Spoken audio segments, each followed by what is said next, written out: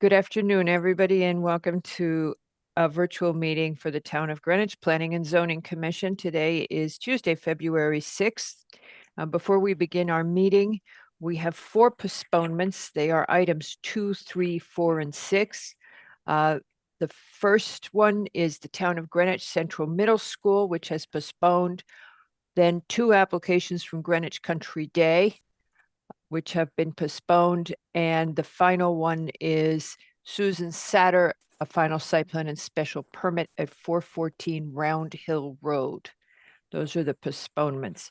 In addition, Mr. McRae will be recusing from one application, application number 5, and Mr. Wells will be seated for him, and we will re-announce that. Also, before we start, we had some questions about call-ins having trouble raising their hands. I tested it myself just now and didn't have any trouble with doing the *9. I don't know what happened the last time we heard at our last hearing, but we've just tested it and it does work correctly on the Zoom. Okay, with that, we will begin with our first application, and it's in the regular meeting. 237 Pemberwick LLC for a final site plan to construct 3 2.5-story residential structures containing a total of 10 one-bedroom residential units, of which 2 units will be designated as affordable, consistent with Connecticut Statute 830G. And the address for this is 237 Pemberwick. It is in the R7 zone, and the regular members are seated. With that, Mr. And Smith. Madam Chair, I'm recused. And you're recused. Yes, ma'am. Thank you. Mr. Smith, if you would proceed. And Madam Jenkins is just, she's recusing herself because she's now she's co-chair of the Affordable Housing Trust. Mr. Smith. Well, congratulations and good luck with that. Good evening or good afternoon. For the record, my name is Chris Smith. I'm a land use attorney with the law firm of Alter and Pearson. And on behalf of my clients, I thank the chair and the commission and Mr. Leroux and Ms. Kolakowski for processing this application to date. I appear before you on behalf of the owner, Joseph A. Pecora Jr., as well as the applicant developer, 237 Pemberwick LLC. With me today, on behalf of our team, we have Mr. Pecora. On behalf of the applicant developer, we have our professional licensed civil engineer and land surveyor, Mr. Tony D'Andrea of Rocco D'Andrea, Inc., our landscape architect, who is also a professional wetland scientist, Mr. Matthew Pop of Environmental Land Solutions, LLC. And then finally, our traffic engineer, Mr. John Canning of Kinley Horn and Associates, Inc. The commission may recall that at your last meeting on January 23rd, 2024, you asked for additional time to review information that had been submitted to the commission for that meeting. And you wanted the opportunity to review that and determine if you had any further questions for us. I would like to indicate at the outset that we did my client made some minor revisions to the plans to enhance the ADA accessibility throughout the site. And specifically, I can just walk you through them. And it's on sheet 2 of 4 construction plan. I think it's in the PowerPoint slide. Tracy, I think it's the fourth slide. If we could, I don't know how, I can't screen share. So if somebody could do that, that would be great. It's not really necessary. There's a lot of material and information on the slide, but essentially just to summarize these minor changes. And again, there's been no substantial or material change in the plans. And I think it's the 4th slide. Should be 2 of 4. One more, one more after this. That's existing conditions. Beautiful. Thank you. So a handicap ramp has been added from the parking area attached in between buildings 1 and 2. So in the parking area, there's now a handicap ramp that does provide access to the sidewalk. Thank you. Between those 2 buildings, buildings 1 and 2. There were 2 ramps initially proposed to provide access to Building 3. Those have been consolidated into a single ramp. The area over in the refuge area over in the top northeast and the 2 o'clock there in the northeast corner, that's been leveled with the parking area so that it's level with the parking area and no ramp to enhance accessibility for ADA compliance to that area of the property. The fourth item is a concrete pad. An optional one has been added in between or proposed in between buildings 1 and 2. That the purpose of that is twofold. One is to provide potentially, if needed, an area for additional recycling bins for accessibility again, and it also does provide a recreational component where it's essentially a patio between the two buildings. If the commission chooses not to have that included, then that's fine, but we're showing it as proposed for those two reasons. These minor changes or tweaks were submitted last Wednesday. It's my understanding it was reviewed by your applicable departments without further comment.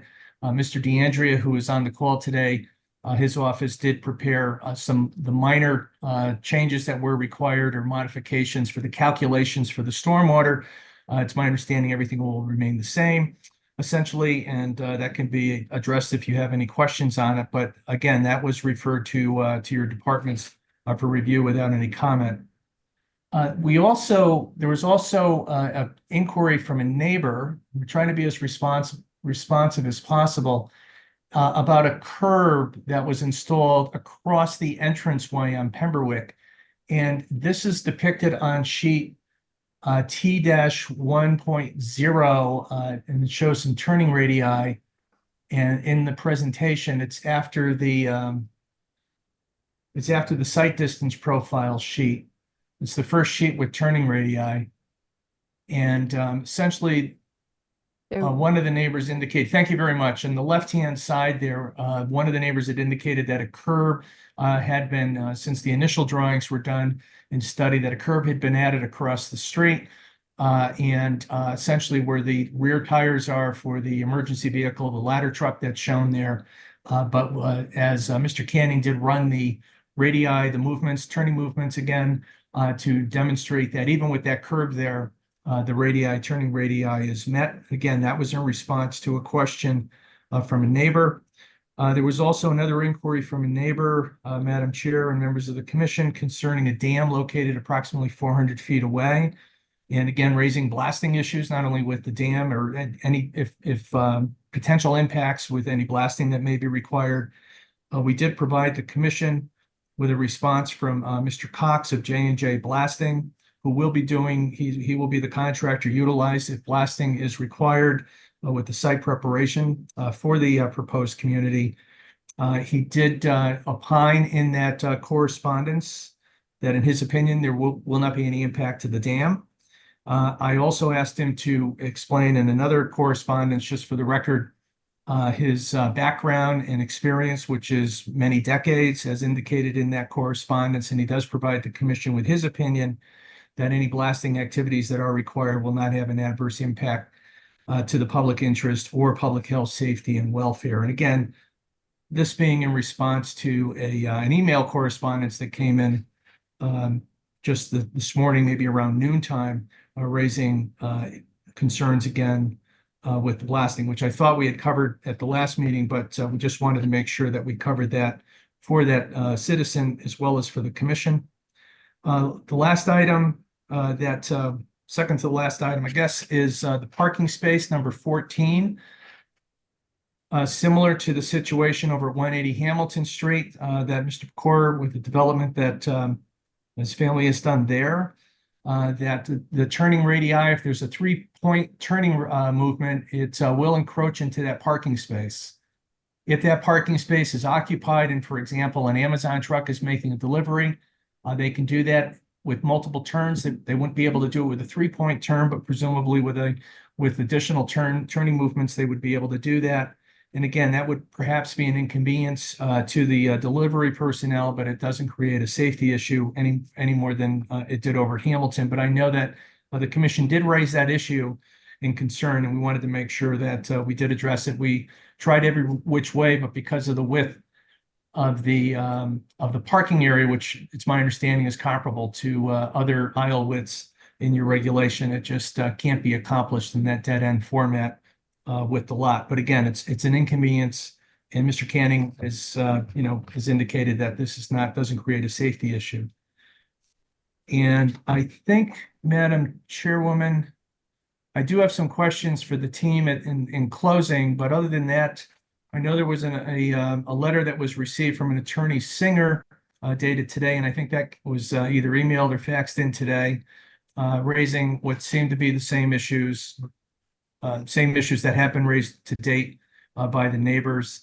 And I would respectfully submit that we have addressed them with our experts. And again, I would like to, at the end, Madam Chairwoman, I just have one question, two questions for our consultants in closing. And last point, Madam Chairwoman, because of the attorney filing a letter concerning one of the neighbors, I did ask all of our consultants to submit their CVs just so that it would be record for the that was the only reason. I know that you know all of the experts, but go ahead. I'm sorry. I Madam was Chairwoman. wondering why we suddenly got everybody's CVs at 3:30 or whatever it was today. Question for you.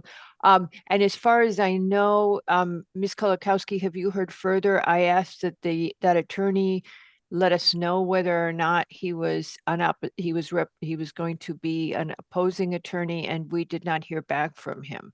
No, Madam That's Chair, right. we did not. And I Sorry, answered Tracy that- Kulakowski, Deputy Director Yeah. for the record. And Okay. I'm sending you another resume that just came in. Okay. Oh, okay. And again, that's the only reason, Madam Chairwoman. And I know that you and the commission members are familiar with all three of the expert consultants who have been appearing on behalf of the team. They appear in front of the commission on a fairly regular basis, I believe. So, but that's why it was included. Mr. Macra, you had some comments on the turning radii yesterday and on parking space 14. Do you want to revisit those? We had talked about that parking space 14 is still compromised. The turning radius shows that somebody needs to move their car for some of the turning radiuses to be successful. And it seems that actually, yes, for a garbage truck getting in there, if car 14 is not there, it's easy to get to the trash. I think most importantly or paramount on this is that there's a note on the plan, no parking except from 7 p.m. to 7 a.m. So half the day, nobody can park there. That's still an issue with me. It has not been resolved. It has not been addressed. Somebody can't park there half the day. Site's parking is tight. It would seem to me, where am I going to go park if I had been designated to that space? So, and to me, I'm not parking on the street because there's really no parking on the street. I got to go to a side street. I've got to go down the hill. That's never been talked about. I'm still uncomfortable with space 14. Mr. Smith, the landscape plan was revised 2/5/24. Sir. The site plan you said had been revised, but I still see the same date of January. The revision, I guess, for the landscape plan follows suit from whatever was on the site plan, except for that new trash pad in the middle of the two buildings. But that comes as a sacrifice to landscape that was supposed to have been there. That's what I guess we got this extremely late today. I just wondering if anybody else had possibly seen this. There was a red line that showed what was removed, what was not removed, that kind of thing. I'm a little uncomfortable about that, getting something this kind of late in the game here. A number of drawings and things, and here we are, last minute, things are changing. There was a sidewalk that was moved. The configuration of the sidewalks have changed again. So it seems like I'm trying to hit a moving target. Moving target. Also, I'm concerned about the dam. It's a Class C according to the state dam, high hazard. You give me the testimony that's 400 feet away. It's 400 feet away, but I live more than 400 feet away from New Lebanon School, and I distinctly remember feeling and hearing the blasting every day when they were doing that job. There's a blasting project right now in Bellhaven that I feel and hear every single day. So that's still something that's uncomfortable to me, specifically because the state says that dam is a Class C. And yeah, the blaster says he can do the best we can. My concern is if for some reason something doesn't happen, it goes sideways. The downside of that dam failure is beyond comprehension to me. And that's why we did generate the, Chris Smith, for the record, we did generate the information from the professional that certainly any blasting activity required for the site, which is a very small site, as you're well aware, everyone's aware, can be done and accommodated whereby there will not be an impact to the dam. And that's from the experts who would be performing that work. I don't know who's doing the other sites and what types of charges or what program they're utilizing, but again, It's this their is, other sites are governed just as your blaster will be by the state of Connecticut. I think it actually just goes to show the ledge in town from experience is all interconnected. If you blast in one neighborhood, the other neighborhood's going to feel it. My concern, as I stated before, is that this is very close to a dam that is classified as a high hazard, and any kind of damage to that dam is incomprehensible to me, and I'm just very uncomfortable with that kind of a situation. And that's- Are there, excuse me, are there additional steps or precautions that can be taken other than the assurance of your blasting expert, Mr. Smith? That's a very good point. And any blasting program that would be required would be reviewed and monitored by the fire marshal, and it's regulated by the state. And I would respectfully, well, first of all, the dam is over a football field away, but more importantly, that I think that my client, the last thing that he would want to have happen would be any impact to that dam whatsoever. So the charges, I presume, working with the town, the fire marshal, would be done where they would be small charges. I've worked on a lot of matters over time where a lot of this type of activity has been done right next to precision commercial uses with precision devices, never mind residential homes. And my understanding is that the charges are typically reduced. There's small charges that are used. They're not used in large fashion. Again, this is a very small area and a very small piece of property, but they're done so that they can loosen up the ledge so that they can be taken, they can be ripped from the ledge once it's loosened, then can be taken from the area that's occurring. And I'm talking about, So it's I'm talking fine. about like, go ahead. It's I'm sorry, fine with Madam Chair. you. It's fine with you if we mention, if I don't know what McRae has in mind, but something that, these concerns have been raised and will be addressed. You're going to address them, and the commission has raised the concern, and that we expect you to address them. Mr. McRae, is that what you had in mind? Because I it's think so. also comes up. There was a storm of emails this afternoon from residents, but it also comes up as a concern for residents. I think the fact that we've asked you, and that you're going to make sure that all is safe is worth noting. Mr. Levy has had his hand up for a while. Mr. McRae, are you done, Mr. McRae? Did you have anything else? Yeah, we're good. Good to go here. Okie dokie, Mr. Levy. I just wanted to glom on to Mr. McRae. Anecdotally, there was a house being built down below, which is about the same distance away as maybe a little bit further away than the dam is. And there is a crack in my newly painted dining room ceiling. So I do caution you that I understand why we try to get expert opinions, but they are opinions.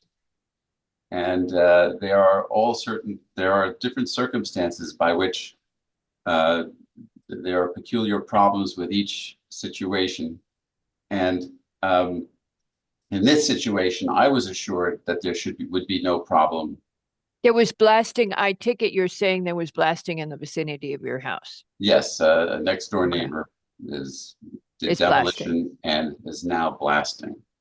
And the Now blasting, have a crack which is over 6 feet long in my dining room. Okay. So I'm uphill of the blasting. I don't know. I am just telling you. Yeah, I don't know how that impacts. Okay, So things can happen. Even though Okay. I was assured there should be no problem. yeah, Anyway, Mr. Okay. Mayor, you done? yeah, Mr. Yes. Mackay was done and Mr. Smith would like to respond. Well, Yes. I just wanted to indicate that based on the responses we were getting in the comments from the commission and neighbors at the last meeting, and again with the flurry of emails that came in today, we did ask Mr. Cox, who was not able to be here today, who is a consultant who's, as indicated in the correspondence that we forwarded just a short while ago, to be responsive to the neighbors. And I'll just read this quickly if it's okay with the permission of the chair, for those who haven't seen it, but it's quote, J&J Blasting Corp. Was established in Connecticut in 1973. It has been in continuous operation since. The company is fully licensed and insured drilling and blasting contractor with the primary task of ledge removal, which is what we're talking about, for new construction and mining. J&J Blasting Corp. meets all requirements and is credentialed by federal, state, and local authorities to purchase, store, transport, and use explosives and on construction sites in Connecticut. I have been with the company in Connecticut licensed blaster since 1985. It is my professional opinion, based on 38 plus years of completing jobs similar to this one, that blasting can be done on this site without any adverse impact to any public interest or the public health, safety, and welfare. Pre-blast inspections will be offered and conducted. Seismographs will monitor all blasts. Blasting mats and will always be used, and proper blast design will ensure safety and acceptable vibration results at the closest neighboring properties. Sincerely, Jerry Fox, J&J Blasting, Connecticut explosive license number 14789. End of quote. And as we know in Connecticut, whether it's traffic, whether it's stormwater, or whether it's blasting, that the commission looks to expert testimony. And we've had a number of cases on that.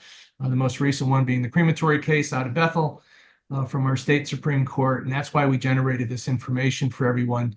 I understand that there's concerns and they are legitimate, but that's why Mr. Pecora and his family are utilizing an experienced contractor to be performing this work. And it's their opinion. They're the experts. I'm not.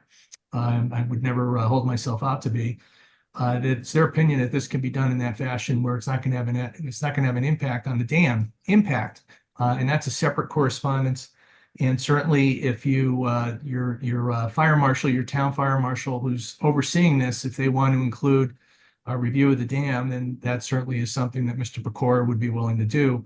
Again, it's in his interest to offer the pre-blast surveys to individuals within a certain distance as provided by the state regulations. And the dam, if the commission so sees fit, it's a protective measure for the owner to ensure that somebody doesn't come back and say that crack appeared when the crack might have been there beforehand. So certainly an explicit condition of approval could be, and I'm sure that you generally do this when there's going to be this type of activity, that the owner developer has to comply with any and all requirements required by state, federal, and local law concerning the blasting program to be monitored and overseen by your town fire marshal.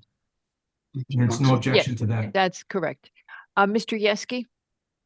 Yes, as part of this, isn't it a requirement that the applicant be part of an insurance program where you do the survey, you note everything, and if they believe there's damage at any level, they submit insurance claims? At least that's the ones I have been involved in town. I don't know whether that's an insurance is a requirement or a nice to have kind of a thing. I don't know whether somebody can answer that. Mr. Pecora might be able to. It's my understanding that you certainly have to have insurance, but Joe, if you would, and just indicate who you are for the record. Joseph A. Pecora, member of the applicant, 237 Pembroke LLC. By law, the blaster is supposed to do pre-blast surveys of all Right. residents within 250 feet of the property. Sometimes we'll go beyond that. If we, if there's a house that's stucco, for instance, we probably would go beyond that distance just to be sure. And the blasting company has insurance for ensuring that they're doing their job and not causing any damage to any properties. Just so you know, I blasted at my own house 2 houses ago, within 5 feet of my house. All you're doing is convincing me never to, if you ever become available, to tell my daughters not to marry you. No, just so just so you know, it's not like you're using Yep. 5 blasting 5 holes at a time. In this situation, you're going to do 1 or 2 holes at a time. You're doing it open to the ledge so that you're not fighting the rock. We're line drilling both sides of the property for a reason.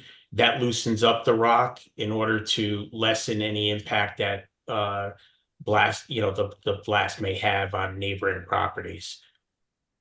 Yeah, I was just trying to point out to our residents that if there is damage, there's an insurance program that you go through and a procedure you go through. The one I'm familiar with, there were some claims and they were paid, but I don't know whether they're familiar with that or not. And if the dam is an issue, again, I don't know who owns the dam, but if they perceive there's a damage to the dam, I think they can do the same thing.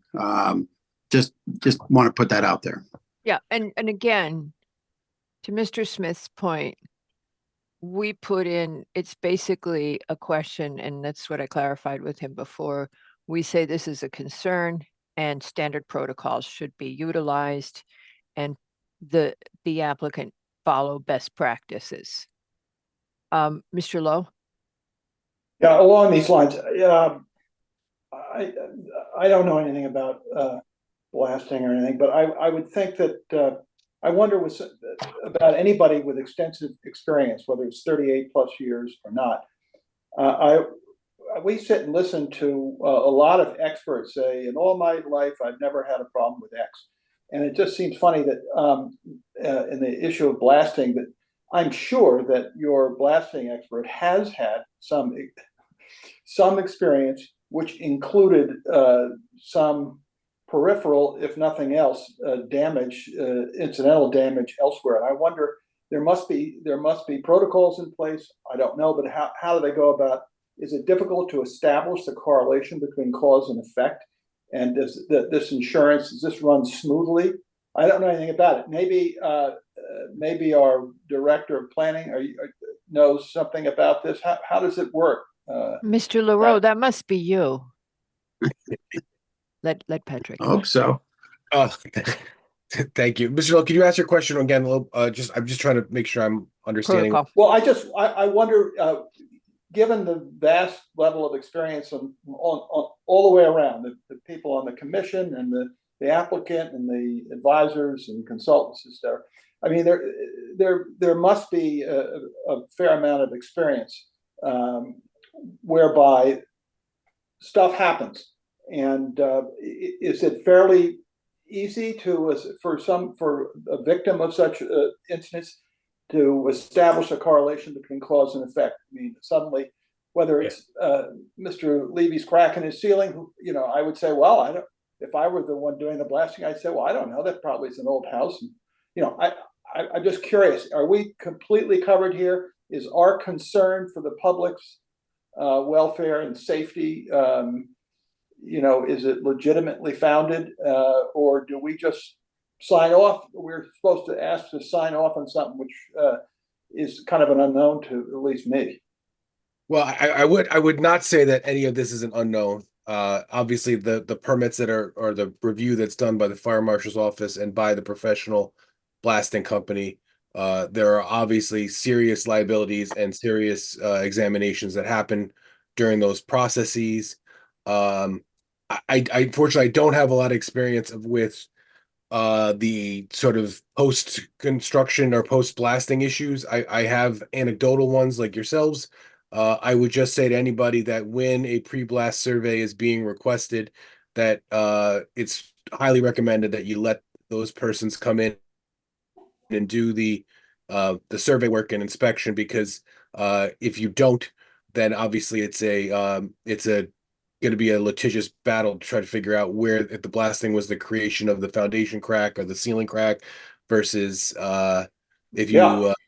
don't let it in. So that would be my fair warning, and it's the same warning I give anybody who comes to the counter in my office and asks about blasting and the aspects of it. But I'm also not aware of any catastrophic problems from any, blasters. I don't know this blaster by name, but any of these companies that have worked in town, they tend to be very good at what they do. They take the precautions that are necessary. Are there cracks and foundation issues? They may happen, and there's claims, and I think Mr. Yeski is very correct in how those get addressed, but they're usually repairs and after the fact, and they're corrected in the long term. But how far they go, how widespread the effects are. I'm not a seismologist. I wouldn't be able to, give any sort of comfort to that number.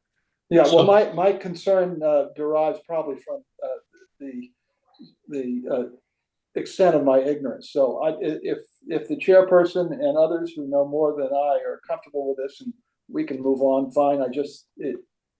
I have no way of evaluating this. It seems like a potential problem, but I think that Patrick's point and others have said, and Mr. Smith said the same thing, is that there are established protocols.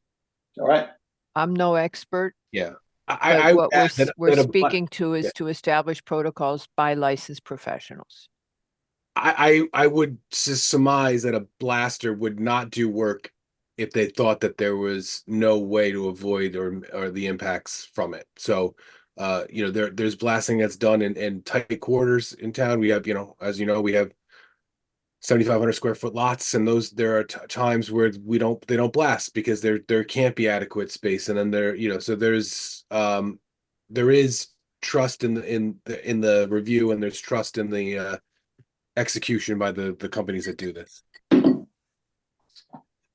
And it is a statewide, it's a heavily regulated statewide activity, and the General Assembly has delegated the authority to oversee it and enforce it, the regulations to the local authorities, to the fire marshal. So again, it's heavily regulated. Your fire marshal will be overseeing everything.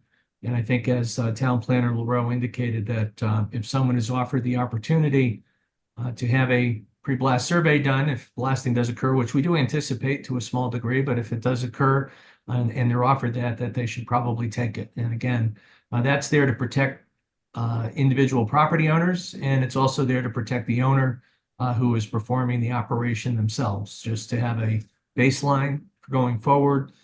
And then that's where you get that causation, Commissioner Yeski, where you have that baseline, and then if there's a change within a very short period of time after the activity occurs, then somebody has a pretty good case of saying that it was the result of that activity on Monday, if it shows that on Thursday there's a crack where it wasn't there on Friday, the Friday before.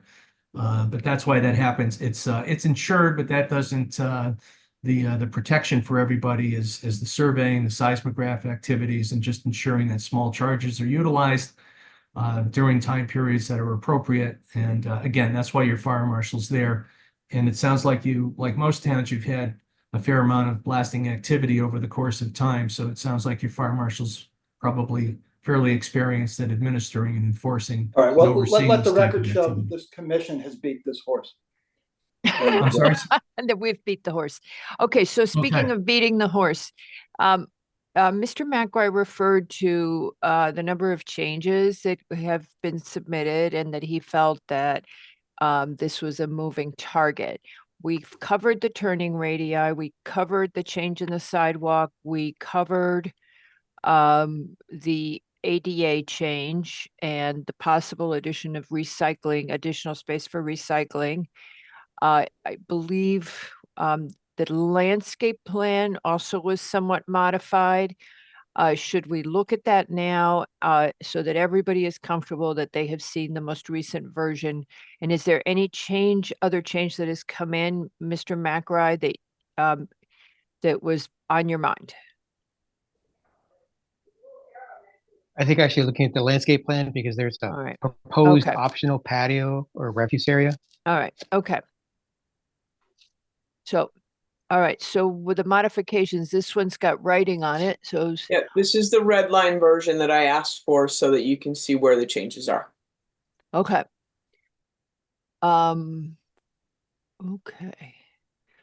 I can't actually read that. Maybe zoom just a tiny bit. All right, and Would then you like me Marty, to, would you like me to Yeah. walk you through it? why don't you do that, And- Mr. Pecora? And that'll be good because we'll have it recorded. So what you've made, 3 changes we discussed. Okay, so these are So not the let- landscaping as much. This shows the ADA compliant ramp.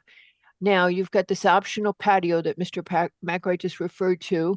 You've got the ADA accessible area, trash area. And then let's talk about the changes in the landscaping. So, So the patio and the landscaping. let's start from the right side and move Okey left. dokey. Okay?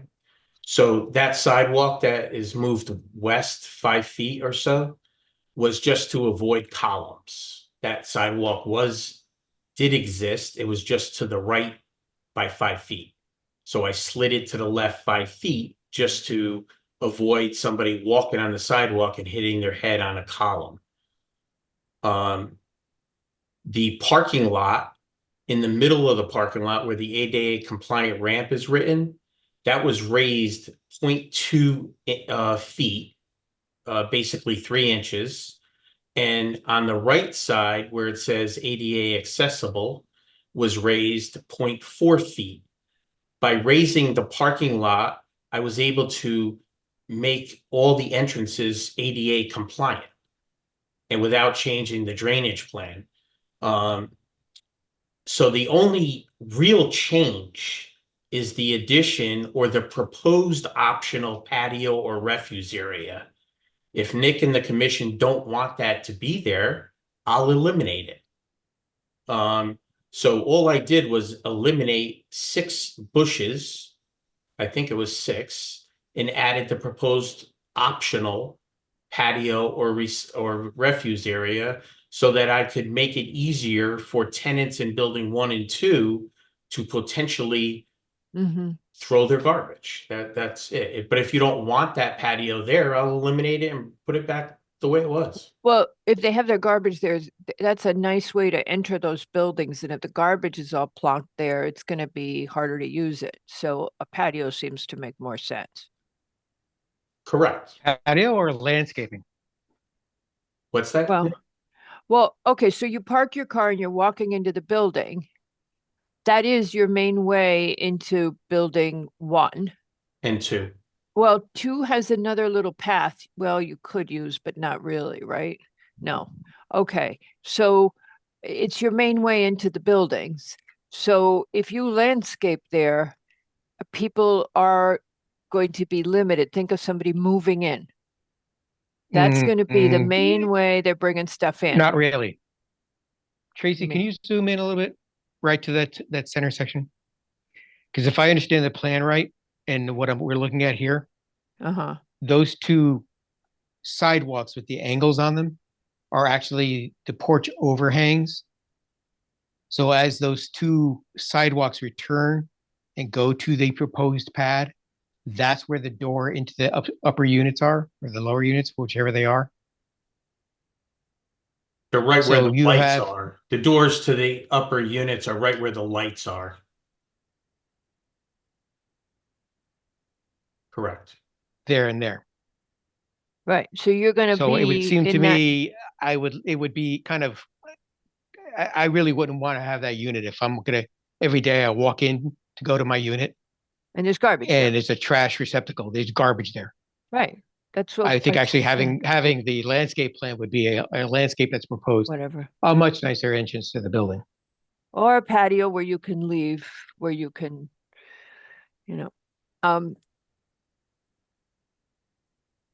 I agree.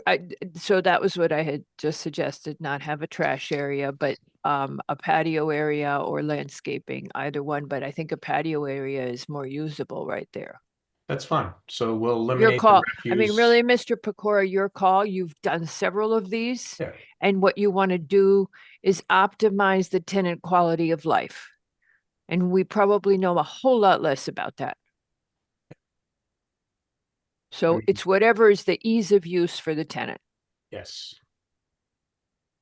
So, and what's- it's, So what's your decision? I'm saying either, do a patio or landscape it if you see fit, if it doesn't work out as a patio, but it doesn't seem a bad idea to have a patio area there. I Where does agree. the garbage go if it doesn't go there? Over in the garbage area, you take In the it all the garbage way. area, I was just increasing Yeah. the option to add additional cans if needed. Yeah, But I don't anticipate I needing would it. just use the bins. Yeah, that's what we do. Yeah. And again, if I were to put refuse or recycling cans there, I probably would screen it by Yeah, adding but a small fence uh, and a If you- gate, if you, but I don't have to do that. I can. no, I mean, if you've you- got to do, if- in this case, I think you've got to do what works for the tenants. This Yeah. is either way. Does anybody have any strong feelings and guidance that they want to give on this? Because in my mind, it's either a patio or a landscaped area. No. You Okay. heard my thoughts, so. All right. Okay. So, we've moved, I think we've covered the landscape changes. And Is- I don't know if I'm sorry, Madam Chair, if Mr. Canning has a response or if there's a need for any further response to the questions with the parking. Mr. Canning, I know that you would. I think Mr. Chair McRae, said- have Here you we had your, go. So, Mr. McRae, prohibiting parking in space 14 from 7 to 7 was proposed really as a convenience for delivery vehicles and the residents. We projected a peak parking demand of 12 vehicles, which is 2 less than the 14 provided. And the ULI shared parking document shows that residential parking peaks overnight. So we're not even going to have Mhm. 12 during the daytime. We'll have at most 11 during the daytime. So this space was the most utilitarian space from a parking perspective. If it's ever needed, it'll be needed overnight and it'll be available overnight and it won't be needed during the day. So we said, let's make it easier for everybody else. So my recommendation was let everybody park in all of the other spaces and hold that one until the evening hours when it might be needed. And even if it were parked in, vehicles would still be able to turn. It would just be inconvenient for them. Yeah, and Mr. Canning, normally what delivery vehicles do in this situation that I've seen is they back into a site so they can pull straight out. So you would not be moving, you would not be arcing on the inside. You would back in, you would line up by the buildings, and you would then pull straight out. That's what I've seen them do over and over and over again in wherever I see multifamily or even, okay, so doing turning radii as a straight on approach isn't really what these guys are trained to do. So That's fine. Okay. And that's fine. I'm just saying, I think it works better because the danger I was seeing is you're backing out onto Pemberwick. But if you're not backing out onto Pemberwick, you're fine. You back in, you stop all the traffic for a second, and this is what everybody does. But- And you back into a multifamily. That's exactly what we've shown the trash delivery vehicles to do because they're larger.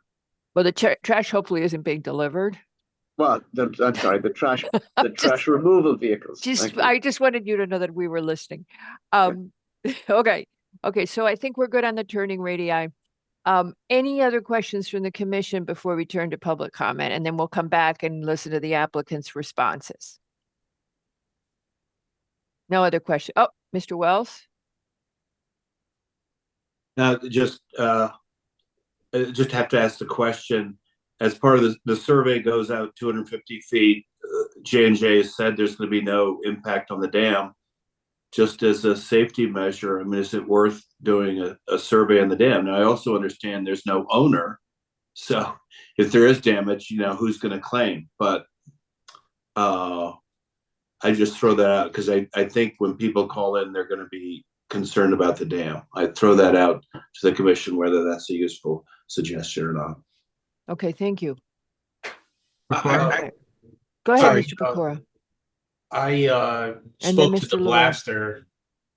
I spoke to Jerry Cox about the dam, and I said, normally, would you do a pre-blast survey on the dam? He said no, because it's outside my range. He goes, but if you want me to do it, I'll be happy to do it. Realizing that it's hard to do a pre-blast survey on a dam because the water's flowing over the dam in most cases, and you're not going to be able to see much. So I could certainly include that in the pre-blast survey. It's not, I mean, it's expensive, but it's not that expensive. It's a third-party company that does, that is supposed to not represent the blaster or me. It's really representing the insurance company of the blaster. So it's in their best interest to survey as best possible all cracks, all settlement issues that are pre-existing, so that when an owner does complain about a crack that was caused by the blaster, the pre-blast survey will indicate exactly what existed prior to blasting. And if it didn't exist, it's obviously caused by the blasting company. So it's all insured. It's all protocol, like Commissioner Alvin indicated. What's her name? Yep. And that's that. Okay. All righty, Mr. LaRoe. I would just like to say that we've been in a lot of discussions about the dam over the last 2 years. I would not classify the dam as not having an owner. I would say that there's just differing opinions between the people that have been identified as the owner of the dam, whether they have are responsible or not. And so we're not, it's not ownerless. It's just that there's been some discrepancy or disagreement as to who is actually the owner responsible for the continued maintenance and inspections. Okay. Thank you. All right. Okay. So with everybody's permission, then I'm turning to the public for comment. And again, reminding, I want to let you guys know to the public who wants to speak on 237 Pembroke, we will be limiting your time to 3 minutes because we have a fairly short agenda tonight. So we'd like to share that bit of time with the public. We tested, and we had heard that people had trouble raising their hands from their phone.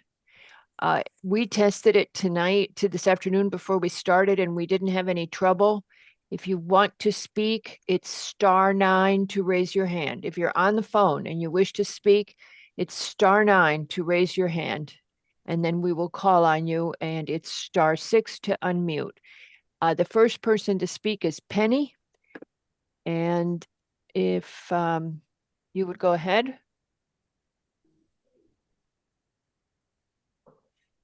And you'll just need to unmute.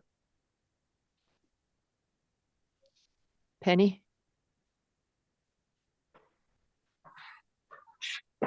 *6 to unmute. *6, Penny, to unmute. All right. While she's working on that, Adele Rota. Penny, you are allowed to, if you would just unmute, you may speak. All right, we'll go to Adele Rota next. And in the meantime, Penny will hopefully unmute. Perfect. Go ahead, Ms. Rota. Okay, thank you. I I just wanted some clarification, please, about the area that's covered by the survey for the blasting. So it sounds by the prior discussion that the dam 250 narrowly feet. wouldn't be covered. And I think that that's an important safety concern for the neighbors, and we appreciate the fact that Mr. Pecora is willing to include that. Did I hear correctly that it's only immediate neighbors? Is there a certain distance? The distance that is 250 feet. Okay, because I know damage can occur beyond that. And I know we happen to be on the same plate straight behind down through Deep Gorge Road, as well as other people. So that's a bit concerning to me in general. But back specific to the dam, a couple of questions. One is, will that survey that's done be part of public record for the neighbors to have access to? I don't know the answer to that. Could you tell us? Is it public record? Unless it's required by state regulations, and that would be a question for the fire marshal. I would suspect not, but I don't know if that is public or not. If Mr. Well, if Pecora the knows. fire marshal has a copy, we would be able to get it for a resident, right? I would think, I just don't want to, I don't know enough about FOI to provide an Okay. opinion on that, so. Well, maybe I should put it this way.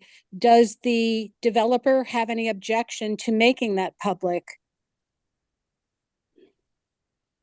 I think, I'll defer to Mr. Pecora, but I think if it's required, then it would be No, I'm not. public, and if it's not, then it would not. Not only if it's required, of course he would, but if it's not required, You may answer, That's what Mr. that's what I Pecora. was responding to my client. Go ahead, Mr. Yeah, you Pecora. may answer, Mr. Pecora. It's not up to me or the blaster whether my recollection of when we did blasting work, it's not up to me or the blaster what gets provided. It's up to the third party surveyor that's doing the pre-blast surveys.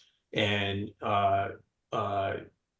I would imagine if you're an owner, you could probably ask for a copy of the survey.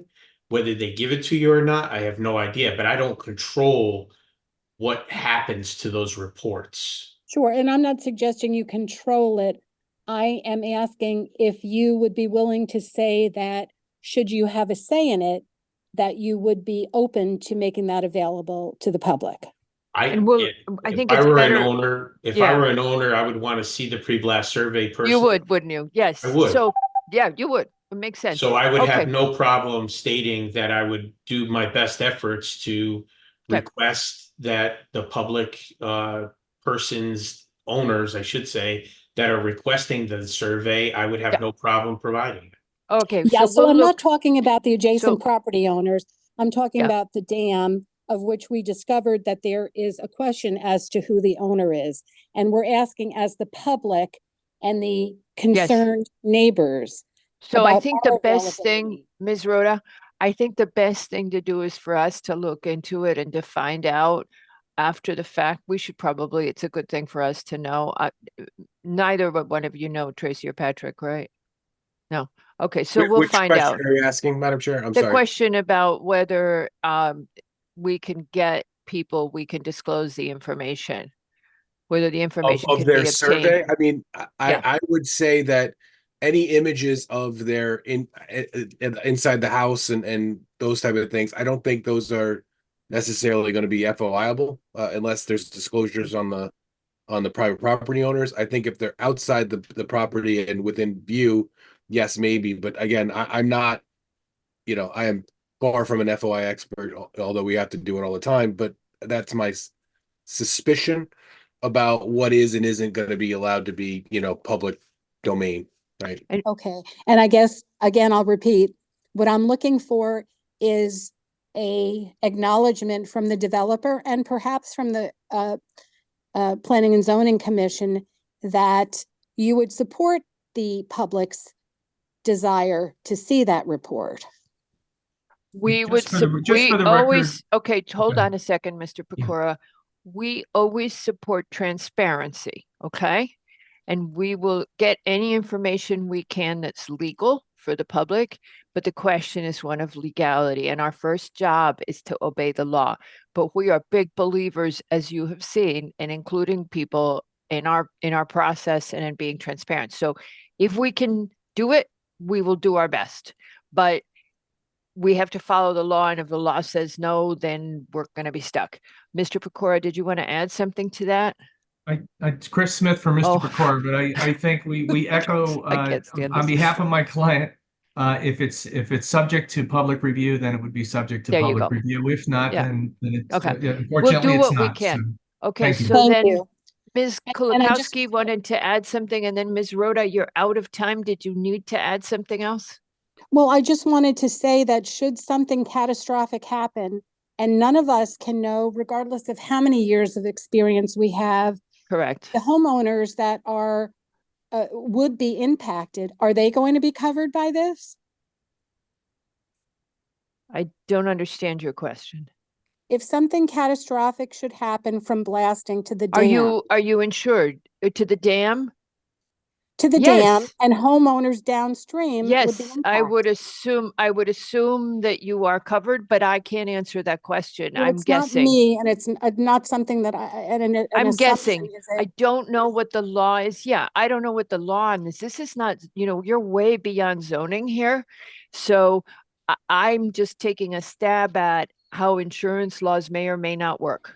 And that is, Okay, okay. but you can understand why those I things t- would be hey, of concern as a absolutely. safety. Absolutely. And I thought it was great that Mr. Pecora said if he were you, he'd have all the same concerns and he'd want to see the information. He is responding as a fellow Greenwich resident. He's saying he too would be nervous. He knows we live on rock. So he's saying that he sees your point. I don't know about the insurance. I would actually suggest that you call your homeowner's insurance. That's what I would do, Well, because I have would no not- clue. Okay, thank you very much. I'm sorry, Ms. Rhoda. It's just not, it's not our not our field. Thank you. Madam Chair, I think it's just another way to put this. This is a process that is outside the Planning and Zoning Commission. I said that. I understand, but I just think it's worth repeating again. Blasting is not an activity that a developer gets to choose to undertake and just do it. It's not. Right. It's not a free for all. It is a regulated Yeah. process in the state of Connecticut. Mr. Pecora is clearly aware of it. Whoever is doing the blasting has to be aware of it. So Yeah. those processes will be followed. So But the I don't commission doesn't know. have to answer questions about what happens. Right, but I don't know. Process See, that are followed. I know Ms. Rhoda was disappointed, but I can't answer her question. None of us can. Oh, I understand. If And there's damage to the dam by some external event, I don't know what happens to homeowners insurance. I have no idea, and it's not zoning, and I can't. And I want to help, but I don't know how we would. Penny has been able to unmute. Ma'am, if you would go ahead. Yes. Hello. Thank you. Yes, we're here. We're ready for Hi, you. 3 my name is minutes. Penny Koza. I live on Pembroke, and again, I'm very concerned about the dam and about the flooding in our area, and also the blasting. I live diagonally across the street from this development, and I'm concerned about the damage to my home, which is also built in the 1800s. So it's not going to be something that will be easily dealt with. And if there's no insurance or nobody's who's going to be responsible for this damage, how do we get compensated? And I'm concerned that, as much as our neighbors are voicing their concerns to you, I feel like they're being ignored, and no one ma'am. is addressing them to the point that we are very upset about this and very upset about all the safety issues and the environmental issues that are from this whole development. Very sorry you feel that way. And we ma'am. also feel that this whole 830G is being universally dumped in Glenville and in Byram. And why is it only in this area and not in backcountry Well, or anywhere else? ma'am, It's we not have right.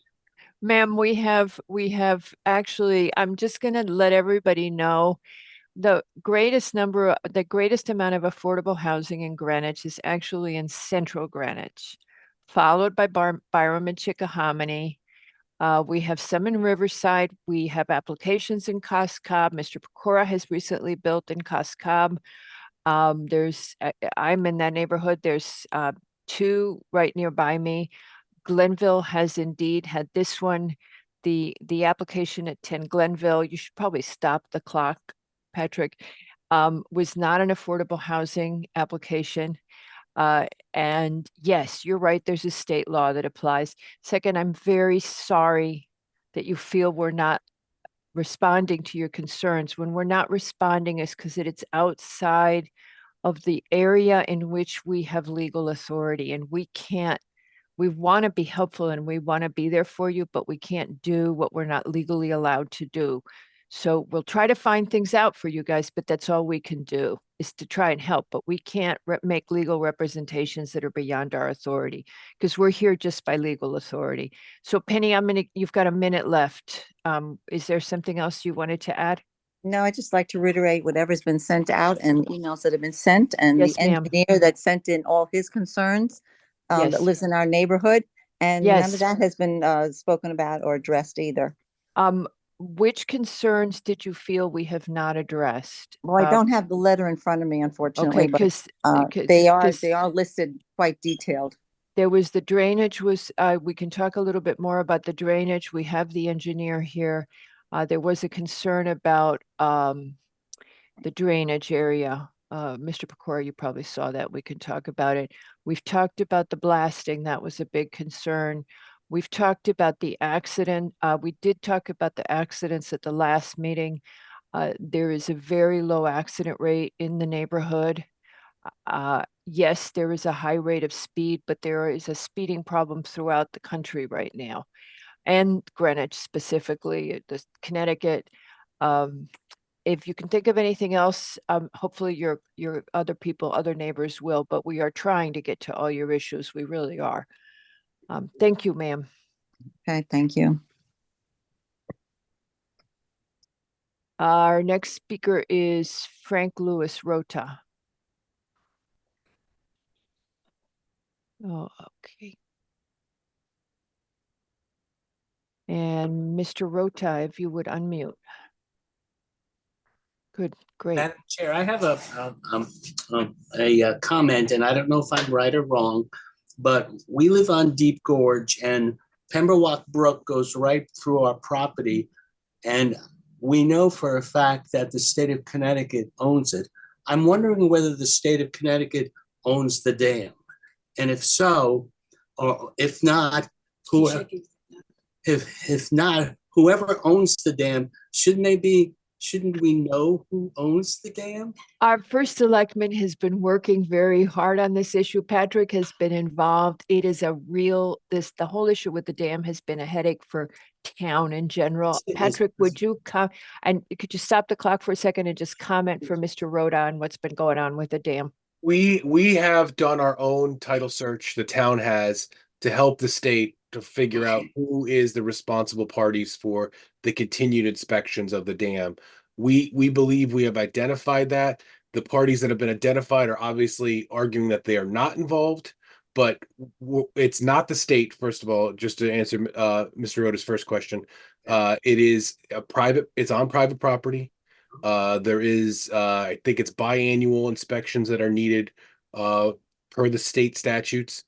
We have been trying to get them. The town incurred their own expenses to do the dam inspection to make sure that nothing has happened since the last inspection. I will just say that the condition of the dam has not changed since the 15 or 20 years between their inspections. So the dam is in the same condition it was 15 years ago. So those issues, I appreciate everyone's concern in the neighborhood about what this could happen or may, possibly effects of that. But the structure of the dam as it is right now is status quo. And it is not owned by the state. The state has authority over inspections. We've been trying to facilitate that. So without going into much more legal detail, that's the sort of the last stands of where we are right now. Mr. Rota? Okay, thank you. Okay, so did you want to add anything else? No. Okay, so the best person to write to with concerns about the dam at this point is probably Mr. Camillo, because he has been trying to get this resolved. Okay, Thank you, sir. thank you. We had another hand up and it's gone. If you want to re-raise your hand, Carol Wallace, thank you very much. I saw it and then you disappeared. Ms. Wallace, if you would unmute. Thank you very much. I just have like 2 or 3 little. Sure. One is just a point of note that a lot of my neighbors and myself would prefer to be having these conversations in person. I know that's handy, but we would much prefer to be at town hall with you. The other one is we're also very concerned about water pressure in general. All of our showers are not fabulous. In general, we don't have great water pressure in this exact small Pemberwick vicinity. So adding however many units and adding to that water traffic, I don't know what it means for our pressure, but I'd also wildly concerned about what it means for fire hydrants in the neighborhood. So I don't think it's just a checkbox for the fire chief, but I think that needs to be looked at. And then just lastly, just adding to the blasting issues, you know, whatever the liability, I'm certainly not looking forward to repairing any damage to my foundation anytime. And that's that. Thank you.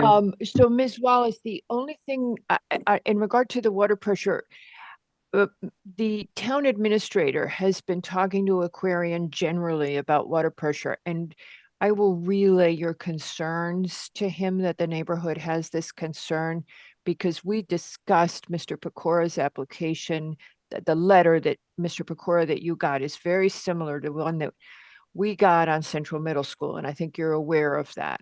And so I had said to him, hey, we're hearing this from our applicants as well, but I will mention to him, I'll write him after the meeting ends, and I will mention to him that that this has come up in Pemberwick, and is there anything he can do to explore it? Anything else?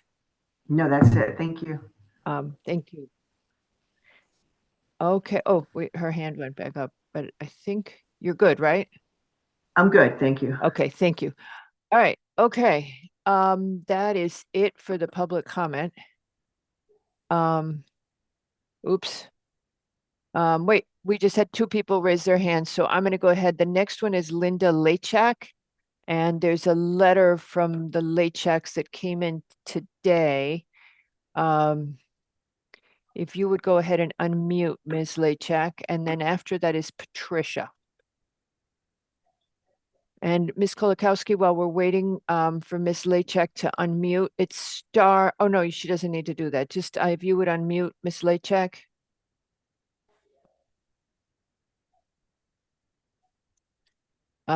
Go ahead, Ms. Kolakowski. You wanted to say something? I have 2 residents that have requested that I read statements into the record for them, Okay. but we can do So that when we're once done. yeah. Ms. Lachak, Linda Lachak, if you would unmute.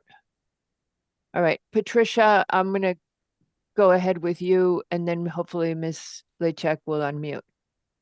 Go ahead, you're unmuted. You're ready to go, Patricia. Oh, okay, great. Thank you very much. I'm trying to phrase this as questions because I always run over on my time. Can the blasting company provide proof that they have experienced blasting near historically significant fragile structures? So I understand resumes were sent in, but experience with historical fragile structures. That's something I'd like to see. Also, since blasting is regulated by the state, can the blaster provide a list of jobs that they worked on where damage occurred and the degree of the damage that occurred, so residents can have that background information? Regarding the Conservation Commission's comments that were submitted recently, I didn't see anything if they were addressed or not. That wasn't clear to me. Regarding the heat sink and heat island effects on the neighborhood, that's significant. We also mentioned the flooding many times, and when I'm watching what's happening in California with atmospheric rivers, and I mention this every time I call in, there's flooding, mudslides that are destroying communities, And we've had people downstream that have had sewage come into their house and floodwaters from outside coming into their house. So the trees, the environmental impact, the landscaping, all of that I think is important issues to cover. And one last point, I haven't seen any documentation on this, but has DPW and the sewer division evaluated whether the joints and angles for the sewer lines are able to support the increased demand of additional people and the concentration and density there? Okay. Yes, so you've got 3 questions. Anything else? No, I'm going to limit it to that. Okay, so just quickly on the sewer first, they will not give a permit unless they are able to handle the additional flow. And they normally do, and they will do I imagine they're going to do a CCTV inspection of the line first, but they will not issue a permit before. And we don't approve anything unless they have given us a sign off that they think that this can work. So we'll normally, and this is the one area on this type of affordable housing application where we hold up the process. If sewer can't handle it, we don't go ahead. And so this is a key area for us in terms of health and safety, because sewer is health. So very important. Your question on that one is super important. And it's one of the first things we look at on any multifamily application. As to the flooding, we have covered the on-site drainage plan. Ma'am, maybe, I think you've got noise in your background. We've covered the on-site drainage plan. The engineer is here. There was one question that has come up a couple of times about a catch basin. We will ask him again. But they, again, our engineering department, the town engineering department, has signed off on this application as meeting their standards. And Mr. Pecora has been telling us that he is going beyond the town standards. I believe that a little bit unclear a couple of times to what extent, but he is making an effort to do that. As to the Conservation Commission, they have told us that they like the landscaping plan the first time. They found it very generous and they thought it was almost too generous. This time they had some questions, so we will go back and revisit that after we're done with the public comment. Okay. I'm sorry, one other thing. Yes, ma'am. The blasting company providing proof. For the blasting company, what we could do, I believe, and let me just ask Patrick and Ms. Kolakowski, I believe that we can just ask that the whatever blasting company is used have experience with neighborhoods with historic buildings. And if they could also provide a list, since this is regulated by the state, a list of locations where they work, that damage occurred, and the degree of that damage, just so that we can compare them. My guess is we will not be able to get that. But again, I'm guessing, and I'll let the applicant respond to that. That's going to be information of a contractor that they may not be. Well, they may not be. Yeah. Google search uncovered some, issues where fire marshals are monitoring and accidents still happen, not related to this specific disaster. But just in general. I will ask the question. I'll get the question. And the other thing, though, is that they utilize in Connecticut, it's almost impossible for a blaster not to have historic building experience because we have a lot of old buildings, but we can ask for that. Okay. So I think we're good. Thank you very much. Okay. Ms. Lachek, if you would go ahead. Yes. Can you hear me? Yes, ma'am. All right. Sorry about not being able to do that before, but all right. I just want to say that the concerns I had, and I wrote in the letter, have not been addressed to me at all. Okay. Like the trees on the property, there's 10 trees, 30 to 40 feet high, that will ultimately die because of the grade change, and also the measurements around the property. We really don't know what they are, and if Mr. Pecora would put up a fence around where the grade change is 10 feet higher or even a little less. But to me, it is absolutely, I guess, inappropriate for somebody to build something on a property and not have safety measures for the neighbors. And I'm directly, like I said, I'm surrounding that 237 property. So. Okay, so you're concerned there won't be safety measures for the neighbors surrounding the construction? Well, I'm concerned about me because I surround the entire 237 Pembroke Road property. Okay, And so Ms. let me Lachek, just say, okay. Yeah, let me just say too, the blasting is 10 feet away from our house. I mean, people are worried about everything else around it, and they should be, but just think about being 10 feet away from that blasting. I know. Okay, on the safety measures, we can ask for that, but one thing I would like to just say to you now while you're here, what I know from watching projects most of my life is safety measures go in and then people trample them down and they don't always stay in place. So it is up to you as well. We ask the neighbors be vigilant. You are our best eyes. Call us, email Patrick, email me, email any of us, and let us know if any fence or anything like that has been displaced. Okay.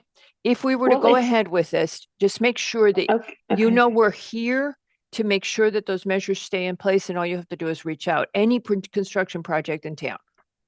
Well, okay. I think you're referring to like when I'm talking about the blasting. You know how it's going to be after the fact. I mean, I don't see how that won't affect our home immediately when it's done. I mean, the foundations, everything will be affected by it. Okay. All right. So, I got you. Okay. All right. I think I got the list. Okay. I appreciate it. Thank you. Raise your hand if you think I didn't later on. Okay. Thank you. All right. I'm going to call on someone who has not spoken yet, and then I'll go back to Patricia, who has her hand up again, and then we're going to stop. Ms. Jones, if you would go ahead. Hi, thank you. We have actually had people blast in our neighborhood, and we got a plea just for sort of some background information. A company came, they did a pre-blast survey, and we got a CD with all of the video images as the homeowners. So all of the homeowners should definitely take advantage of that, and they would get that personal information. I think Mrs. Rhoda was trying to ask if there was a pre-blast survey of the dam, which we understand there's some, clarification needed on the ownership of that. Would that possibly be available to the public, even though the second question or thing maybe I wanted to ask is would the developer be willing to reach out to the blaster and then their insurance company so that people can have an understanding of how much sort of what the insurance covers, what the survey covers, and also what the length of time is. I know Mr. Smith mentioned that if it blasts on Tuesday and you see damage on Thursday, but often the damage shows up much later, even, several months later, because it doesn't actually come through to the house. I think some clarification on what might be helpful. Thank you. Thank you very much. The next speaker, Patricia's hand went back down. Okay. All right. All right.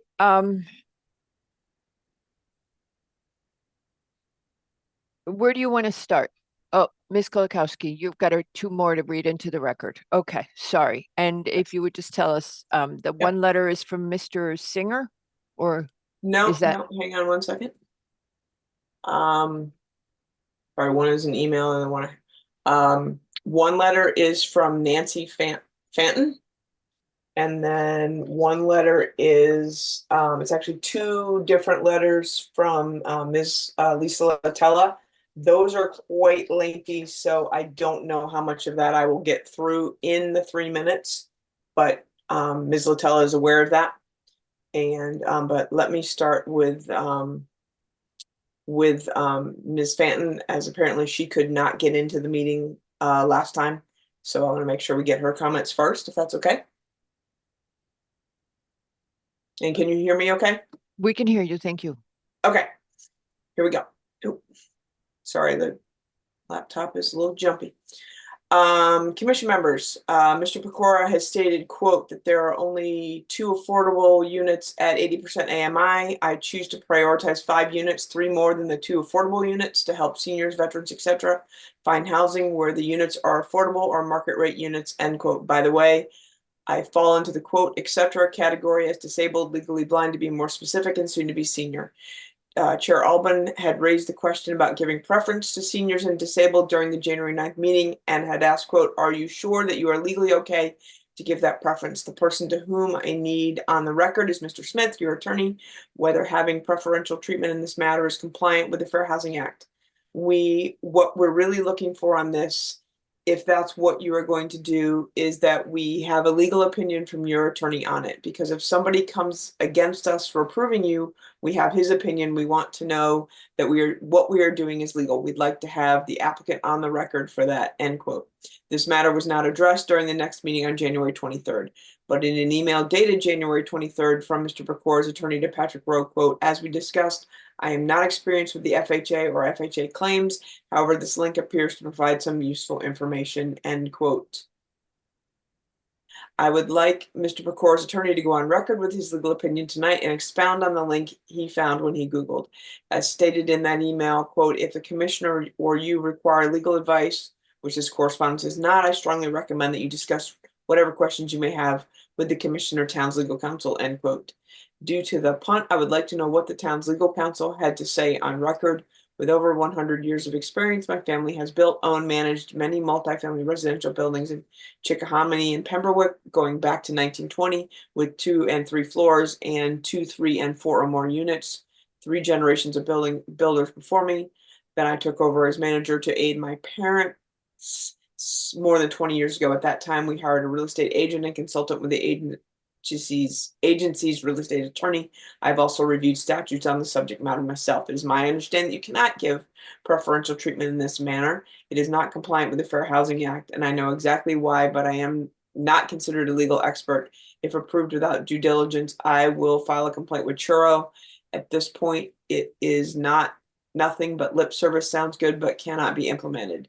Does not hold water like the stormwater management plan and landscape plan. Alexandra Mock's comment should be taken more seriously in entirety, not one line out of context, as well as engineer Robin Talley Jr.'s comments, whose email was swept under the rug. The runoff going down Pembroke Road into the catch basin will come up through our catch basin downriver and add to the flooding of basements and first floors. My senior neighbor on Hollowwood was completely pulled under as high flood water rapidly gushed into his garage, filling it to the ceiling. He nearly drowned. Clear cutting mature trees and increasing impervious surface bit by bit, lot by lot, worsens the flooding for all of us downriver and threatens the existence of a working class neighborhood. The local parking data, it's bogus. Also, I stated in a previous public comment, it was provided by Mr. Pecora, biased and underreported. Cars are necessary to live or visit 237. Time, Tracy. Compare. Am I done? Yeah. Yes. Yeah. And this email is in the record in its entirety. So. Okay. That's that And one. then you have another one. I have another one. It's 4 pages, single spaced, so I am not going to get through most of it, but here we go. This is from Ms. Latella. I'm starting with her Saturday, January 27th email. She also sent an email on February 1st, both of which are in the record. Number 1, have the commissioners walk the property 237 Pembroke Road to view the substantial ledge rock. Residents have repeatedly stated they are concerned about explosive blasting too close to homes. The commission must understand the magnitude of this concern and protect the welfare, health, and safety of tax-paying residents who support the infrastructure of this community. The state of Connecticut refers to blasting as an ultra-hazardous activity that poses a risk of serious injury to others. Developer Pecora and engineer DeAndrea estimate the amount of fill to be removed from the property at 2,500 cubic yards and with 200 trips made by 20-ton, 28-foot long dump trucks. Local resident engineer Robert Natale calculates 4,700 cubic yards, but states total cut volume would actually be higher due to overblasting. This would equal 450 to 500 dump trucks. This is crazy. Developer Pecora and Mr. Dandruff figures are way off base when they know that the real numbers are so much higher. Full disclosure of facts is required. Blasting rock. During the January 23rd public meeting, Mr. Pecora implied about rock explosions that he wouldn't be responsible. The blaster is responsible. The blaster has insurance, but that's only if a rock flies a few feet over his property line and hits a house. The neighbor would have to prove it was Mr. Pecora's rock that caused the damage. Disclaimer alert. Traffic emanating specifically from this site will increase drastically. This will bring a newly created hazard to the area from overdevelopment to the site. 20-ton dump trucks making 500 dump trips up and down Pembroke Road, carrying thousands of pounds of debris, polluting the air with diesel fumes and dust can cause the roads to crumble and underground pipes to burst. Noise and air pollution are health and safety risks to all Glenville and Pembroke residents. The water supply. Residents feel that their homes won't be protected if fires occur when the water supply is low or restricted in times of drought. Since 2016, the town has experienced extreme drought emergencies. In July 2023, Aquarian Water urged customers in Greenwich to reduce their non-essential water use by 10%. The commission has not considered drought conditions. Mr. Pecora's overdevelopment will deplete nearby water supplies as drought has not factored into any water use equations. Flooding. Mr. Pecora's engineer publicly stated of the drainage plan for the property with its gross impervious surfaces surrounded by stone retaining walls will direct stormwater off its land down the hill on Pembroke Road. In a flash flood, hundreds of thousands of gallons of water will gush off this property. Rapid water will flood neighboring homes downhill and endanger traffic with fast flowing currents and wash out the road at the bottom of the hill before the waters even reach and contaminate the Byron River. No commissioners commented negatively on this plan. Your silence implies acceptance and compliance to known hazards that will endanger the community. Under Connecticut State Statute 830G, the commission shall consider all of the alleged unreasonable pollution, impairment, or destruction of the public trust in the air, water, or other natural resources. And I heard the thing. Okay. Okay. Ms. Jones, you have your hand back up. Did you want to add something? Hold on a second. Okay. Sorry, thank you for allowing me to speak again. I had one more question. I understand, this is for Mr. Pecora. I understood that when we were talking, this is back to the blasting, but in the pre-blast survey, it was 250 feet is the radius, but that if houses were stucco, that would go, if they were stucco and they were beyond that they would be included. I just want to clarify that. Okay. I don't know the answer to that question. We will ask Mr. Pecora to answer it. Is there anything else? That's all. Thank you. Okay. Thank you. All right. Mr. Pecora, do you know what happens with stucco houses? Mr. Smith, do you know what happens with stucco houses? No, I don't, but Mr. Pecora, for the record, Chris Smith, my client, the applicant for this 830G proposal will comply with whatever applicable regulations govern blasting activities. And I think we've been through that. He's not going to agree to anything more than that. As far as the dam, I know that my client did indicate that he would be willing to perform some sort of a survey of it. As Mr. Leroux, your town planner, has indicated, and it's not unusual with dams, somebody owns the dam or some individuals own the dam. So that if Mr. Pecora, if Mr. Pecora was to do that, he would have to have access granted to him by the owners of the dam to do that. If indeed they were to grant the access, and since they seem to be very concerned about liability, as is any homeowner when they have a dam on their property, from personal knowledge, that they may not want that to occur. But if they're willing to do that, as he's indicated, I think that he would be willing to do what he could do to perform a survey subject to the limitations of having running water going over that dam. So I just wanted to clarify that, Madam Chairwoman, for you and the commission. As far as you certainly can indicate as a condition of approval that any blasting contractor be experienced, I think it would certainly be improper, and my client's certainly not going to agree to it, nor I'm sure their contractor would, indicating for the record where they might have had a problem at some point in time since 1975 or 3, I think, when they came into existence. So I'm just trying to address some of these legal concerns before we get to any of the other specifics.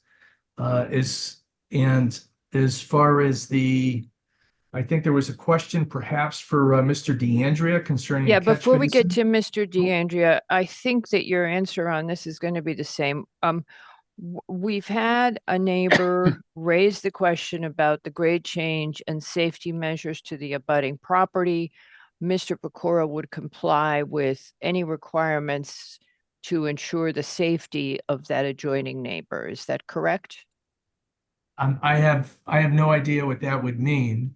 Well, there's a construction plan that's incorporated in the kind of site like development proposal. you don't get Go ahead, to I'm sorry. fall off and break a leg. It's as simple as that. You put up some sort of temporary fencing to prevent.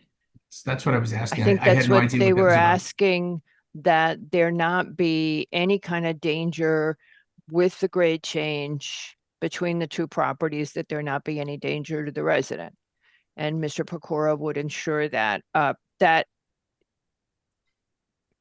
lot of times, as I said before, builders do that and then it kind of goes away. So, okay, so the safety measures during the construction measure, that would be a condition. Okay, we'll ask Mr. DeAndrea, the flooding, the sewer, I believe I answered.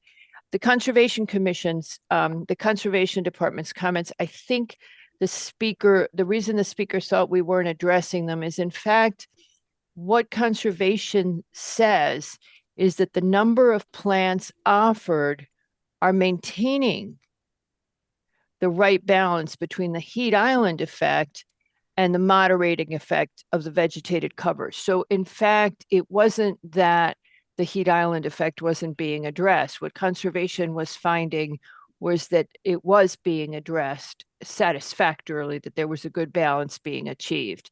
So for the person who said we didn't go to that comment, we didn't need to, because it was. Now, the one concern that has come up over and over again from conservation is this question about how the plants will do on the shallow depth. And I think it's easy. We would just condition it that you make it work, that you find a way of making a landscape plan that work. Mr. Pecora, go ahead, because that's really you to answer these questions. Part of the blasting is blasting deep to allow proper soils for the plants that we're planting. We're not interested in spending tens of thousands of dollars on plants and then That'll have them die 2 years later. That's not Exactly. intent. Yeah. And everybody will be looking. Okay. That goes back to, so the safety measures we did, the trees, I tried to find very quickly what your replacement was.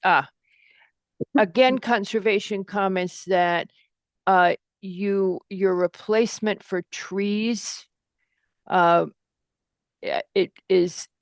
favorable to it, but could you just comment, because I couldn't remember the number and I couldn't find it. I don't understand the question. I apologize. How many trees come down in your effort and how many trees are you planting? I couldn't remember the number. If Matt Pop is around, that would be yes, he is. I wonderful. saw him. Mr. Pop, thank you. I'm just going to quickly enable you to talk. Mr. Pop, how many trees down? How many trees up? Am I on? Okay. You are. You're here. We can hear Matt you. Pop, landscape architect, environmental Hi. land solutions. 20 trees are proposed, and I'm not sure the quantity that are coming down, but I think it's about the same. But again, 20 trees are proposed. Okay. If you get a chance to check as we're talking, just let Patrick know. And because that's what I remembered, is that you were replacing about the same number, but I couldn't find the number. Okay. Thank you. Welcome. All right. That leaves us with the flooding. Mr. DeAndrea. What could I possibly add? So But I'm willing to try. Mr. DeAndrea, one of the questions that keeps coming up is this concern about the catch basin. I know this is probably the second or third time I've asked you about it, but if you would explain it to everyone, and the concern about what happens if the catch basin overflows, is there a danger to the neighborhood? Thank you. What I would like to reiterate is that we have demonstrated in our drainage summary report, carefully reviewed several times by the DPW, Mr. Juan Paredes, the engineering, the head of the engineering department for drainage. We have demonstrated that we're able to reduce the peak rate of runoff for all storms from the 1-year storm through the 100-year storm. So the peak rate of runoff compared to existing conditions will be reduced under all storms.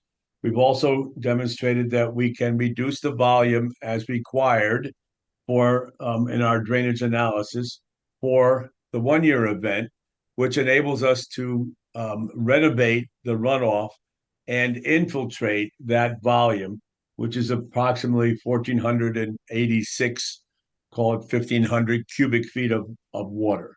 So we've reduced those storms, especially the peak rate. In the event that the volume that we're able to store, thereby reducing the peak rate of runoff, should exceed the capacity. For example, California suffered 11 inches of rain in 2 days. Under those circumstances, we would expect that water would exceed the capacity of our design. Under that circumstance, it would enter into the catch basin on the street just south of our property and continue on down Pembroke Road to its discharge at the river. We don't expect or see or foresee any issue adversely impacting the neighborhood as a result of our design, which has been done in accordance with our town drainage manual and carefully reviewed by the DPW. And Mr. DeAndrea, just to reiterate, you've had it carefully reviewed by DPW. Are you just within the DPW standards, or have you done more than the town requires? Well, we've exceeded the town requirement because our drainage manual requires an analysis of the 25-year design storm. However, we've demonstrated up through the 100-year event that we're reducing the peak rate of runoff. Okay. And how do you by any chance track, this is not a fair question, I'm just asking it, how many storms there have been that have been 25 or 100 years in the last year? Basically zero. Okay, so we've had no 25-year storms? No, sir. No, ma'am. I thought the January storm was a 25-year storm. The storms are gauged by the intensity, per hour. So we may have had a long duration and produced a significant volume, but the intensity doesn't correlate to the greater than 25-year event. So okay, I think that's the simple answer. So but the long question is, we have more.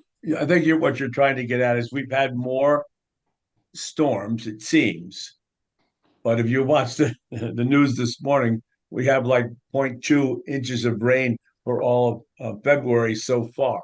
So, we've had storms that everybody thinks are very okay, intense. but February, it's only the 6th of February. I mean, I'm not. I'm just saying that we haven't had a lot of rain, but the storms that we've had have gone over a longer period, and therefore but they flood us, and that's me? but they flood us, and that's the concern of the neighborhoods. What I was going to say in contrast to that is, because the storms are longer duration, there are systems as designed to meet those critical parameters of the drainage manual, enable the water to be assimilated into the ground and detained and metered out with the peak rates being controlled. When you have a very significant intensity, such as what California has been experiencing in Southern California, of, like I said, more than 5 inches in a very short period of time, the systems cannot handle that. And so if that storm were to occur on Pembroke Road today, the condition would be the same whether or not we develop this property in accordance with the current design. Water will flow downhill toward Comley Avenue. Okay.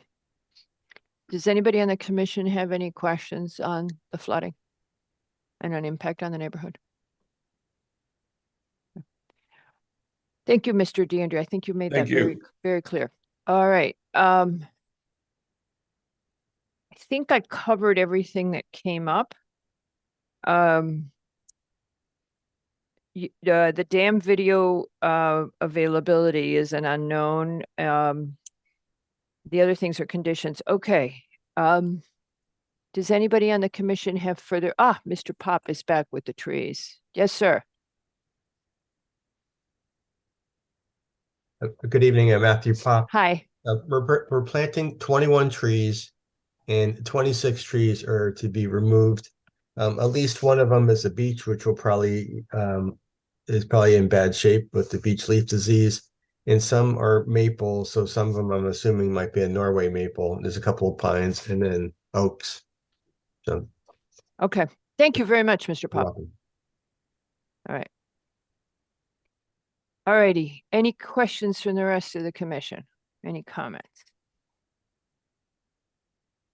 Everybody's Mr. Smith or Mr. Pecora, did you want to do closing? I have one question for each one of our three consultants, Madam Chairwoman. It shouldn't take more than a minute and a half, I would hope. Okay, we have Mr. DeAndrea, Mr. Canning, and who is your third? Mr. Pop would be the third, Madam Chairwoman. Okie dokie. I'm gonna allow Mr. Pop to talk again. Go ahead. All right, and a single question for each one of you. In your professional opinion, is there any conduct or component associated with the proposal that will result in an adverse impact to a substantial public interest? Yes or no? To Matthew each one. Pop, it does not. No. John Canning, no. Tony DeAndrea, no.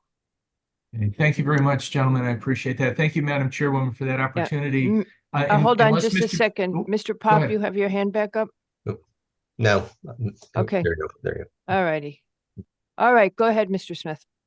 Just in closing, unless Mr. Pecora has anything in addition, Joe, do you have anything, or should I just do a closing at this point? I just want to mention with the dam that a pre-blast survey is not an evaluation of the dam.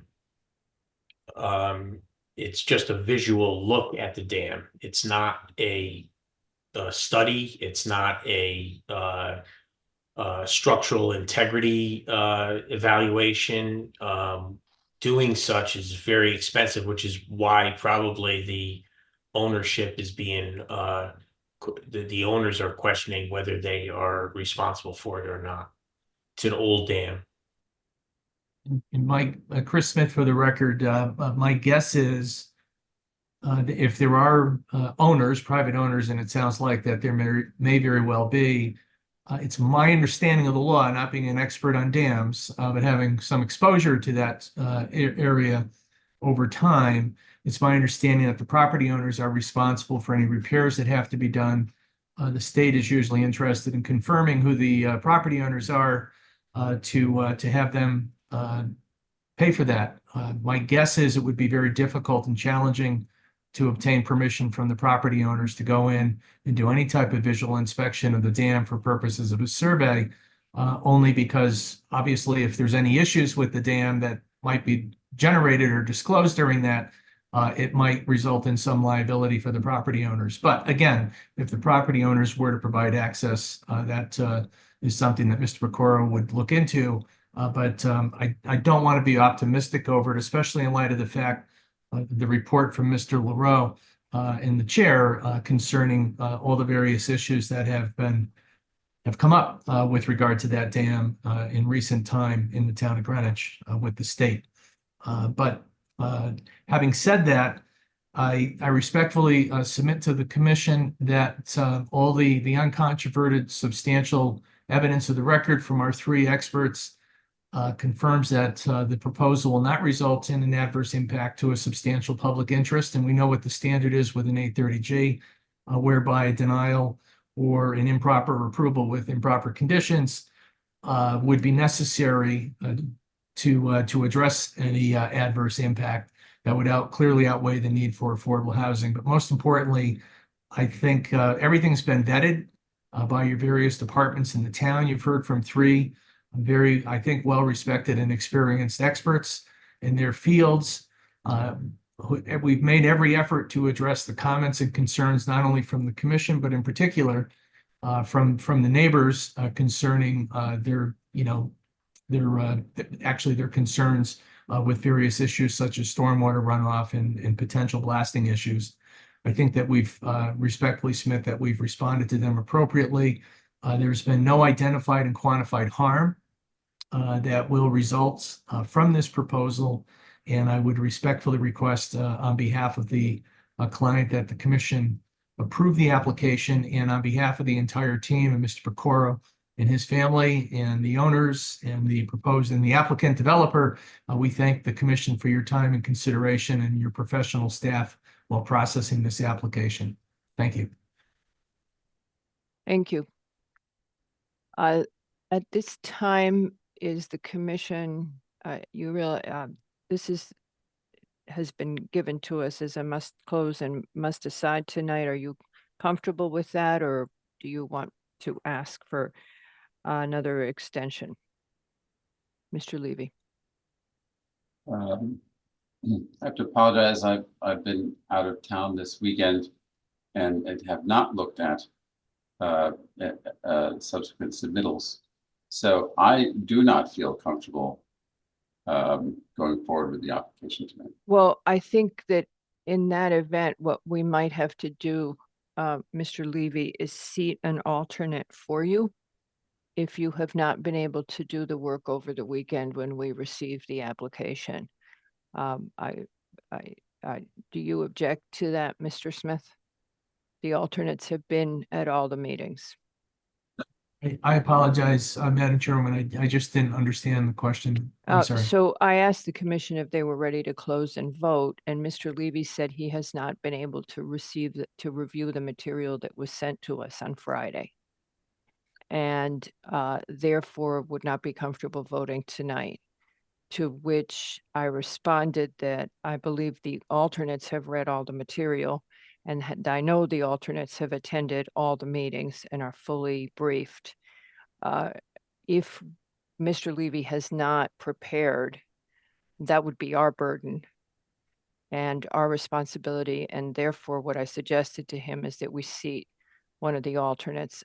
Patrick or Tracy, correct me if I am wrong under the law, but I believe that if we have not done what we were supposed to do within our time frame over the weekend, that would be the right path. Mr. Yeski, did you want to say something about that? I did. As far as voting, it just seems to me there's an awful lot of questions about the blasting that we need to dig into. So I would suggest an extension. If the applicant doesn't want to provide the extension, we don't really have a choice, right? We have to vote. Correct. So we have two questions before us. Mr. Levy would rather have more time to review the material, but again, we received the material on Friday afternoons, and it's our responsibility to have reviewed it over the weekend in time for the briefing on Monday. Mr. Levy was away and was not able to do that, so we would offer to seat an alternate. But Mr. Yeski, who has been here and has done the work, believes that there are open issues on the blasting. I believe that, Mr. Yeski, to answer you, I believe that those can all be addressed in conditions, which is what the applicant has repeatedly told us, and by conditioning that the applicant follow protocol, provide the surveys, provide the experience with historic buildings or anything, but I don't want to get into decision mode. Mr. McRae, did you want to add something? And again, careful not to get into decision mode until we close the item. I think addressing the information provided, we were provided with the staff report, and there had been, seems to me, in my opinion, a never-ending flow of information coming from the applicant and concerned neighbors right up until almost the time of this meeting. As we said, and I think actually, Chairwoman Alvin, you said it was a moving target. It No, seems I that was actually, trying to paraphrase it for you. I didn't feel that so way. I said it because was a moving target. It seemed that a the lot of different things neighbors, happening. the neighbors had a lot of comments and they continued to submit them.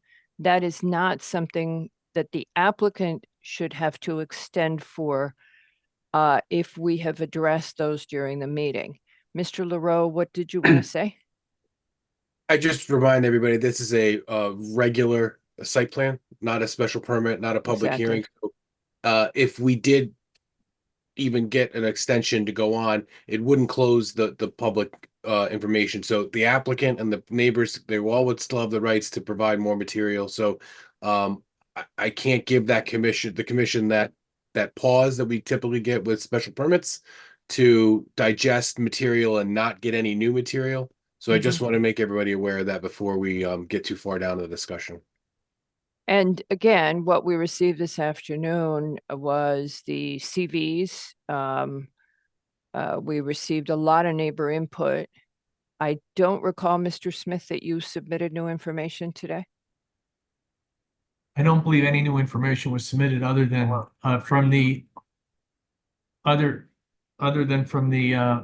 from our blasting consultant in response to the comments that we had today. Right. From two of the neighbors. And I just wanted to make sure we responded to them before the meeting started, as opposed to doing it during the meeting. But I don't believe there's any new information beyond what was submitted last Wednesday, and it's my understanding was reviewed by your various departments. Ms. Kolakowski. What was new today was the revised landscaping plan. We had not seen that until today. All the other site plan changes did come in and were reviewed by the departments. You got your conservation comments and your DPW comments on those revisions. Mr. Pecora? Oh, Ms. Kolakowski, did you want to say something else? No? Okay, Mr. Yeski? Yeah, I just wanted to ask you a little bit more about conditions. Well, It's your intent. Okay, go ahead. Go ahead. I'm not Okay, asking about specific, but there's an awful lot of things you could put in as conditions. For example, the applicant will make every effort to disseminate the pre-blasting survey to the neighbors, so that sort of thing. Is that your intent when you said we could condition this, that level of conditioning? Yep. There's a lot we can ask for. We've got to be very careful not to go into decision mode and discuss conditions until the application is closed and we are in decision mode. But basically, the law allows us to make any conditions that do not affect project economics and that enhance the safety of the residents of the area, the life safety and health of the residents in the area. So in a very broad way, there's your answer. Anything else I comment would be going into decision mode. Mr. Pecora, I'm including him in the discussion. So the landscape plan changed. We got the CV on the blaster. We got a bunch of CVs and we heard from neighbors. As Patrick points out, we will continue to hear from people if we leave it open, if Mr. Pecora agrees to leave it open, because we cannot stop the public, we can't stop the input on a non-public hearing item. So Mr. Pecora, I am going to ask you to weigh in on how you're feeling about an extension. Well, the landscape plan had nothing new that wasn't shown on the Wednesday plan. Mm-hmm. So that doesn't, in my mind, doesn't count. It was just me providing Tracy what she asked for, which is the updated landscape plan. If I were to extend it to the next meeting, if we were to extend it to the next meeting, that doesn't stop the neighbors from continuing to flood the email or us from thinking of things. box, That's human. Yeah, and would not and wouldn't stop me from answering it. So Commissioner McRae's comment that things keep coming in, I'm just responding to the neighbors, which I think is my job. It is. Well, it's not necessarily, but we certainly do appreciate the fact that you're being responsive to your own community. And the key question for the commissioners on this is whether you have had addressed for you issues of life and safety that could exceed our need for affordable housing and on which we have not established a baseline. Basically, that's the issue. Whether it should be another tree or whether the bushes will be okay, those are not health and safety issues. And so those would not have weight here. And I'm just going back to the state statute to guide your thinking. I believe Mr. Pecora is on the fence, shall we say, about giving us an extension. Mr. McRae, I'm looking at some thoughtful faces. So if y'all would just say where you come out. Dennis, you're the only one with your hand up, so go ahead. No, I'm already drafting conditions, which I'd right. rather not talk All right. about. All right. And if he's not willing to extend us, Mhm.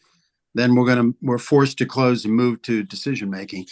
We Mhm. don't have to make that decision tonight, though, right? Right now.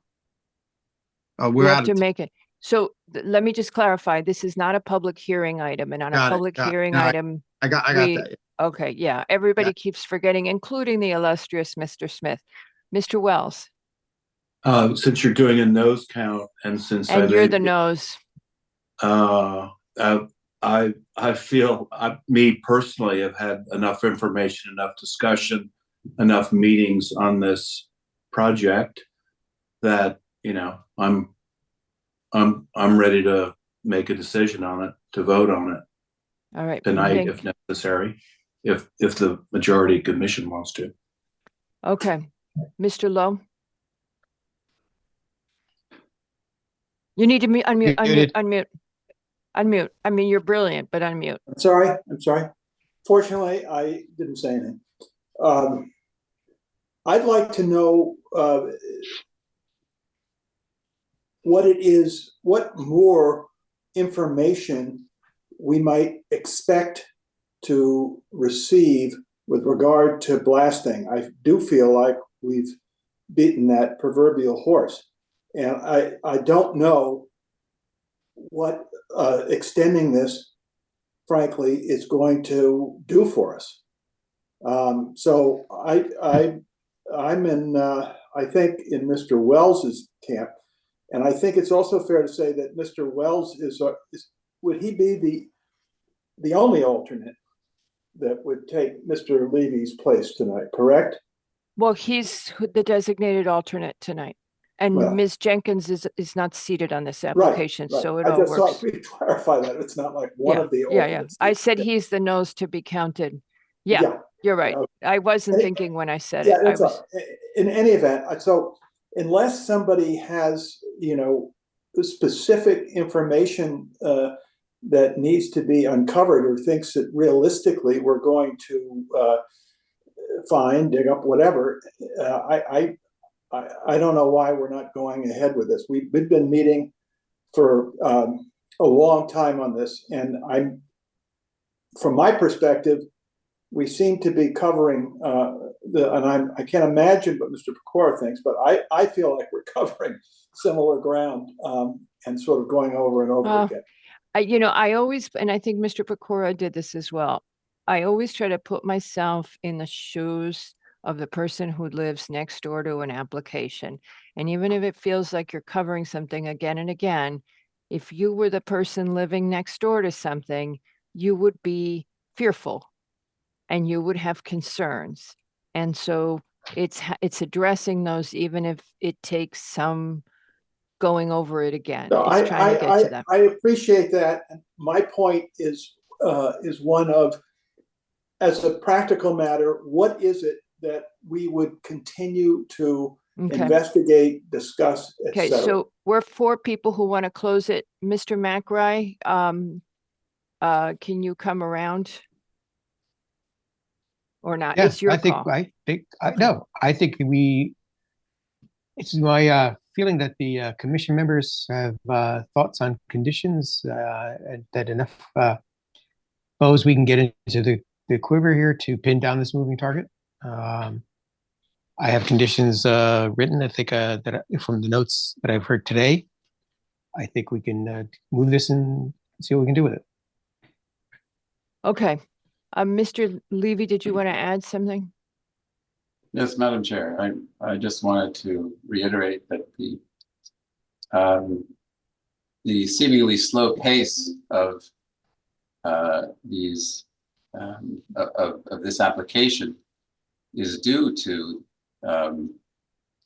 trying to get everybody on the same page. So I see nothing wrong at all with spending the time Not at all. and hearing from the neighbors No, who still have concerns, and I know. that's what concerns me.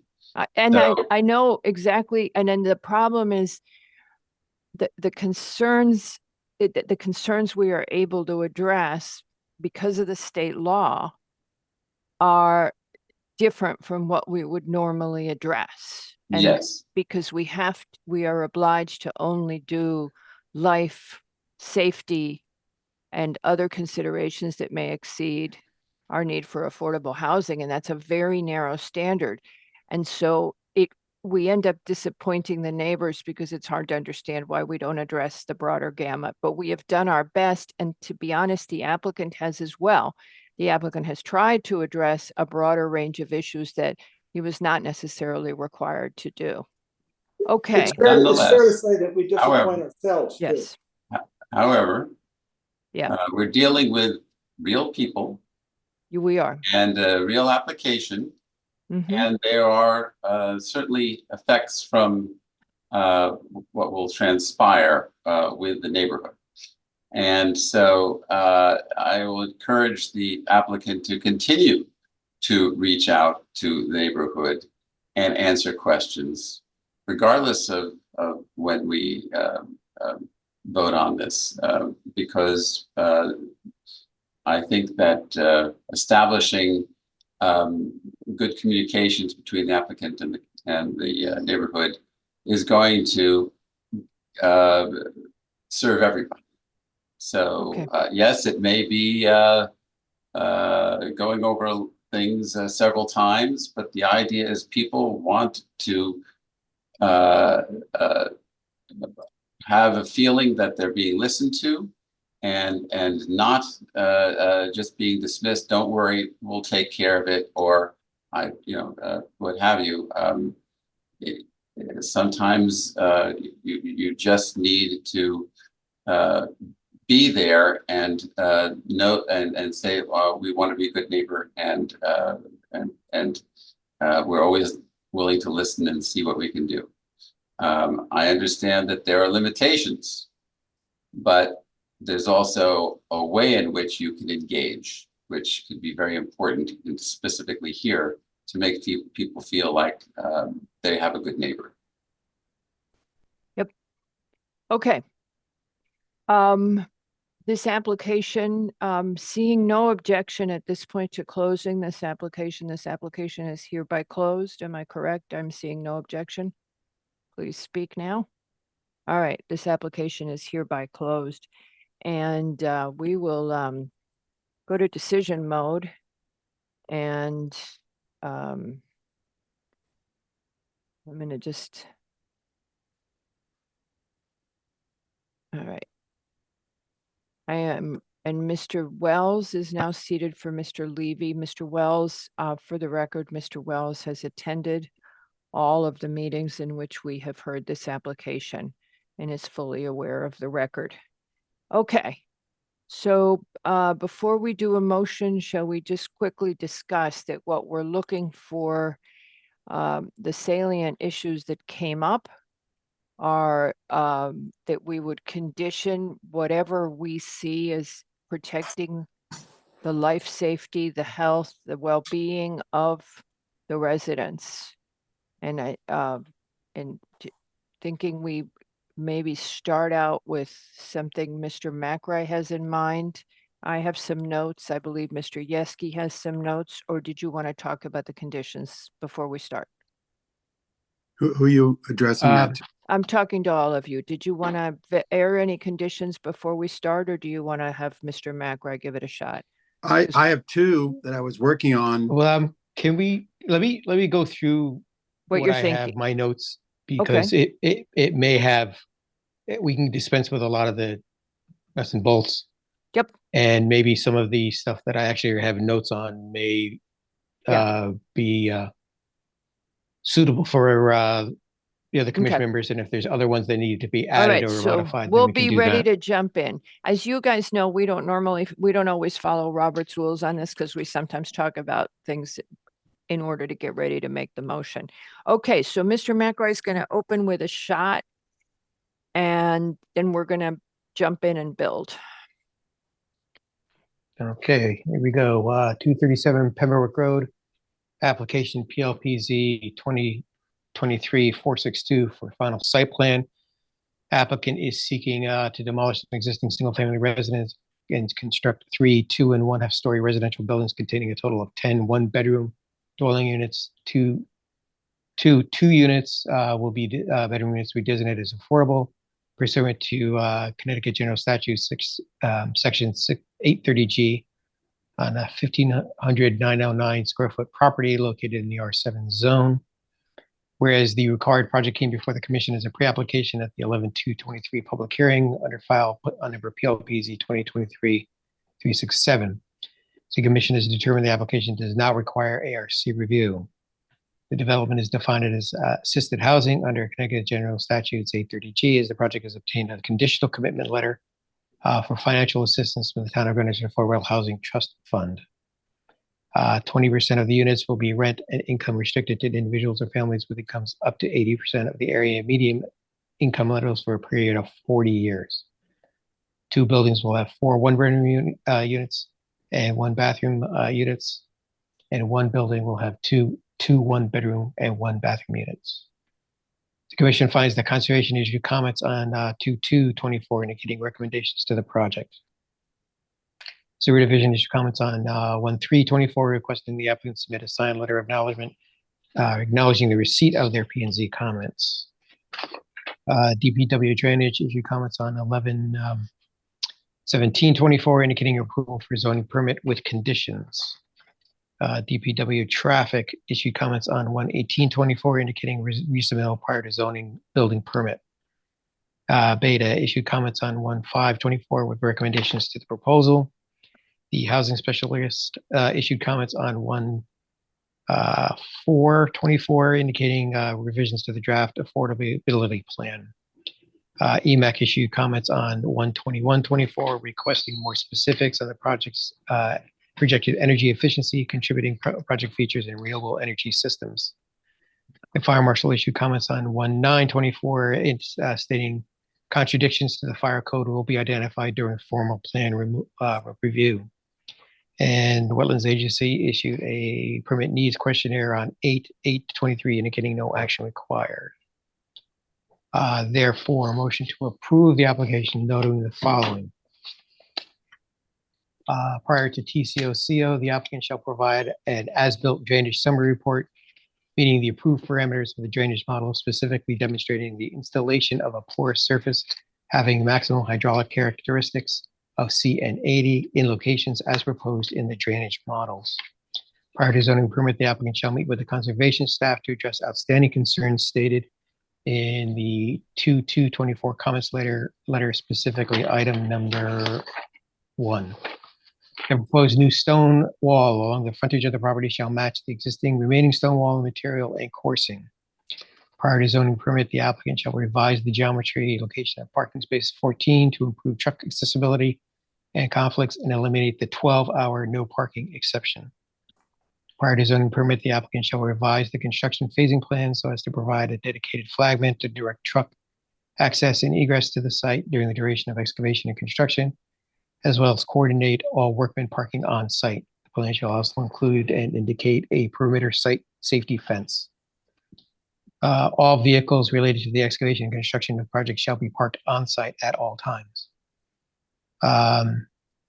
If any revision to the site, any portion of the buildings or unit count is required during building department fire marshal plan examination, the application shall return to Planning and Zoning Commission for further review. As indicated by the applicant, the proposed structures are required to contain a fire sprinkler system per Connecticut Building Code, NFPA 13. Such plan shall take into consideration the Aquarian will serve letter dated 1/18/24 and provide required code compliance fire suppression system at all times. If such system results in any revision to the site, any portion of the buildings or unit count, the applicant shall return to the Appeal and Zoning Commission for further review. Prior to zoning permit, the applicant shall submit a final revised draft affordability plan to the housing specialist. The final affordability plan and declaration of restrictions shall be made part of the site plan record. Per sewer division comment, the applicant has submitted a signed letter acknowledging receipt of their P&Z comments dated 1/4/23. So as not to contribute to street flooding or icing conditions, the applicant shall verify with the Department of Public Works that the catch basin and understreet pipes that is intended for overflow collection is in good working order and sufficient to handle the intended 100-year storm water volume without filling or overtopping. Okay. Although the applicant has provided an unverified distance to the adjacent Byram River Dam of approximately 400 feet, the state of Connecticut has classified the structure as a Class C high hazard. Per Section 22A 409-2E of the regulations of the Connecticut state agencies, a Class C dam is a high hazard potential dam, which, if it were to fail, would result in any of the following: probable loss of life, major damage to habitable structures, residences, including but not limited to industrial or commercial buildings, hospitals, convalescent homes, or schools; damage to major utility facilities, including public water supplies, sewage treatment plants, fuel storage facilities, power plants, or electrical substations, causing widespread interruption to the services; damage to arterial roadways, or great economic loss. Per the applicant statement, the applicant shall include the dam owner in the list of property owners that are to be contacted for pre-blast surveys. The list of property owners' names, addresses, and contact information shall be provided to the Planning and Zoning Commission staff prior to zoning permit. Prior to the start of rock removal, the applicant shall provide to the Planning and Zoning staff the complete pre-blast surveys of the surrounding structures as conducted per state code, inclusive of the adjacent dam. I think we were looking for the experience. The applicant shall provide the blasting contractor's experience in blasting in and around historic structures, and the applicant shall address any and all remaining staff or interdepartmental issues. I think just say that the applicant shall confirm that anyone performing the blasting has experience with historic structures, not put the burden of the research on staff, but that the applicant has to make sure of that. Okay. So that's one, is that on the preferences that they were going to give, I missed you mentioning it. So you didn't mention it, right? For the tenants, the preferences. The preferences on the.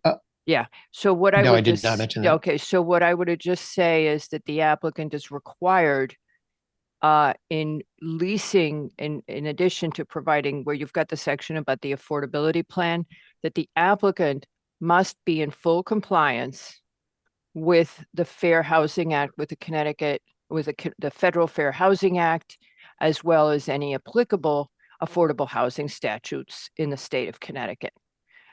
Because in the end, it is not our responsibility to make sure that he is leasing correctly, but it is up to them to follow the law, and they must comply with the law, and it is their responsibility. Okay, so those are the two. All right. Anything else that you guys want to add to this? Mr. Yeski. Two thoughts. I don't know how the other commissioners feel about this, but number one, throw it out. I would like to see the applicant develop a neighbor education program that describes the regulations, and with particular emphasis on describing the pre and post blasting surveys, and most importantly, the insurance program, having been through this. Then the second thought would be, after those surveys are done, to the extent he can, I think, best efforts, again, legally, I'm not sure what's allowed, we don't know, distribute those results to the neighbors, which would be part of the educational program. But it's an attempt to help the neighbors understand that this goes on all the time, and that these are already regulations, and there are a certain amount of protections there.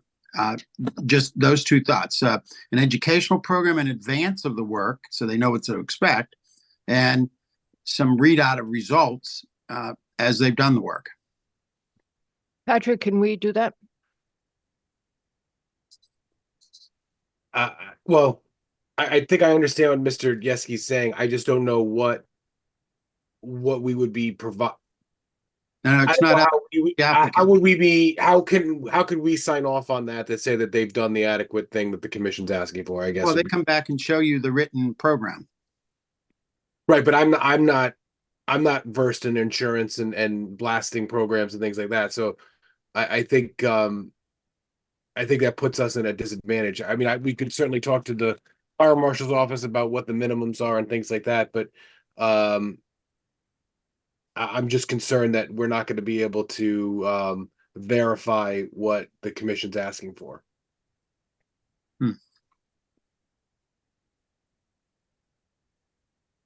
I mean, it's what's the coverage, and it's just, I'm sorry, Mr. Levy, you are no longer able to participate because you're not seated now. My I mean, apologies. Mr. Yeski, I guess the question would be if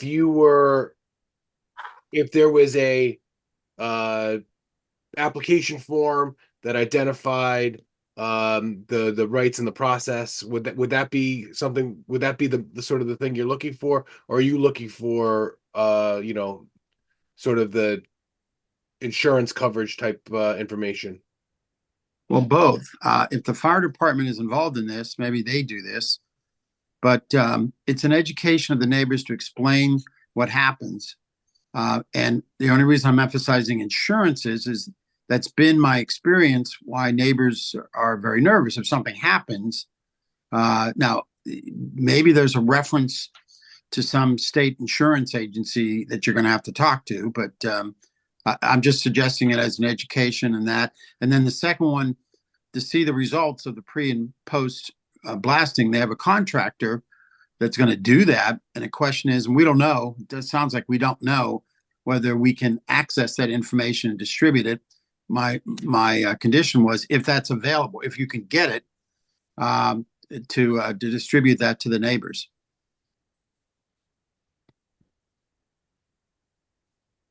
If we aren't the people that understand the blasting regs, is it the fire department that does? Yeah, Yes, I think it is. And they're the permitting agency, so that would be they would be the ones that would be signing off on the methodology and correcting it if things are not in order with the state ordinances.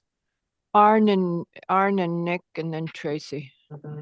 Yeah, a suggestion for Nick on the pre-blast survey, because we talk about the information regarding pre-blast survey going out to the owners, at their addresses. I think we've got two groups. One is the dam.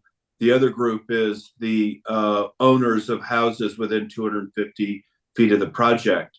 So I would cover them the way you have, Nick, in your language, but I would have a separate condition for the dam, because how do we go out to the owner? We don't know who the, go ahead. I thought he did put one in. Nick, could you reread the section on the dam? So can I finish I'm sorry, my point? Okay, sorry. My point is that if the town doesn't know who the owners are, how is the applicant going to know? So how I would handle it that way, we split out. We have another condition for the dam pre-blast survey. We say something like, the applicant will use their best efforts to have a pre-blast survey completed on the dam located approximately 400 feet from the project site. Such survey shall be shared with the town's fire marshal. I'm just worried we are imposing an impossible condition on the applicant, since the town doesn't know who the owners are. How is the applicant supposed to know it? We do know, the town does know who the owners are, Mr. Okay. So we can provide our our title search and we can, so that I don't think it's, I appreciate your sentiment about, are we sending them in a direction that they can't ever get the answer? And I think we have the answer. So Okay. we're happy to provide that. Okay, withdraw my comment. Thank you. Mr. McRae? Mr. Yeski, in terms of education program, if you were a neighbor, what would you be expecting to receive as part of that education program on the pre-blasting insurance? Well, if I was the fire department also, I would know the regulations and kind of summarize them. Because I think it's kind of an unknown from what the neighbors are saying. I think it's all written. It happens all the time.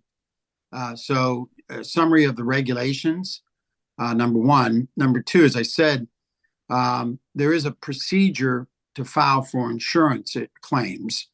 And it would be nice just to summarize that for the neighbors. I don't know what it is, but I've been involved in one. I didn't file a claim. I know people that did. I don't know what they had to go through, but I would like to make it easy for the neighbors to know that. And then as part of that, a description of the pre and post blasting, which the contractor is going to do. They must have this. The fire department may have it, and examples or something along those lines. That's what I mean by education. I don't know what's possible. Maybe some of this you can't distribute for some reason. Don't know. But I'm trying to address the neighbors who are saying this is an unknown. It could be dangerous. It's educational, and that's the kind of information I would think would be helpful to, at least begin to address some of their concerns. Blasting sounds like a very extreme thing to them, and I'm trying to educate them to show that it does happen, even if it's 10 feet, and that you should understand what's going on, and you should understand if there is a problem, here's how you deal with it. And oh, by the way, we've done this survey and here's what you got going in and here's what you get going out. Is that, Nick, is that Mr. Macri? Sorry. Is that, Just us. is that kind of what you had? That's fine. Yeah. Yes. Thank you. Okay, so Tracy, did you want to add something to this? Just quickly, blasting is regulated by the state. It's the state fire marshal's office, and then they delegate the permit process to the local fire marshal's office, and the local fire marshal's office works with the state fire marshal office if there's any question. So just want to, right. That's one of where the authority is flowing from. It does not flow to this body. No, we got, We got that. we're addressing education, not who does it. I mean, it does sound like the fire department does it. Right, and FOIA requirements may impact what can be released because, as the applicant stated, that survey process is implemented by a third-party private entity. And so I don't know the answer to that question either. That may be something the fire marshal's office can answer, but and as part of the condition, I said that on both, which is we don't know what's allowed to be released, in which case, if it isn't, it isn't at this point. I don't know what it is, but we did have that in the condition. Right. Okay, we got a solve on this so we can move on. Oh, Mr. Lowe. Well, it wasn't like your hand wasn't really up. Go ahead. I've been waving it for the last 20 minutes. That's okay. I know, but I should have done the I see the little yellow things. I know. Go ahead, Mr. Lowe. All I was going to say is, essentially, without putting words in Mr. Yeski's mouth, he's asking for some education effort. And is there a way to provide a list of resources for the community regarding recourse if stuff happens? I mean, do we ever do that?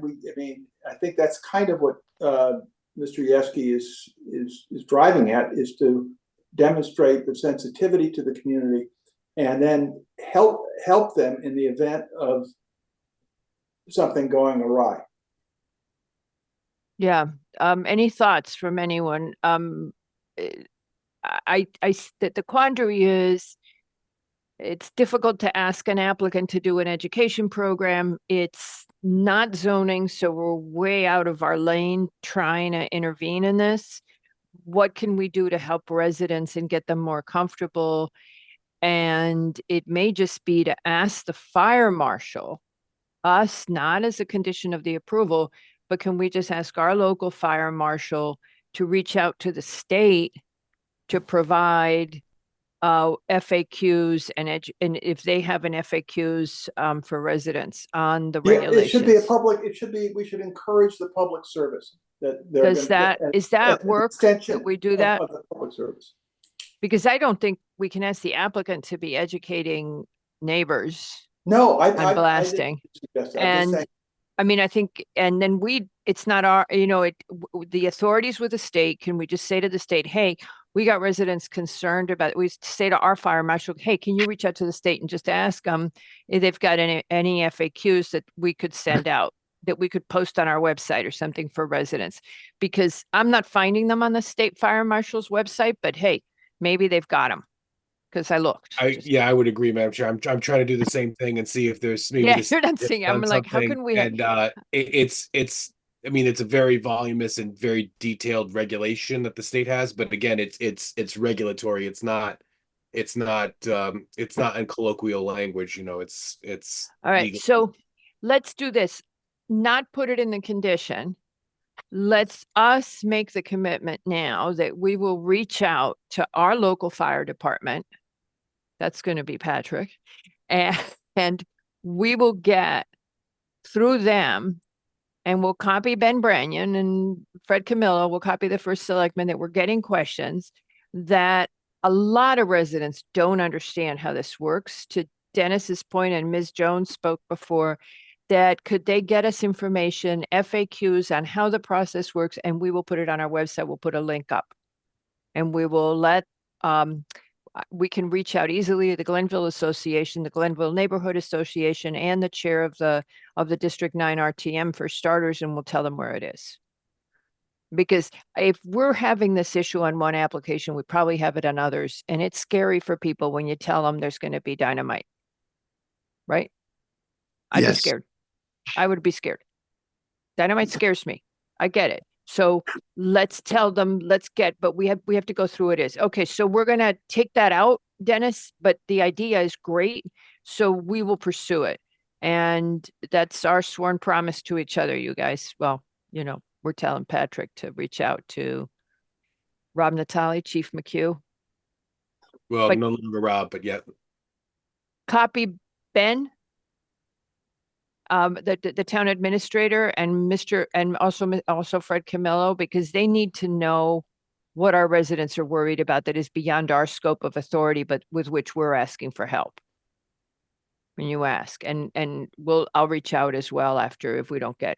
Okay, so we've got that one. Now, what other conditions do we have? Do we want to limit the hours during which there will be blasting? Do we normally do that, or does it just follow the town ordinance? It follows the town ordinance. Okay. Now that we have a noise ordinance again. Okay. Anything else? Flooding. Any other concerns? We got sewer, we got conservation. The other thing that is a follow-up on our part and not a condition to the applicant is I will reach out to the town administrator on this one, Patrick, because I've already talked to him about it once. Like to discuss this issue of people being worried about the water pressure in their area. And I'll pass that on to Fred and to Ben. Okay, so if you don't see me sending an email, because I'll copy you. Okay, so I'll send you that, and we'll say, hey, we're hearing from neighbors, not our deal. Now what we do, but neighbors have a concern about the water pressure. And that was one of the reasons. Okay, anything else now? So there's two we're taking on ourselves to get into the right hands. Anything else that we want to address? Question, do we need to, because the applicant has offered to restrict parking in parking space 14 to just allow it, not during the day? Should we condition that, or they've already said they're going to do it, so we don't have to in Nick's motion, he removed the restriction. I kind of liked it being there, having that restriction. Nick, would you be willing to leave that? The statement was, prior to zoning permit, the applicant shall revise the geometry location of parking space 14 to improve truck accessibility and conflicts and eliminate the 12-hour no parking exception. So just get rid of that. That's one thing that's been making me very uncomfortable, because if I come home late at night, right, what's the parking space that it's open? 14, but I got to wake up at 7 o'clock and move it because I can't park there. But what he said is That makes absolutely, totally no sense to me. But he did say that he wasn't expecting anybody would really be there. That's the deal. Until there's somebody Okay. who has 2 cars. Okay. You All right. know, I see a young couple. Okay. So you're you okay know, with it, we right, always Arn? talk about this with the policeman, Yeah, yeah, yeah, and the yeah. Okay. teacher, young couple. Fine. Right? Okay. Well, okay, we'll leave it. Okay. Anything else from anybody? No. Okay. Do I have a second for the motion as originally proposed by Mr. McRae and is now amended? Second. Mr. Wells has seconded. Mr. Wells, how do you vote? Aye. Mr. Yeski? Aye. Mr. McRae? Aye. Mr. Lowe? Aye. And Albin is also aye. Okay. We can now move on to the rest of our evening. Ms. Jenkins, welcome back. I hope you had a lovely time, went to the movies. We've been on this for 2.5 hours. Red War and Peace. Yeah. Red War and Peace. And I think even then, the neighbors would have wanted us to stay longer. Okay. Our next application, Mr. McRae is recused. You don't know. He has a business conflict with this application, and Mr. Wells will be seated for this application. 22 Baldwin Farms LLC.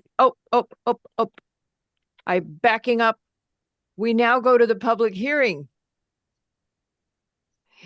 And Well, Mr. Basili, you're Yes. good. Patiently, Okay. yes, it was fun while it lasted, but I'm ready to go. I was frantically looking for you earlier. Okay. So now we go to application number 5, since 2, 3, and 4 have been postponed.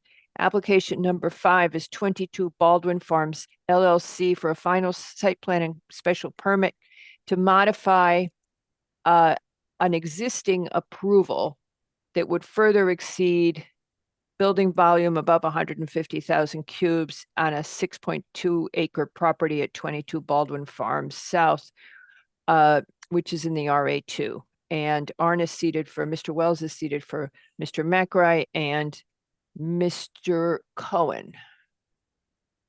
Evening, Madam Chair, Bruce Cohen for the applicant.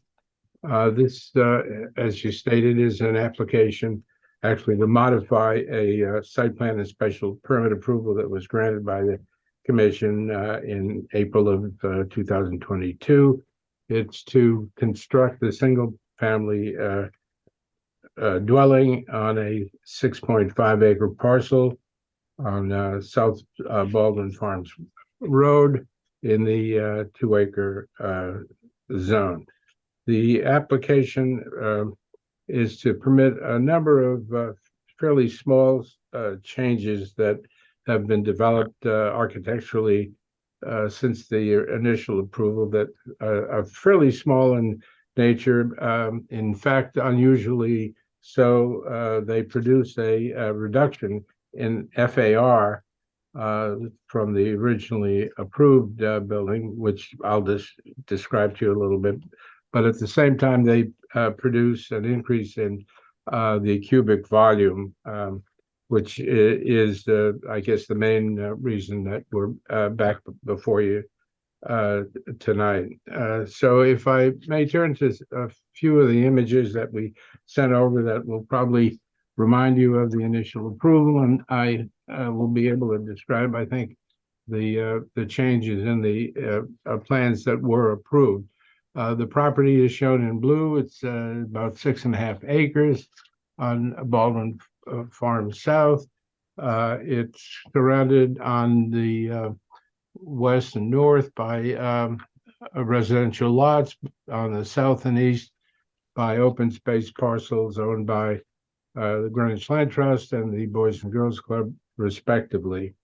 The next image show, back one, there you are. That's the site plan that was approved, and it basically shows in color 4 structures that are being built. The main house shown in pink, a guest house shown in purple, to the north of that, a garage in green, and then at the southwest corner of the property, a pool house serving an outdoor pool. Incidentally, there is also an indoor pool and a recreation area, recreation facilities that for which a special permit was obtained, and that area is growing slightly, and I'll show that to you with the next image.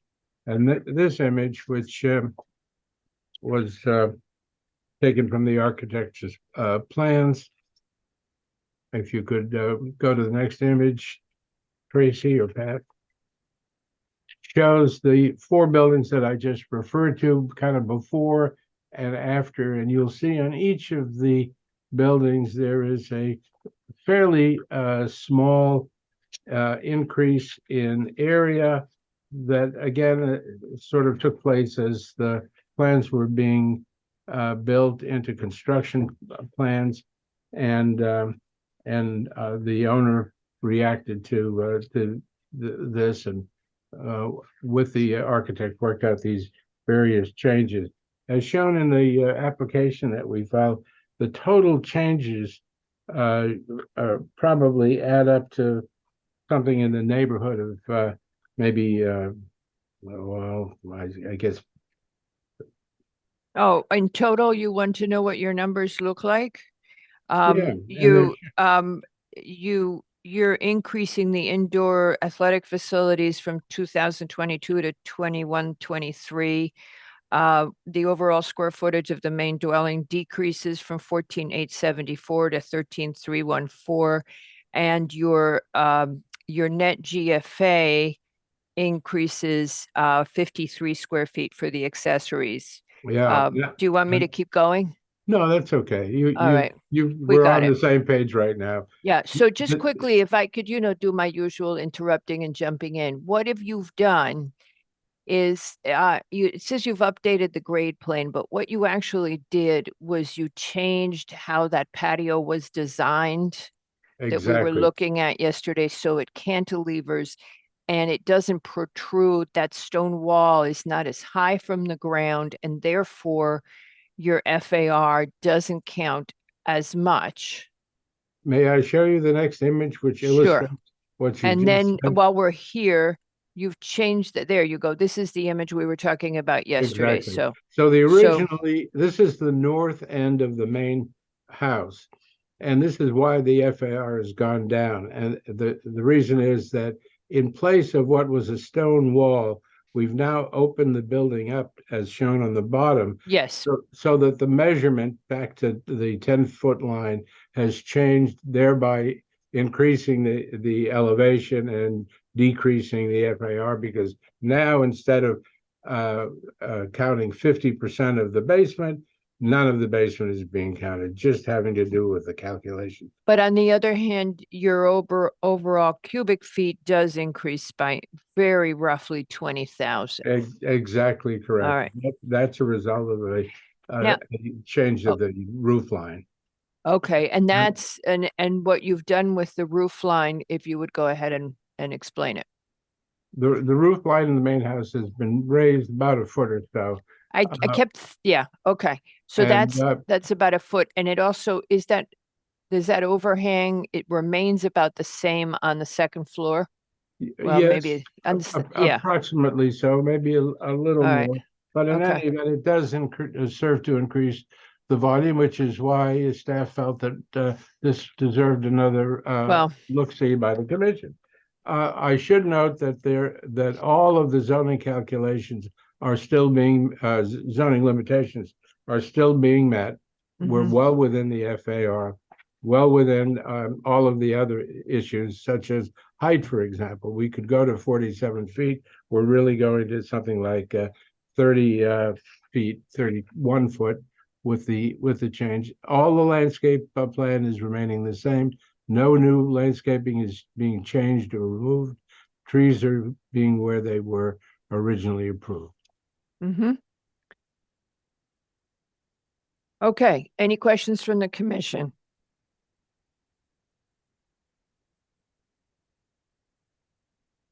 Doesn't look like it. Boy, we got a long enough. Okay. So there are no other changes except the ones that we just discussed. Does anybody from the public wish to discuss this application at 22 Baldwin Farms Road? South, 22 Baldwin Farms South. Nobody from the public. Does anybody object to closing this application at this time? No. All right. This application is hereby closed. Thank you very much, Mr. Cohen. Thank you. Bye-bye. All right, thank you. All right. Okay, we now go to our next application. Mr. McRae, you can come back. All right, our next application is Brunswick School for a final site plan and special permit at 270 Lake Avenue, which we know is the old Carmel campus, and that is Brunswick's Early Childhood Education Center. And the applicant is, I started talking before the applicant came in. There he is. Okay.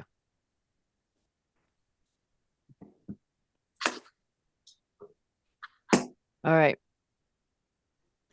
So before Mr. Haslam begins, I'd just like to say that we heard this application at our last meeting, and the proposal was to change the drop-off of the children, the drop-off location at the children, and that required some changes in the impervious surface driveways and the parking courts. But in addition, there was a change in how the buildings are going to be used.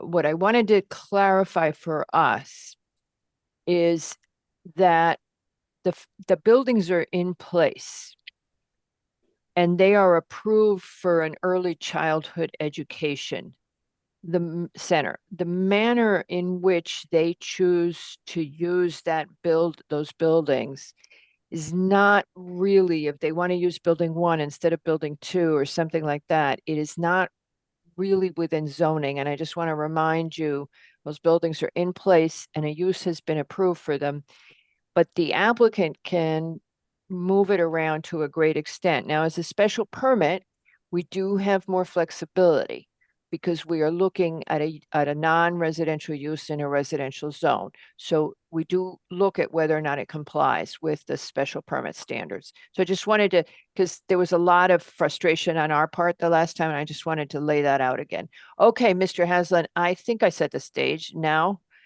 here's Mr. Haslam. Thank you, Madam Chair, members of the commission. For the record, Chip Haslam for the applicant Brunswick School. I've got a team of people with me that are prepared to answer any questions you might have. I see. Today. But I think that hopefully, and I sensed from the briefing yesterday that the supplemental materials that we sent you about 10 days ago helped you understand the changes to the project from previously approved much better. And apologies if the commission didn't feel like we'd done that sufficiently the last time. But I'm hoping that you've seen several documents that we've submitted and that were meant to be responsive to your comments and questions, including in that, but I won't do the whole list, but one was a comparison of the circulation plans, that which was previously approved by the commission and that which we are currently proposing. A comparison of the landscape plans showing that which was previously approved, which was fairly minimal. It was really just 2 or 3 trees.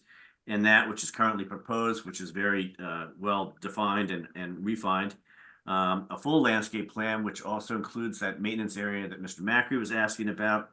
And then the site plan showing the signage and crosswalk, which we've eliminated at the recommendation of DPW.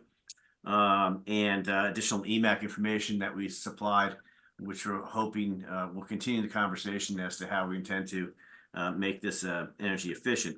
I also submitted the zoning history of the property and with the approved decision from last May and the requested modifications to that decision, which we have before you now, as well as Tim Peck, the architect's chart showing the various areas of the campus that we are now proposing to use for faculty housing, changed a little bit from that previously proposed, so that 7, 8, and 9 building 789 would not be converted to faculty housing anymore, but rather 1, which is always going to be converted, 2, which would be a partial conversion, 3, which would be used for common purposes only, and 4 will be used for faculty housing, and 16, building 16 for the caretaker's cottage.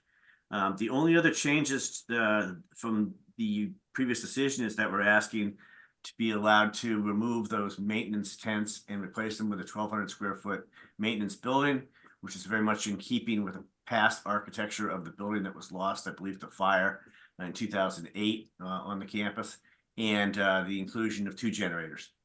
That's really the extent of the requested modifications, and we're prepared to respond to any questions that the Commission has, or if you want to refer to a particular document that we've submitted or plan, I'll ask that Tracy post it, or we'll have a sharing, one of our team share if need be.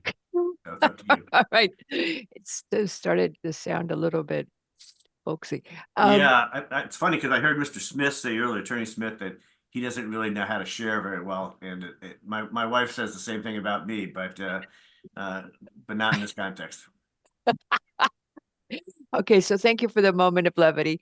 All right, let's just going to throw out a commissioner question from the last discussion. Mr. Levy was concerned about the drop off. He felt that the way it had been laid out was had been, pardon, not trying to be punny, had been backed into, that it wasn't thought about in optimal terms, and that he raised that concern. He wasn't as concerned about the buildings. That left him with a concern about whether this was optimal for the children. We asked about their safety and how this enhanced their safety, and y'all were going to come back to us with more complete answers, which, just to touch on that, because key to us is the drop off.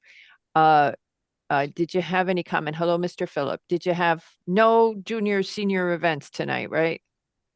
We actually have a board meeting. I'm double dipping here, but it's all good. All good. All right. Okay, so Mr. Haslam, if you would go ahead. Well, now we have Tom on board. Tom, do you want to respond to that? Sure. Because Honestly, the most safety conscious change of all these minor modifications is the driveway, and it was very specific with child safety in mind. What they're doing is coming in off of Lake, basically passing the building to their left and then circling around, so that the drop off, as I said, is greeted, as they always are, by a faculty member. The door of the car is opened on the passenger side, which would be close to the curb, and then the child walks straight into the building. The worry was that the way the current circulation works is that it's a 2-way road, which made us nervous. And also the drop off is in the same area currently where faculty are parking and cars are coming in and out. This design allows just for a circular area and a drop off, and faculty parking is separate in the pre-existing area. So it separates the two, and it gets the child, especially with the early learning center, the smallest children, closer to the main entrance of the building than they would otherwise have been. Any questions from the commission? Mr. Phillip, the student arrival is segregated from the staff parking? Yes. Completely. So students would be in the building before a car pulls out, but the staff parking goes in. It's not the same loop. It goes in sideways. They have it. There's only separate that goes bypasses the end of the loop. Yeah, it's a pre-existing parking lot that's to the east of the building. Is that right? East of the building. Okay. Yeah, that's separate. Okay. Totally separate. Just a quick question. I'm not too sure if the civil engineer, maybe Mr. Haslam, can answer this.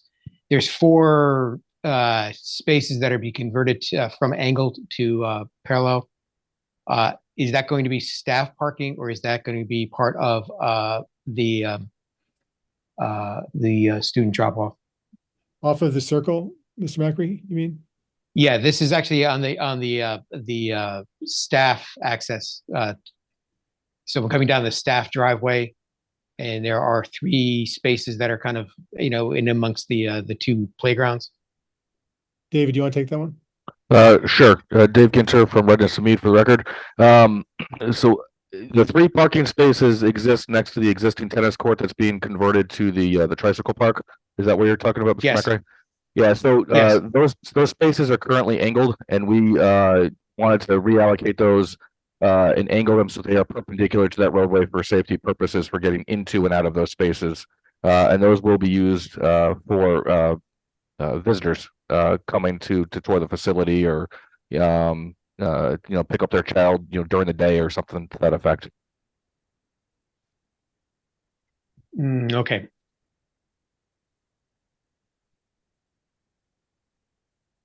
Did you have another question, Mr. McRae?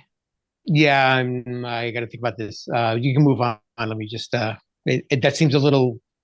I think actually those 3 spaces, because they're on a 2-way driveway. Having students, even if they're touring or anything, or parents coming to get them, if you already have 4 other spaces We can just inside the loop, take them out. Plenty of parking. well, I don't think taking them out. I think it may be dedicated them for visitors or staff parking. That way, a parent doesn't just spin right through the loop and then go park there and then bring their child in. You know what I mean? I think you want to be safe and make sure that the parents use the loop and the designated parking for that area. So you're always on the same side of the street, and the child's always on the same side of the street with the building. Yep, we can mark them accordingly. Absolutely. Great. Okay, Mr. Thank you. Wells. Mr. Wells. Yeah, I had a question for Mr. Peck, and thank you for the additional submission on the energy narrative. Very thorough and complete. I had a question on page 2. We're talking about buildings 1 through 4, and you say in the top, Brunswick is proposing to replace these outdated, inefficient gas-fired boilers and install a new unified system throughout these buildings, utilizing electric heat pumps and adding whole building controls for efficiency. I couldn't figure out, are you putting in new gas boilers, or is this an all electric complex? So the way we're laying it out right now, each residential unit will be an electric heat pump. For the larger areas, we're still working on the design phase. What's the most energy efficient? But the intent is that the individual units will have electric heat pumps. There may be the need for a gas boiler for hot water or for supplemental heat. We're still working on those pieces of the puzzle. Okay, thank you. We're trying to move away as much as we can. Thank you. Any other questions? Okay, so just for the record, you also have assured us that Building 2's historic characteristics are being protected with this plan. And that only the 2nd floor is being revised. You have the new structure that's replacing the maintenance tent. We would also have to decide whether or not we would want that to go to ARC prior to our approval. Does anybody have any thoughts on that? Ms. Jenkins? Yes. I believe they're going to ARC tomorrow. You're going to ARC tomorrow? 24 hours, okay. yeah. All right, so you're going to go to ARC tomorrow, and do you all want to wait to go forward until we've got ARC's comments? That's what we usually do. Okay. And I think actually they're going to be looking at, if I remember right, it's going to be the garage, because it's a new structure, window replacement, lighting, and landscape. Correct, the window replacement. All right, any other comments or questions from the commission? Just Mr. Haslam, thank you for. Mr. Levy got his hand up. Analysis. Okay, I'll let you go, Nick, and then Levy. Just wanted to thank Mr. Haslam for the conditions analysis. That was actually very helpful to see what was going to be changing and what the new ask was. Good. Yes. Mr. Levy. Yes, Madam Chair. Maybe Mr. Haslam can just go over some of the considerations for changing the program for 7, 8, and 9. What were some of the considerations and what changed? I think it'd probably be better for the headmaster to speak to that rather than me, because he was involved in discussions from the beginning. Tom, can you address that? Mr. Levy, could you repeat that? I'm sorry, you broke up halfway through it. I'm sorry, the question. Sorry. I was wanted to ask you about what were some of the considerations for changing your program and taking 7, 8, and 9 out of your original proposal. Oh, the faculty housing, I'm sorry. Okay, got it. The thinking was that I'm speaking also for myself, but I think institutionally, I think in no particular order, some of the considerations were, one, the building that we're now proposing putting faculty housing in is the oldest and most historically significant building. And we wanted to put it to good use quicker, rather than mothballing it. And so we found that with Tim Peck's wonderful help that we could fit the right number of units in there. So I think that was one. Two was that building had pre-existing common space, the old refectory. There's a old auditorium in there that we're maintaining that we thought would lend itself to faculty gatherings and more sort of accommodations of sort of collective living that we encourage. And it just felt right that it was a real village feel, that you would have everyone in the same building. The parking still worked that we had originally gotten approval for. They walk past the chapel and right to the building. So it just seemed to make more sense. And again, it's not more units. It's just the same number of units in a different place. Are there any concerns about now that you've shifted what buildings you're using, but are there any concerns about the buildings that you're mothballing? No, I mean, we're even now, for example, we're maintaining them, heat, electricity and the like. They're just somewhat newer buildings. And we just felt that it was more concern about the oldest building than it was concern, anything about the newer buildings. It just, the original Rosemary Hall dorm is the original structure on that campus. And at least I was nervous about letting it sit there for unknown number of years without a clear use. And we just figured if it could fit the same number of units, let's shift them over to that part of the campus. Well, let's ask you the question. I think, and it's not really zoning. Stop me, Patrick. I think the question is, might you at some point completely abandon 7, 8, and 9?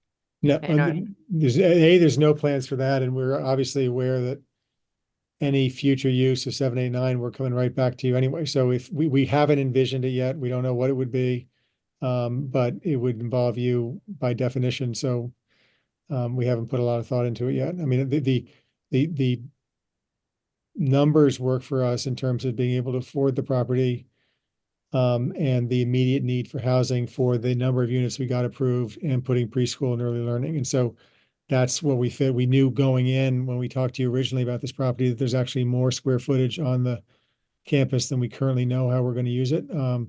But at least I don't have any clear use for those buildings yet, other than that we are obligated to maintain them because they're historic and we will. And if we find a use for them that we think makes sense institutionally, we come back. Are 7, 8, and 9 all historic? I'm trying to remember the dates of construction. I feel like they are, Tim. Yeah. Yeah, they are. They're all contributing structures, Madam Chair. And that was 7, 8, and 9 was originally the junior school. So it was I guess what today you would call a middle school or a younger educational facility. So those 3 buildings were originally classrooms. They've always been classrooms. And I think to Tom's commentary, I think it's very important to create the social interactions at the faculty level. And I think the buildings that we've modified this ask for, I think will really work towards that. And as to future development, obviously the intent is to maintain the buildings to the level of standard that the school has on their other facilities. And as I said, if anything else they decide to do, we'll have to come back to you. And the sewer department, they're pretty yes, I know. Do. Yeah, I realize that the sewer issue is the limiting. Mr. McRae?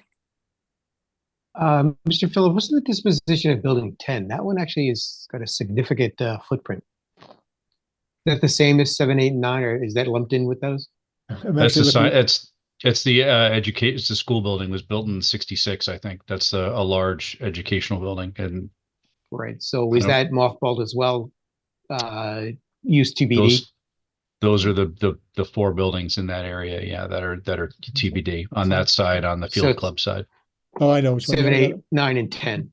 Yeah. Thomas, one with the greenhouse behind the Yeah, I little just- cottage. I can't keep the numbers, so we have to find names. for this. I know. Yeah, I have trouble with numbers always. We did The a site building number visit. 3. We did Yeah, a site Mr. visit Haslam. last week, and Mr. Yeski was able to make it. Unfortunately, I don't think any of the other commissioners were, and Pat made it too. I think Mr. Yeski might say too that it becomes pretty evident pretty quickly when you look at the campus as to why this decision was made. It really is much better. Clustering the faculty housing in these iconic buildings together, with I think 7, 8, and 9 are, well, maybe contributing or less so. But I'll let Mr. Yeski speak to it. But I think the takeaway is if you go visit it, you get it. And I think that was his takeaway. No, knew that. No, I've been there and spent a fair amount of time walking it, which is why I skipped this time. Okay, any other questions from the commission? Comments? All right, do I have any comments from any members of the public? Again, this is on 270 Lake Avenue, the Brunswick School Early Childhood Education Center. All right, seeing no comments from the public, we will continue this application, Mr. Haslam. And I believe we're going to be able to accommodate you on the next meeting. 'Cause Wonderful, thank you. We just had a postponement, I heard, right? Right. Not that we don't have other business to attend to, but we'll be glad to have Mr. Haslam back and everybody else. All righty. Okay, so we'll Thank you. see you then. Thank you very much. Good night. Thank you, everyone. All right, so What time is it? it's 7:01.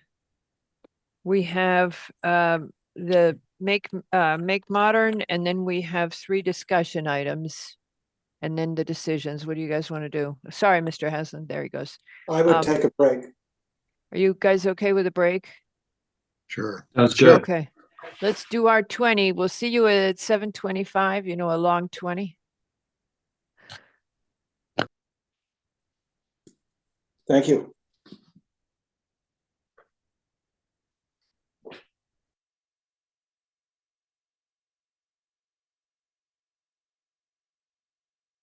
Okay, hello, Ms. Matrano. Hi, how are you? And you guys are back to modify the conditions of approval from the last time.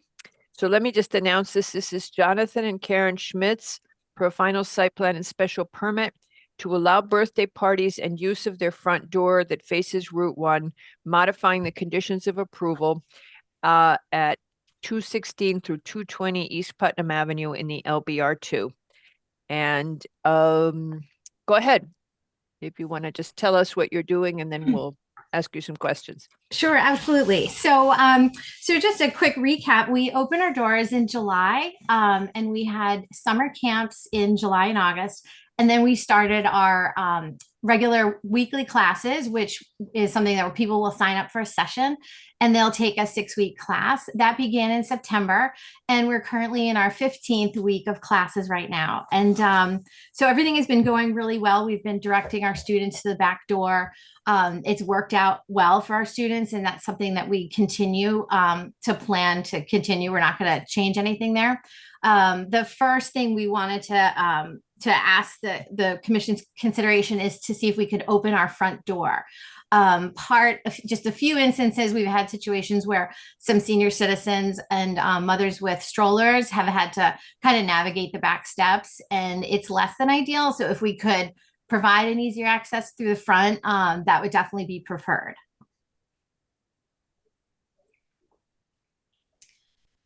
And then the second part would be we have classes during the week. So we have 12 to 15 classes during our weekdays, Monday through Friday. And then on the weekends, we wanted to offer birthday parties.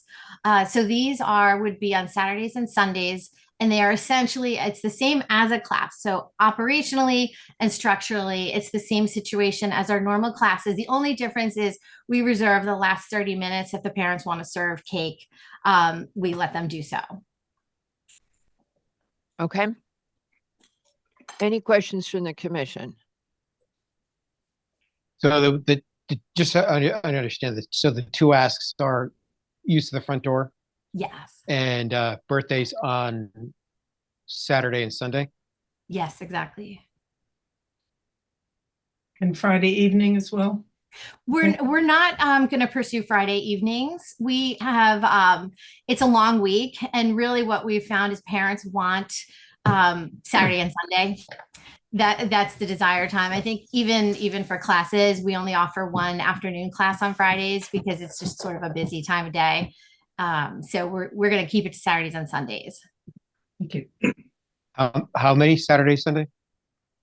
So it's, pretty much we offer them every weekend. We don't always fill them. So for example, I'll base this on our Darien location. We usually have 3 to 4 weekends a month where we'll have parties. And then if they're not booked, then the studio is just closed during that period of time. So, Okay, so it'd be possibly one on a Saturday, one on a Sunday. Exactly. 2. The most would be 2. Yeah. 2 each day or 2 over 2 the- each day. 2, thank 2 you. each day. I'm having a little trouble reading it when I make it bigger. But, the weekly schedule, there were some well, we'll talk about that in a minute. yeah, so you were, can I just say something? Go ahead. Yeah, so you were talking about how well it's working, the people coming in from the rear. When we open up that, if we open up that front door, a lot of those people going to be now shifting from the rear to the front, and what kind of situation will that occasion around that front door and the cars pulling in, and there's an entrance off of Putnam Avenue and an entrance off of Suburban, whatever that, I've forgotten the side street. Is it Suburban? No. Whatever the side street is. Right, because you say here the ability to open our front door to customers. So you did said something about handicap and senior access, but could you just be much more specific and tell us exactly how this might work and Sure. if it would mean that others could come in as well? I mean, how exclusive is it? Is this something that you would just somehow limit or something? I don't. So just give us an idea of exactly. Well, more specifically, you did just allude to the back door seems to be working, and I know it doesn't work for seniors and people with strollers, and it's not ADA compliant. But opening up the front door, is that going to shift the majority of the traffic, incoming traffic, to that front door? And how does that, all these cars pulling in and then pulling out and dropping off, et cetera, work when you're so totally exposed to Putnam Avenue in particular? Absolutely. I understand the question. So our plan is to have the same process we have now in regards to our classes and students. So they, before class, receive a welcome email. We explain locations to park and to please use our back entrance. When a parent comes to drop off a child, we check them in. So we have a class list. We, greet the parent, greet the child. They come in, put their coat in their cubby, and then, be on our way with class. We remain planning to that same process will stay in place. One of the areas where we are really getting knocked out by not having the front door open is for any retail traffic. So for example, most of the day before 3:45, we're open and we're quiet here. So everybody who's walking by along the post road, they look in the windows, they see our sign that they have to come around the back, and they just keep walking. So for example, anybody who might stop in and, buy something for retail on their way to Roost or our Curry's, very rarely will people come around. If anything, we get the hands in the air, like, why is your door closed? So what we're really hoping for is to pick up that daytime walk by traffic to help us sustain some retail activity here. that's really the primary goal and what we're hoping to achieve. But you will continue to encourage your normal traffic to come in through the rear? Yes, that's our plan. And I think habitually everybody's sort of gotten into the rhythm and routine of it. Our seating area, if parents need to wait for a minute while their kids get their coats, is in the rear. Everything is kind of, now we're set up that way. Okay. Mr. Mekra? Retail, can you define that? Because I thought this was a school use, like a maker space, school use, that kind of thing. Well, we sell. Are you actually selling things? We have markers and paint kits and pom-pom makers. It's a table worth of items, but it's our retail section. So for example, if your child takes a class here, they'll learn how to make pom-poms in our crafters class. We sell the pom-pom maker tools so that they can take it home. If they, learn how to, we have a bracelet making tool, a Kumihimo. If they learn that in class, we sell them if they want to take that tool home. Okay, so the students, they're enjoying whatever they're doing, so they can buy the craft, whatever it is, and take that home. But you actually still have people. It's accessory to the school use, I think. Cool, but you're talking about people Patrick, who are feel free walking by, they want to go in. Patrick, and buy feel free a to jump pom-pom in. maker. Let Patrick jump in. Those on are, this. the zone is always retail first, and then these other services are the ones that get scrutinized. So I don't recall that not being disclosed last time around as what the activity. No, I think they talked about it, but certainly I've looked in the window and seen. Okay. I don't remember discussing a retail issue ever. Well, it's sort of like the pottery class, right? Where you come in and you buy the pot to paint and that type of thing. And I mean, not to oversimplify it. I know you guys do a lot more stuff than that, but it's sort of that equivalent. So if somebody has supplies that they want to buy to do the craft that they did here, obviously they're amenable to selling that to them.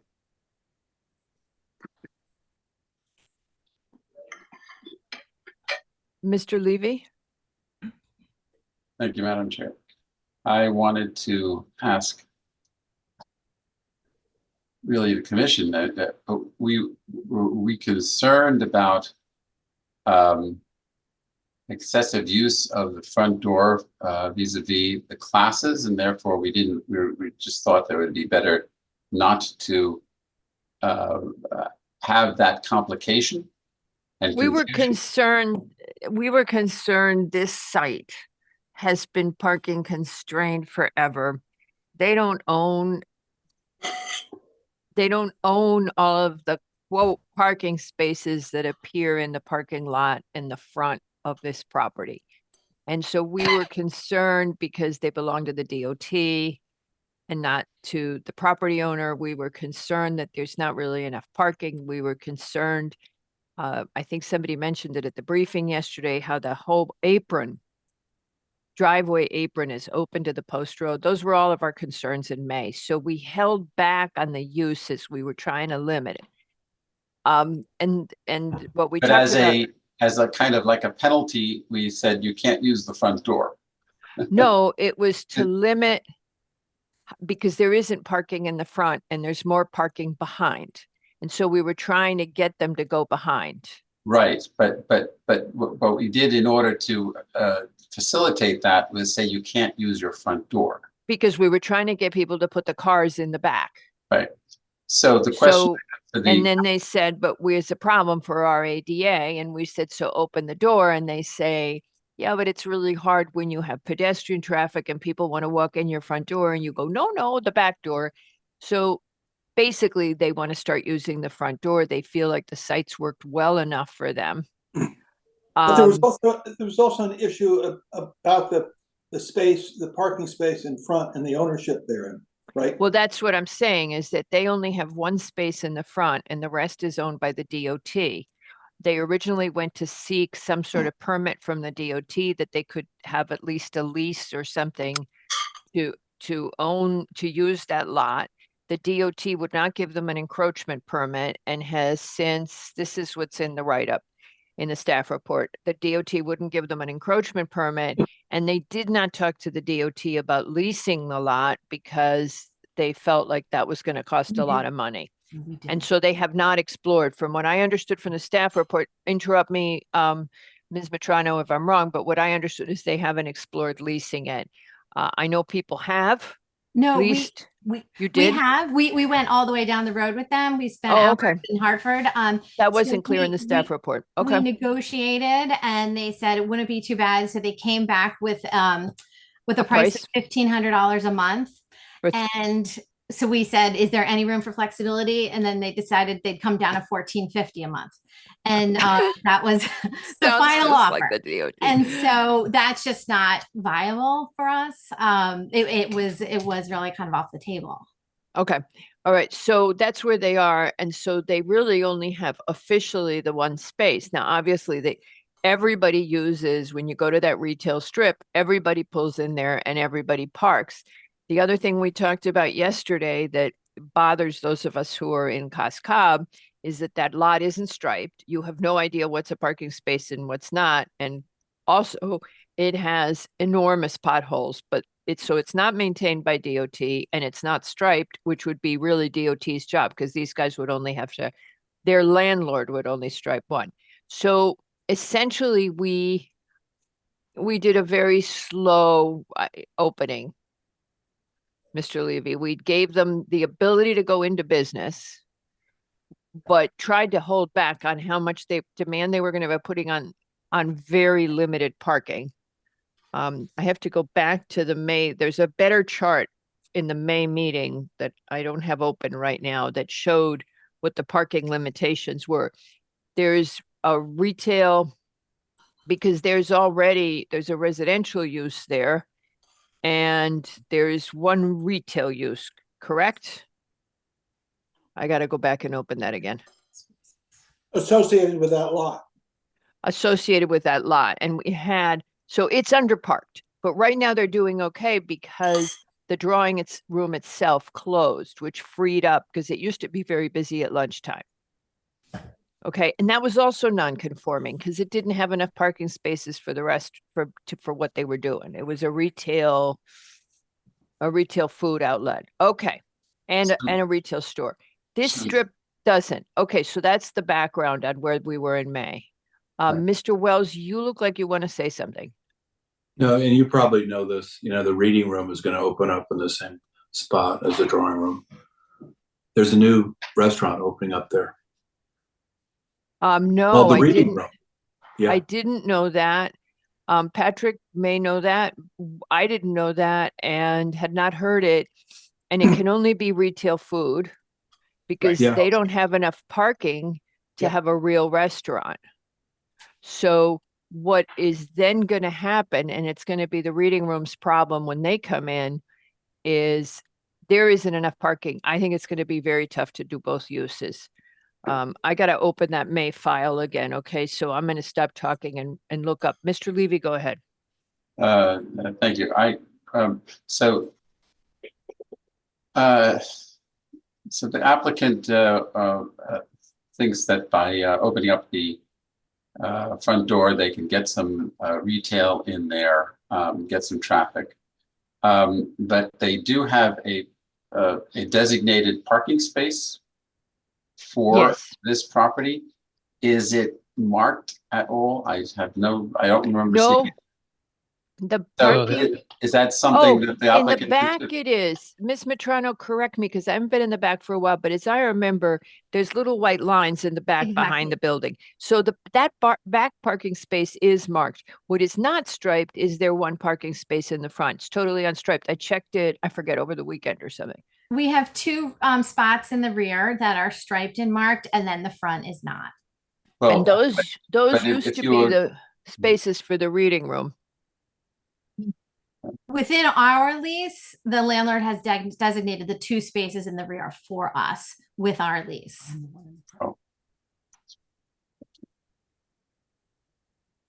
Okay, Mr. Levy? So All right, well, that's really it then. Yeah,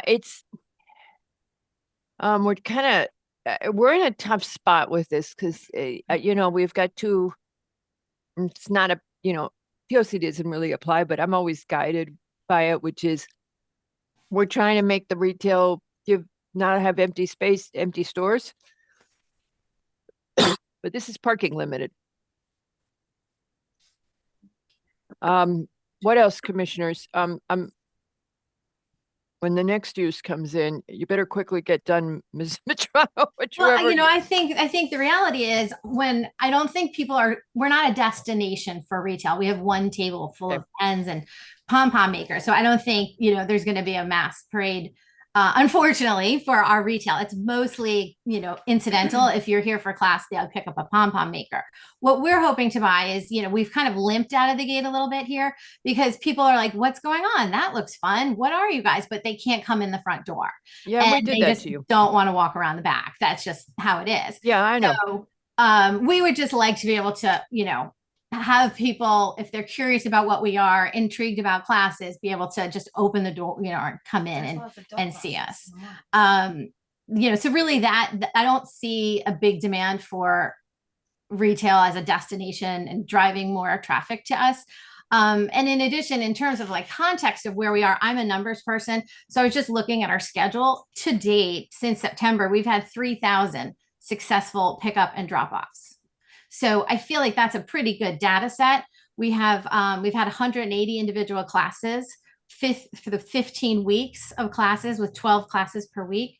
And we have about 100 students enrolled each week. So, you know, even us, when we were beginning here, we were curious, how's this going to go? And you know, it's really been no problem, thankfully. And I think by directing people where to park in terms of our students and, you know, please use the back door, that's been great. We don't see a huge demand for people to come through the front. Since our retail is limited, it's more of a, you know, being able to talk to people and be welcoming rather than forcing people to come around the back. Okay, so just to go back, so right now I opened that up from the last one, from the May 9th meeting. The commercial building in the front, which is where they are, if it was retail, it would need 7 spaces. The residential building, which is the bright colored house, I don't know, salmon, do you want to call that salmon colored? Yeah. Is 2 apartments, which would require 2 spaces. So you now need 9 spaces. And the commercial building in the rear, which is currently empty and which Arn advises may be coming back, and that would not come before us necessarily because it's not a change of use, that would require 5.5 spaces. And in total, there are 3 parking spaces available on site. So I just gave you, rounding down, 5 and 2, 7 and 7, 14 spaces that you would need on that site once everything's occupied. And you only have 3 spaces. That's why we were conservative. But that rear commercial use isn't in yet, to your knowledge, Patrick. And if it is, it won't come before the commission because it's not a change of use. If they're going to come in as a retail food, they're going to come right back into where they were. So we're not going to see them.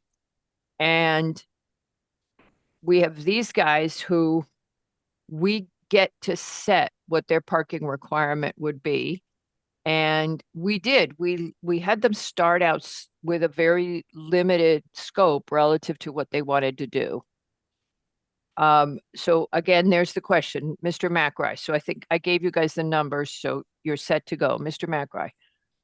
So just to understand that 3,000 successful drop-off pickup.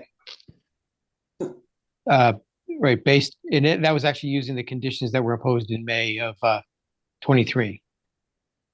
Is that correct? Yes. Okay.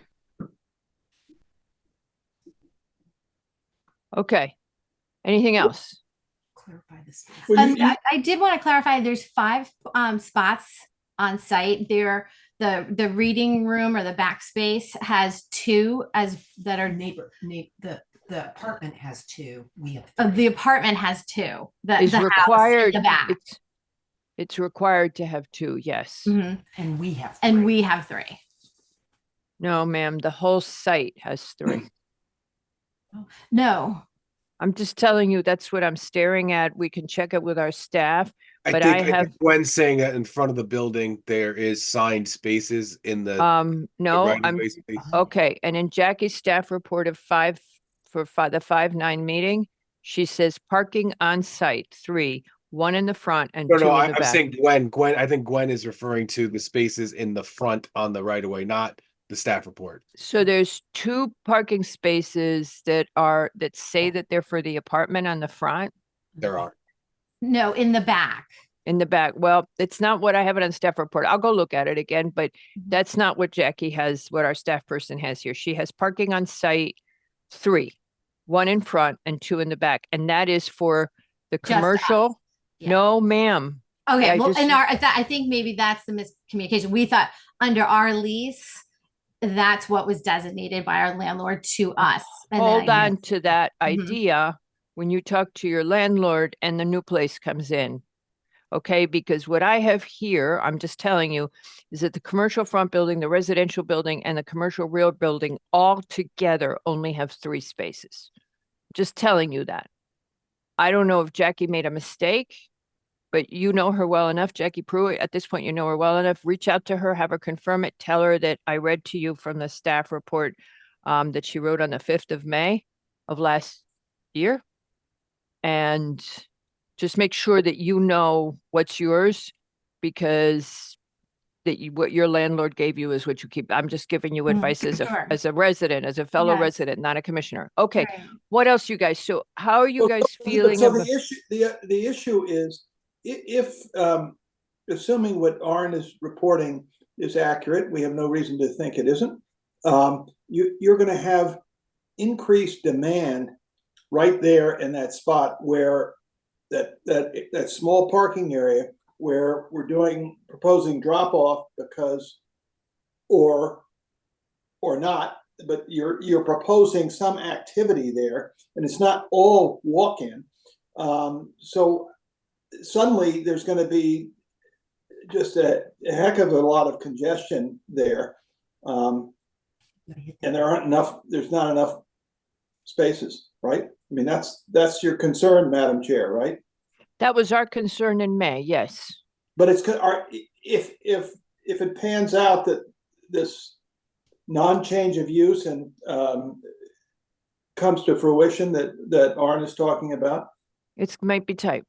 I can tell you what, I mean, they won't come to us. I can tell you what they did in the past. They park in the library lot, it all kind of worked.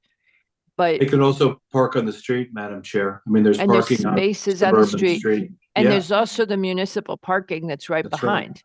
So Yep. there is parking in the area, but we technically, and this is, Arn and I were talking about parking regulations the other day.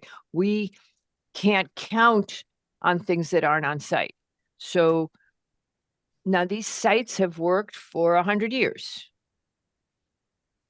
So, and their use is evolving. So what other questions would you ask?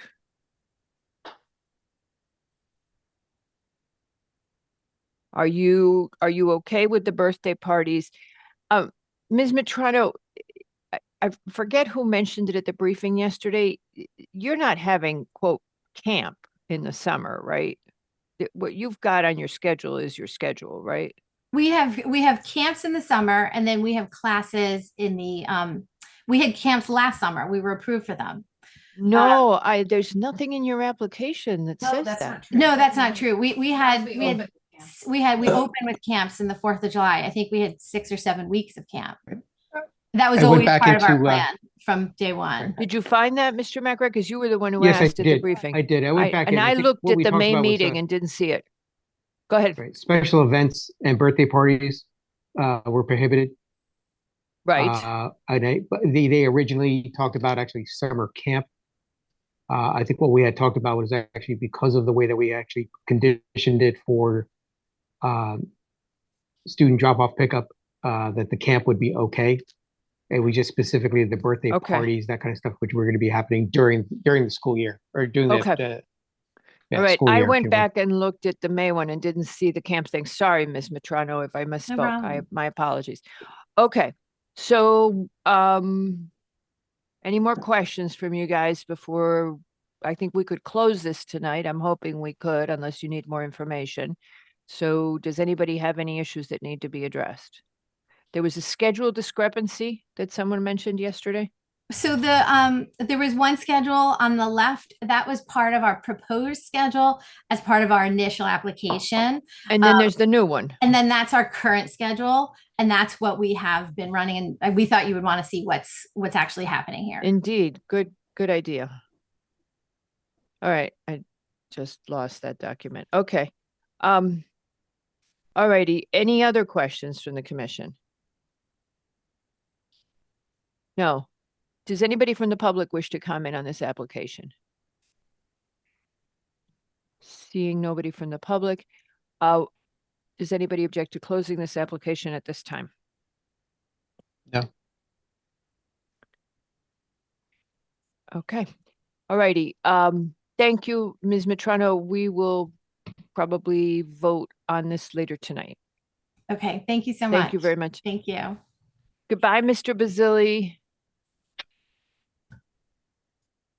Goodbye. Thank you. Can we let you leave before 8?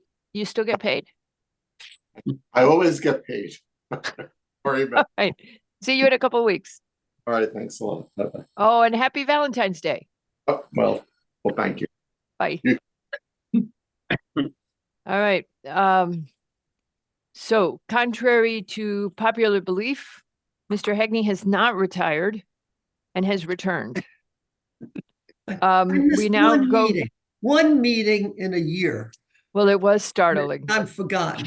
It was startling when we've had nights where it's been, hello, Mr. Hegney. Hello, Mr. Hegney. To not see you, it was startling. Okay, our first. I did hear it was a good meeting to not be present for, though. Yeah, it was a brutal meeting. Our first discussion item is Hodge Rock LLC for a pre-application review at 17 Hemlock Drive, which is a lovely building, a historic building. And Mr. Hegney, why don't you tell us about it? It was built about 1913 in the English baronial manor house. Tutory, and don't forget the tutory part. And it was called Freestone Castle when it was built. There's was a prior owner who's probably more thought of highly in New York than in Boston, because he was the owner of the Red Sox when they traded Babe Ruth. And so that's probably why he had to come down here rather than living up in Boston. This is a good way to use up your 20 minutes. We love trivia. I don't think I need 20 minutes. So okay. In 1986, the commission approved a historic overlay rezoning of this property and approved site plan to be able to divide the building up into 4 units. And this is the survey that Mr. DeAndrea has prepared. You can see it's a rather large building, over 13,000 square feet, and has 2 driveways coming in. The commission, what was happening in the mid-'80s is you couldn't give these houses away. Nobody wanted them. Who knew we'd be back in the era of building big houses? But nobody wanted these houses. And so the thought was you break them up into 4 houses. They're still over 3,000 square feet each. And they continued to exist rather than tearing them down and creating a small subdivision out of it. They did divide the 2 lots, which are on the right, away from the original lot. So that's what happened in the 80s. And in the 90s, things started to change. In the late 90s, the then owner of the property came back to the commission and said, I really want to use it as a single family home. And as a result, I don't think I need an historic overlay on this. And the commission said, there's nothing that prohibits you from using it as a 1, 2, 3, or 4 dwelling property. So why do we need to change the zone back to the RA1? And the commission pointed out that it is a historic structure and that it's important to preserve it. Current owner also wants to use it as a single-family home and make some improvements to it, and some that were done in the 90s, which were not thought of as necessarily improvements. So since we have this on the screen, if we could go to slide 5. So on the left, you have the original design. In the middle, you have what was done in the 80s, and then you have on the right what was done in the 90s. There are 2 squares. There are garages, below ground garage, partially below ground garages. Originally, the thought was that these would be turned into some kind of wellness center for the homeowner. That has changed, and instead those will be removed, and landscaping will be put in their place. There is a tennis court on the northwest side of the property, which will be removed, and a smaller sports court will be located in its place. I know there were questions yesterday about the landscaping, whether trees would be removed. We do have James Doyle as our landscape architect for the project. Great. And he has just really done a sketch, which is a slide 3, but it'll give you an idea of the building footprint itself isn't going to change. Number 3 is where the garages are now, and that would be landscaping. The tennis courts in the upper left-hand corner, that'll become the sports court. We are, as part of getting ready to submit the site plan special permit application, Mr. Doyle's office is continuing to develop a detailed landscape plan that we will have as part of that application, and also return to the HDC and share that with them. I would add, this did go to the HDC in July, and they did grant a certificate of appropriateness for the property, subject to coming back with the landscaping plan. And that's really it. Preserve the house, improve it, restore and reconstruct a couple of the roofs and ridges, replace windows, more of a refurbishment than anything else.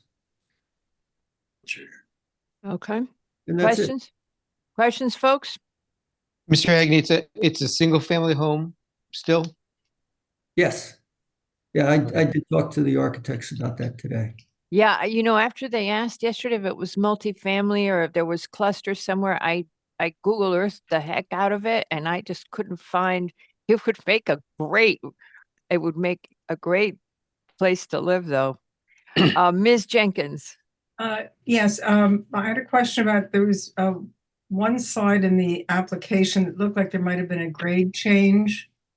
It was page 34, Patrick, in the materials, and it's not a dramatic looking grade change, but I was just curious as to whether that was being changed. There may be some slight grading. It's more in the rear where those garages are being removed. Okay. But that will all be part of the full landscape plan that we bring to you. Okay. Now in that one, it doesn't look like it's much of a change, but it is that area in the left. Looks like a little more taken out there. Well, there's also, Mary, that I think your point was also this line here is obviously different than smoothed out, yeah. Yeah, than what's going on in this area. Again, it didn't look like anything dramatic, but I just was curious. Thank you, Mr. Heckman. Yeah, I don't think there's anything really dramatic that's going on here. It's really to continue the preservation of this historic house. Okay, all right.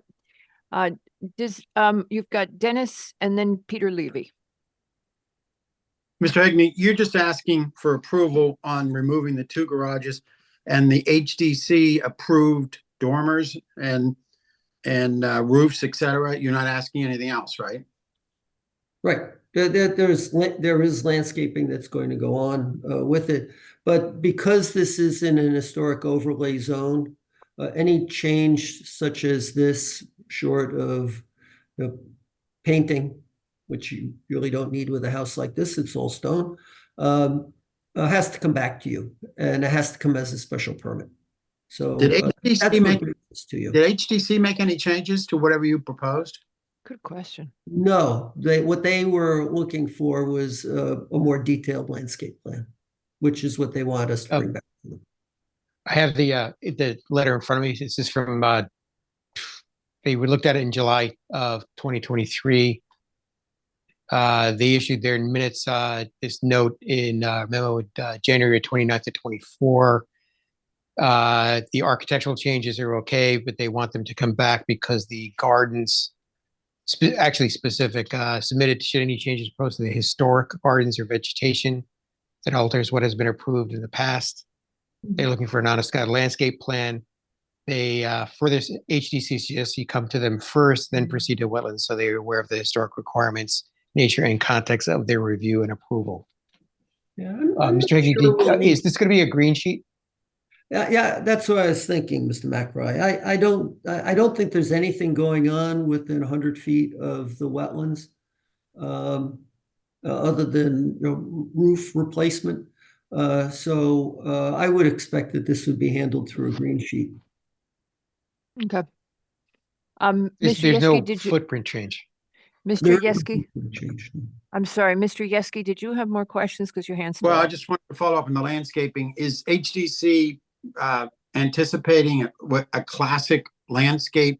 I'm looking at your picture here. It looks like, Versailles in Paris or something. That's what they're looking for, right? That matches the rest of the house. Was that their recommendation? It's formal gardens. So this is a restoration of formal gardens. Right, and this would be consistent with something that Mr. Yeski has emphasized a great deal on HOs, that the landscape should be also preserved in consistency, that it's the entire property, and that it's the entire property should be maintained in its historic, and that landscaping should also be considered. Did I paraphrase you correctly, Mr. Yeski?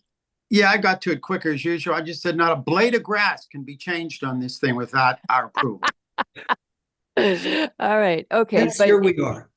But it's very important that we continue, that we remain consistent with that, because we have turned down things that focused overly on the building and didn't consider the entire site. Mr. Levy? Thank you, Madam Chair. I'm looking at the exterior alteration diagrams, and it seems to be, it says W for west. So it's this courtyard area. I'm just curious, you have all of the windows are designated to be restored or changed somehow. I assume they're going to be done in a similar manner to these colonial style windows. In other words, you're going to preserve the historic nature of the look. Those are 1980s windows. They were installed in 1980, but they might be older windows. I think a lot of this was done in the 90s, frankly. All right, those I are think not that the house historic. had gone into Yeah. Well, it's the historic nature of it. I assume that they were multi-pane lights before. They're going to continue to do that. I mean, you're not changing them, the look of it, I assume. No black frames around the windows so that people won't know that it was done in the 2020s. Just Oh, no, you pointing out gotta, something I see you- a trend in town. Don't no, you forget the gotta paint the whole house dead white. curtains. Yeah, it'll be painted, the stone will be painted white. We'll have black window frames. Yeah, There that's, you go. there you go. Then you'll have, everybody will know it was done in the 2020s. All right, so the but windows, you have these, HTC will work on the windows, Mr. Levy? yeah, I think they just did already. just curious, if, but and then you have But they'll go back. what looks like a garage. And then are you going to create more garage space interior to the existing building? Is that, are you going to get rid of the exterior? That's a pass through into the motor court on the north side of the house. That's what you're seeing there. And If you go back one, driving through there, exactly. no, not driving through. I'm talking about adjacent to that, you have these archways, and looks like there's one garage door and two other filled in fenestration with fenestration. I was just curious about that. Was that going to become part of your parking because you're getting rid of parking? So I was just curious where you're going to put it. That's all. Well, but you don't have to garages worry. were added in the I mean, 80s, it's 90s. just single family residence. Okay, just curious. This, we're not doing a commercial, we're not doing a multifamily. It's kind of their thing. Okay. Not, Right. we have no zoning regulation mandating parking for a single family. Very good. Okay, sorry, Mr. Hegney. Okay, Mr. Hegney, HTC has signed off on your windows. They're working on the landscape is going to be consistent. You have James Doyle. You know that we're looking for you to really respect this, and we'll see you when you come back. That's what I was going to say, Madam Chair. Okay. Yes. Oh, wait. There's a hand that kept coming up on this application. Mr. Marshall, if you would raise your, if Mr. Marshall, yes, there you go. Tyler Marshall wanted to speak. And if anybody else from the public wants to speak, go ahead, Mr. Marshall. Tyler Marshall is the architect for the project. Oh, well, he can't talk then. Just kidding. Hello, Mr. Marshall. It sounds like you guys all came to the conclusion, but yeah, we're like, as far as the garage, which I guess didn't matter, we're restoring the original garage to where it was. It had been used as something else. And yes, all of the windows that are in what is considered the historic part of the building are going to be divided light. I figured you ones were that going don't back have that. because when it was originally built, it was it was metal windows with divided lights, right? Yep. Yep. That's what it'll be. Yeah, I figured that what Mr. they have now. Where is the garage anyway? We're going to do that when we do the application. Okay. All right. Thank you. Okay. Okay. Go ahead, Mr. Marshall. Somebody tell him where the garage is, and then we'll go to the next No, one. no, don't tell him. Keep him guessing. Okay. It's in the northwest back corner of the parking court. All right. Thank you. Okay. It's off the parking court. Right there. That's it. Okay. All right. We're good. Moving on. Thank you, Mr. Marshall. All right. Anybody else from the public wish to speak on this application? We will be happy to hear from you. No. All righty. Okay. Moving on to our next discussion item, Thank you. Night, and everyone. it's Ms. Bai. Our next item is Ms. Rachel, or she is, I think you beat me. Did you beat me? No, It's not a race, Madam Chair. it sure is. It's always a competition, Patrick. Get with the program. Yeah, with the program. Katie trained me. Everything is who comes first. Okay, our next discussion item is JH Builders for a pre-application review. This is to make changes to a residence at 49 Sherwood Place. Before you start, Ms. Orsi, just to save everybody time and to make clear, the way this was noticed, and the way it was described, it says proposed demolition of the existing residence and construction of 2 new condominiums. That is actually not the case. This building, you are going to propose it become an HO, that we rezone it to HO. Is that correct? That we rezone it to an HO, because this building is a contributing structure within the 4th Ward National Register Historic District. And your intent is to keep this cute little red house looking cute from the front. Is that correct? Yes, that is correct. And you're going to work on the back. Do you want to just tell us quickly what you're going to do on the back and what the changes you are? But again, it threw us the way this was worded for proposed demolition of the existing residence. Go ahead. Sure. Thank you. Good evening, everyone. For the record, Rachel Horsey from SE Minor for the applicant. I am joined also today by the project engineer, Robert Sandolo, as well as the applicant himself, Jad Harb, whom are both available should you have any specific questions for them. We were listening into the briefing yesterday, and we'll try to keep this nice and short for everyone. Don't turn to them because I'm not seeing Sandolo in the meeting. Okay. Well, I am here. Should you have any questions? Keep going. So as said, we are here today to discuss pre-application for 49 Sherwood Place, ideally to apply for historic overlay to the existing residence as well as the property. A little bit of background, the residence was built in 1920. We believe it's a clear representation of the historic neighborhood located in central Greenwich, with the quaint colonial with the gable roof, the front porch, as Madam Chair said, the cute little red house with the maple tree in front. Ideally, the goal of this application is to bring life back to this property and essentially make it a more efficient and add more use to the property. The way we're doing this is by modifying the existing residence to make it a viable residence, as right now we don't believe it to be viable in terms of safety. So bringing the building back up into code to allow for not only one family, but a second family to live in that main residence. I'm confused. I thought you were adding a third family, that you have 2 now. So it's a single family now. And you're going to go to a 2-family. Okay. We're actually going to go to a 3-family. Well, that's what I thought. So you said you're adding 1 family, but in fact, you're adding 2 families. Yeah. So in the main residence, we'd be adding a second family. And then in the back of the property, it'd be a detached 3rd unit for the 3rd family. Okay. So the main residence where the house is now will be created into 2 units. Okay. And so just to remind everybody, because this is going to be under 6109 under the HO, R6 is the underlying zone allows 2. It allows 2-family residents. And so they can have the 2-family.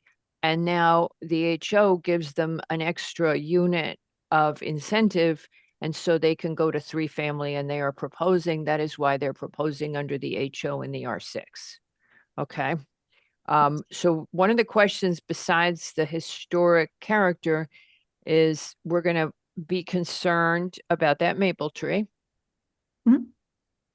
Okay, because it's part of that streetscape and it's a lovely mature tree. The second thing is how much we're going to ask you. I don't want to get into detail, Ms. Horsey. I want to keep it very high level, this discussion. As I see it, you are not able to accommodate. You're going to accommodate how many cars in total on this driveway and in the back? You're taking down that garage. Correct. So we're taking out the existing garage as well as the remains of the building in the back corner. That's just a dilapidated, broken down foundation. Parking So will you have on site? I believe the impervious should be noted on this site plan, but we have designed to have efficient parking or the regulated parking needed for the 3-family. Okay, so we're going to ask you how many bedrooms you have and how many parking spaces you are providing. And then we'll try to figure out how to get to what you have relative to us trying to keep a building that's a contributing structure and to maximize its streetscape.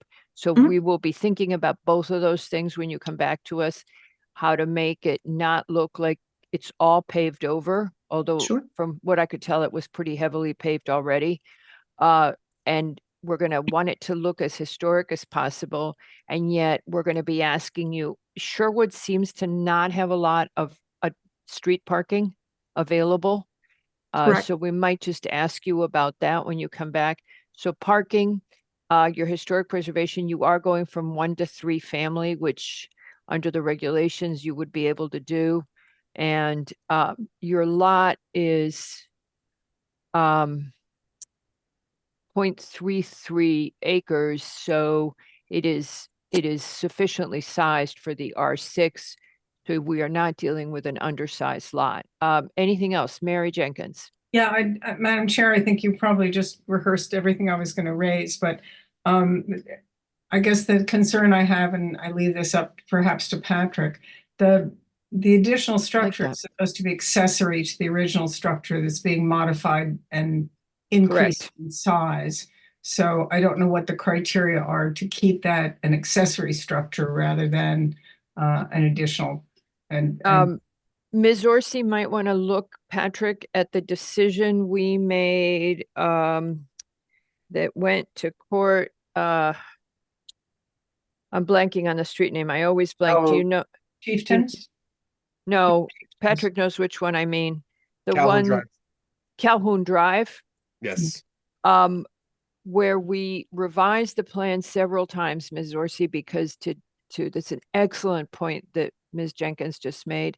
We want to see this look like a supportive building to the main house. So it should look more like its barn or its garage or something like that. And Understood. You'll see we have a lot on the record in at least one decision where we try to get that. Mr. Yeski. Yeah, well, you just said something, but you also mentioned maintaining the tree. You talking about the tree in the front yard or the backyard? I was talking about the tree in the front because I don't think they're going to be able to maintain the tree in the back. Am I wrong? I'm unfamiliar with the tree in the back he might be referring to, but I know the tree in the front, there are two. There's two main, I would say, two staple trees in the front, one being within the town right of way, I believe, and the other is the maple tree that ideally we're planning to maintain. Okay, so There's we'll a- ask you. Go ahead. There's a large tree in the back. Now, maybe this is an old photo. I'm looking at an aerial view of it. So maybe it's gone already, but it's huge. Well, I had that problem when I Google Earthed it. There was a bunch of stuff that didn't look the same when I went by the building. Yeah, that happens. I was just bringing up there. Yeah. Okay. Is that the spruce tree that you're talking about, Mr. Yeski? I don't know what kind Big of tree, evergreen? but all I know is it takes up a good chunk of the backyard. And then there's another tree, a smaller tree. The spruce, I think, is to the right. There's a big canopy. Now, maybe it's gone already. Does I anybody? look at the site plan. Yeah, the spruce. Okay. There's a 40-inch spruce that's in the middle of the back building. But there's also a 42-inch maple. Maybe that's the real big one you're talking about. That's actually Well, still on that the would- plan. So 42-inch maple looks about this thing. It's a big tree. So And it- our message to Ms. Orsi, big picture, try to keep all the big trees. Yes. Try to keep any trees you can. Try to keep the landscape looking as street friendly and as consistent with the HO as you can. Consider the parking, but consider that we're going to be asking you to balance impervious to keeping the landscaping. Okay, I give up. Okay, so there's the trees. I think those are on your property. Yes, it looks like in the backyard there's lawn and then there's a couple trees back there. Yep. Yeah, always helps to walk. yeah, so it. the big spruce there next to the green roof, Yes, that's toast. yeah. But the big So that- one with the big leafy canopy, that one's still staying. And so what I'm asking you about, Ms. Orsi, that from what I could tell, at present, you have a backyard and you are eliminating the backyard and you're going to make it look paved over. We're going to be asking you, is that something the commission may not want to see you do that? Okay. But at the same time, we're going to want you to accommodate the housing for accommodate parking for the 3 units. So to find a sweet spot where you're keeping some green space on the site while you're accommodating parking for the units to the extent you can. And that may mean you reduce the bedrooms. Just throwing it out there. I mean, it's your call. Okay, anything else from the commission? Yeah, whoever's has control, if you could bring up page 137 of the materials. I think actually getting back to what Ms. Jenkins was talking about, kind of detached third unit that should be subservient. I think actually understanding the nature, looking at the elevations and the plans for that building back there, best attempts to actually make it smaller and or more barn-like. So it looks like it's actually the barn to the historic building in the front. It looks like it's 2.5 stories plus, or just 2.5 stories. Yeah, so those are the floor plans. If you can go to the elevations, page 137. Yeah.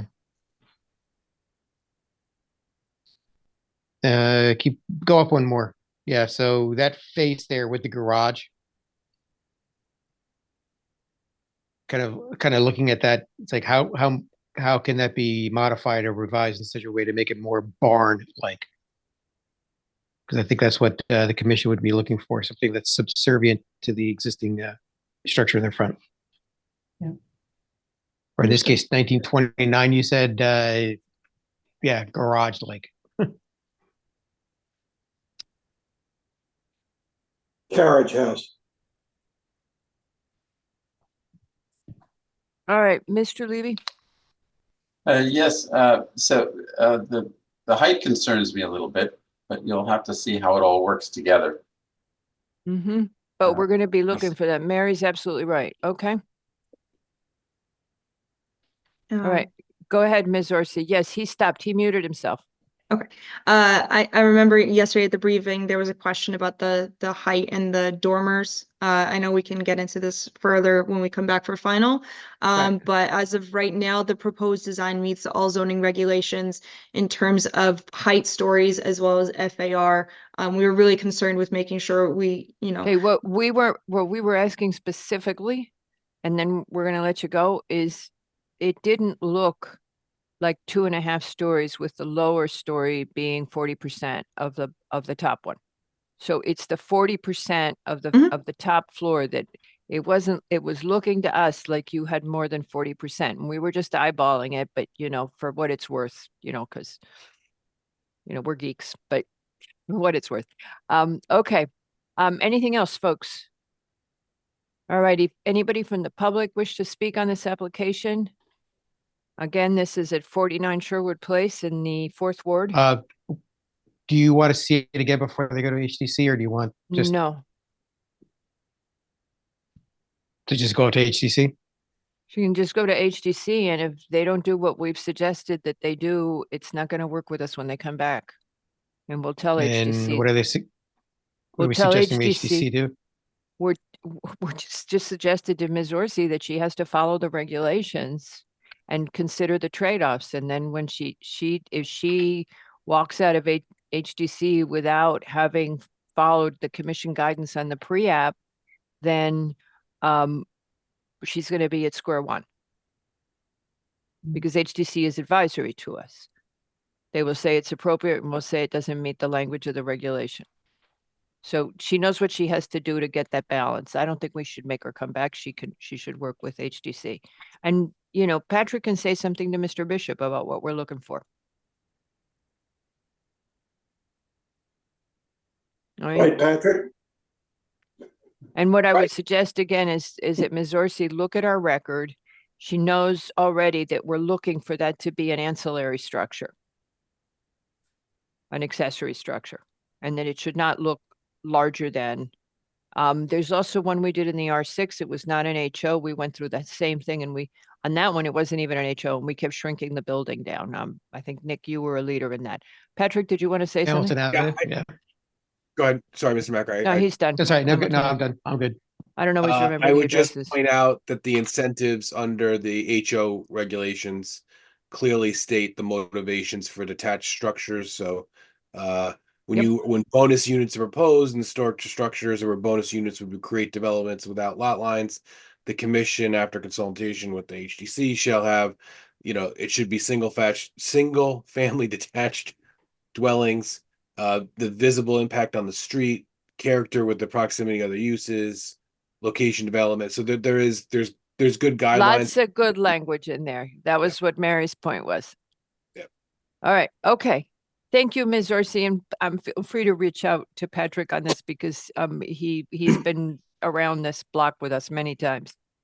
Thank you very much, and please thank your clients because we appreciate the building being converted to an HO a great deal. Understood, and thank you very much. Thank you. All righty. Okay, so now I hereby move approval of the March 21, 2023 minutes. Are we Mr. doing Yes- the check cashing? Oh, shoot, I almost forgot about the check cashing so much. No, you did forget, not almost. I did forget. I had totally forgotten.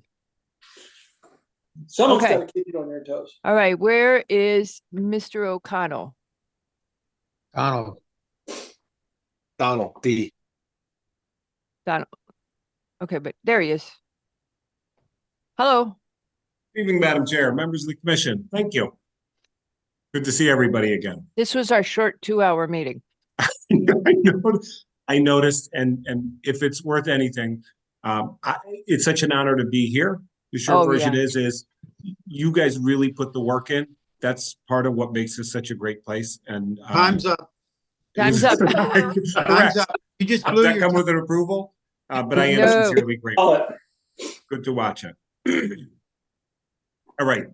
I heard tonight, I want to know if this commission would consider check cashing as a retail use. And if it would not, what additional information would you like to have? What information can I bring you? Or would you rather me work with staff a little bit on a potential text change?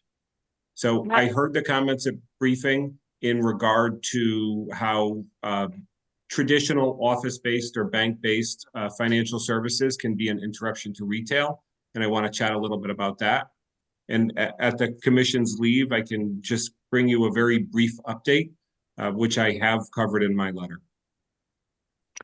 Mr. Yeski, go ahead. Yeah, cutting to the chase. Is it your intent to have a standalone check cashing, nothing else involved in a retail location? Yes, I think that's I think would Have be you a been on good Jamaica result. Avenue in the Queens? I'm sorry? Have you ever been to Jamaica Avenue in the Queens? Or I'll give you 5 or 6 roads in the Bronx. Have you ever seen standalone check cashing as a retail use? God, I love it when I'm not the one who says things. You know, Mr. Yeski, I have, and probably what you're seeing is that underserved, underbanked communities have a much higher, more clear need to have non-traditional. Do you think we're underserved as a banking, for banking in this community? I don't think we're underserved for banking. I think we have a substantial underbanked population. If you look, Mr. Yeski, it's a privilege to live in this town. I make my living on the building trades and helping people interact with real property.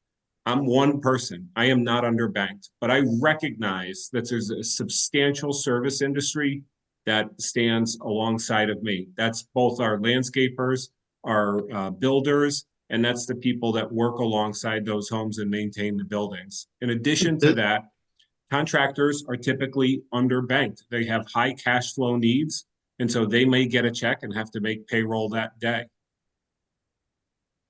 Greenwich most certainly has that demographic. I'm comfortable Are they making that based in this representation. town? Mr. O'Donnell, are they based in this town? Check Cashing Plus, yes, they're currently located in Byron. No, the people, the users of this service, are they based in this town? Yeah, so I don't have data on that, but as I've talked to the owners about who their clients are, they have a substantial number of their clients are right from the neighborhood, as a matter of fact. Okay, Mr. McMcRae. I think it's actually going back to what we were talking about actually yesterday. The decision letter from 2012 kind of played it out. This specific use in this building was okay to be continued, but specifically it stated no second branch or similar type operation is permitted in any LBR or CGBR zone. Bottom line, there it is. So if you want to go and actually say, can I, establish a text amendment or something like that to, permit this use in other places, then that, that's your prerogative. But I think actually talking about this particular use in this particular thing, it's been defined by the 2012 letter. Well, Mr. he's McBride. asking if we're willing to change it, and I think you've just said that you don't have an interest in changing it. Oh, the members in 2012 kind of stated it very plainly and clear. Right, but Mr. McBride, I you're being appreciate. asked if you're open to the change, and your answer is no? No, Okay. because the precedent was set in 2012 by that commission All right. on specific reasons. Permits were issued, but no, you can't do it anywhere else. Sorry, thanks. All right, Next. Mr. McBride, Wells. I'm going to challenge that perspective because I find this whole commission to be very reasonable, and you're very thoughtful in the way you word decision letters, and I can't imagine you wording that decision letter, quite frankly. Secondly, regrettably, my clients didn't obtain representation. They were learning a lot. The business was young, and I don't believe they made any presentation to the commission. And so there's no precedent that's relevant to that prior decision. And if that prior decision were repeated today, I think that it would be a very interesting conversation. So I don't want to spend time going back over the old decision more than this commission needs me to differentiate it for them. I do think the analysis in my letter is sound. I'm looking at, these owners have privileged me to take a collaborative approach, and I'm optimistic you'll engage in a discussion about that. This is a use. It's a use that I think has some similarities in our existing regulation. It's a use that serves the town. It's served the town for a decade. No zoning complaints, no issues, positive experience. It's a small business in Byram. It's a successful business in Byram. It's something that was started, grown, and has served the Greenwich community. So, Mr. O'Donnell, would your this- ask today is what? What are you specifically My ask for today is for today? First is, would the commission reconsider and based on the information I provide in my letter, make a determination that this is a retail use? And if you wouldn't consider that tonight, which I understand is unlikely, what information can I bring you to help make that determination? Or do you believe, and would you support my approaching staff with the potential for a text change to explore this change? I've proposed some language. I do think workshopping it could be helpful. That's my first impression. Okay. Let me go then. Nick, do you want to answer that? Because you ready? Let's keep going, guys. I understand Okay. that Mr. understand where he's Wells. going, but I need to let some detail on it. But keep going. Mr. Wells and then Ms. Jenkins. Yeah, in terms of thinking about solutions, I mean, I sort of first start with, the definition of retail use, and is check cashing a retail use. I think it's a financial transaction. You do the same thing at the bank. You bring a check into the bank, your own one, and you get cash. This is clearly a financial transaction. So to try and pretend it's something else and that it's closer to retail, I wouldn't go that route. I think you're gonna. But if there's some other way, maybe there's an exception. And is the whole thing that you don't want to, you're currently on the first floor and you want to stay there and you don't want to go to you don't have to be forced to go to the second floor, which is what you'd have to do if it were a financial, business. Is that the whole thing? Or is there something else? We don't meet the financial definition. We don't meet that definition. So we would be coming to you and asking, could you consider us as this, even though we don't meet that definition? We don't do any of those activities. Mr. Wells, you have a great thought. And if I can just take a very quick bus stop. At the briefing, what I heard this commission discussing was, hey, the reason that we object to financial type uses on the first floor in retail zones is they tend to interrupt the retail flow. And I could not have put that more succinctly, but when I was reviewing the regulations over and over and over, I was looking at the definitions for banks, financial services, and office use. And I think this commission or staff could review those with me. And then I could alternatively consider the definitions for personal services, pharmacies, retail food, retail stores, and supermarkets. That flow that this commission identified as a great way to look at it, to me, was this idea of comparison shopping, as we talked about with the last application, with the birthday parties, somebody walking by, seeing something and want to come in. Based on my casual observation of the check cashing business, which is in no way, shape, or form a bank, and we can talk about that, but it's a retail flow. People walk in and they either want to say, can I wire some money over here? Or may I purchase a prepaid card? These are the same things that I can do in CVS and Acme with no change. I walk out of my office, I can choose 200 different prepaid cards across the street. That's a financial transaction. It has not destroyed the parking counts or created unreasonable delays. Those are available in all retail locations. So check cashing, that's a retail activity that banks offer. But banks have a very broad offering, and many of their offerings tend far towards office, where you have slower transactions, where you have longer meetings, where you have that advisory relationship, and you have a substantial amount of clerical work that goes along with each one of those financial transactions. Okay. Those don't happen to exist based on my observations at the check cashing level. Okay, I'm here to ask, I'm do you gonna, have wait, studies? Mr. Lowe, you can't talk yet because Mary's had her hand up all along. Thank you, Madam Chair. Mr. O'Donnell, I was looking at some of the material that you provided, and one of them was Family Financial Centers. And it's a franchise, and I don't know whether your client's intending to participate in that franchise or not, but I would point out that that was a stopper for me. I was fine with money transmission services, but when you get into Family Financial Centers, it has all of the ambiance, if you will, of a traditional bank. I don't have problems with, buying prepaid cards and cashing checks. I totally understand the underserved community that you're representing here. It's huge. It's enormous. An enormous number of people do not have a bank account. So if they have a check, it might as well be a newspaper. So I'm very, very sympathetic to that. My problem is, and again, this goes to your suggestion. Ms. Jenkins. about Wait, language. don't If I can interrupt her. If I can just finish.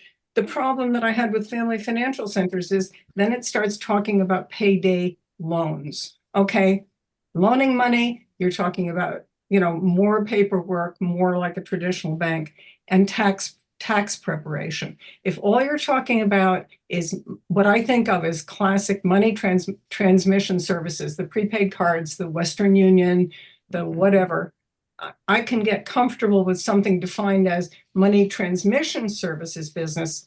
If we start talking about retail financial businesses, it begins to feel too much either like a retail business or a bank. Now, you're not going to like this, Mr. O'Donnell. I'm not going to let you respond. I'm going to answer Ms. Jenkins first. So, Mary, I'm struggling with this because to me, when you cash a check, it is a financial transaction. You are exchanging one form of currency for another form of currency. Both checks and cash are currencies. So all you're doing is switching your form of currency. I hate to say it, but I see the Western Union thing as financial as well. All these things are financial transactions. I would therefore say this: what we have historically allowed is that financial transactions be accessory to a real retail establishment that is selling goods. Okay. Now, I may be wrong. This is just my zoning theory 101. Okay. I'm just saying, to me, you have a retail place and retail gives you a good that you hold in your paw in exchange for whatever form of currency you used. Now, we do in supermarkets, we have ATMs, we have check cashing in supermarkets. It is an accessory to the primary retail business. I don't have a problem with that, but I think we've drawn the line at financial uses on the first floor and we've defined them as such. And no, Mr. O'Donnell, I do not want to redefine many of our other uses. And maybe my scars are showing, but I worked on a lot of those. And there, to Nick's point, commission thought long and hard about protecting the streetscape, protecting how Greenwich looks and feels, that the experience for any pedestrian, all of those things were considered. I am interested, actually, and I've asked Patrick, I'd like to talk to our council about what we did in 2012, and just get a full view from them. But my take is, at the moment, the policy of the commission is, yes, as an accessory service to a retail, but retail is an exchange of a good. And I just don't see it. Mr. Levy, then Mr. Lowe, and then hopefully we can figure out where Mr. O'Donnell goes next. Yeah, I was on the commission then. I was just wondering, as you you also mentioned accessory use. I mean, that seems to be a very good qualified use. And I think that I thought that that was allowed as an accessory use.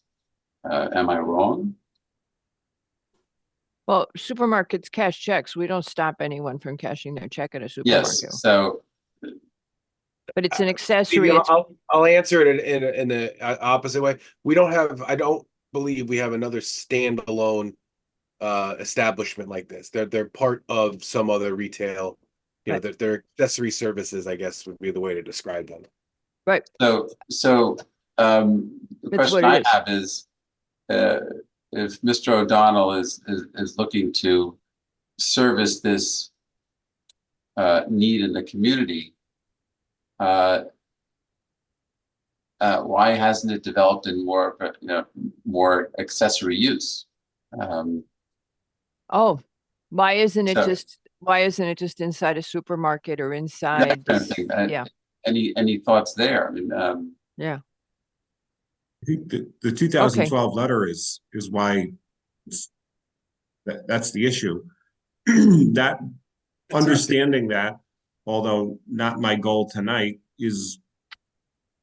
that's very helpful for us to understand. So if this commission says, and I know that you're going to discuss with council, and I think that's wise, but if this commission ultimately came back and said check cashing is an accessory to retail use, and we are disinterested in defining it as a standalone use at this time, that I can understand that answer.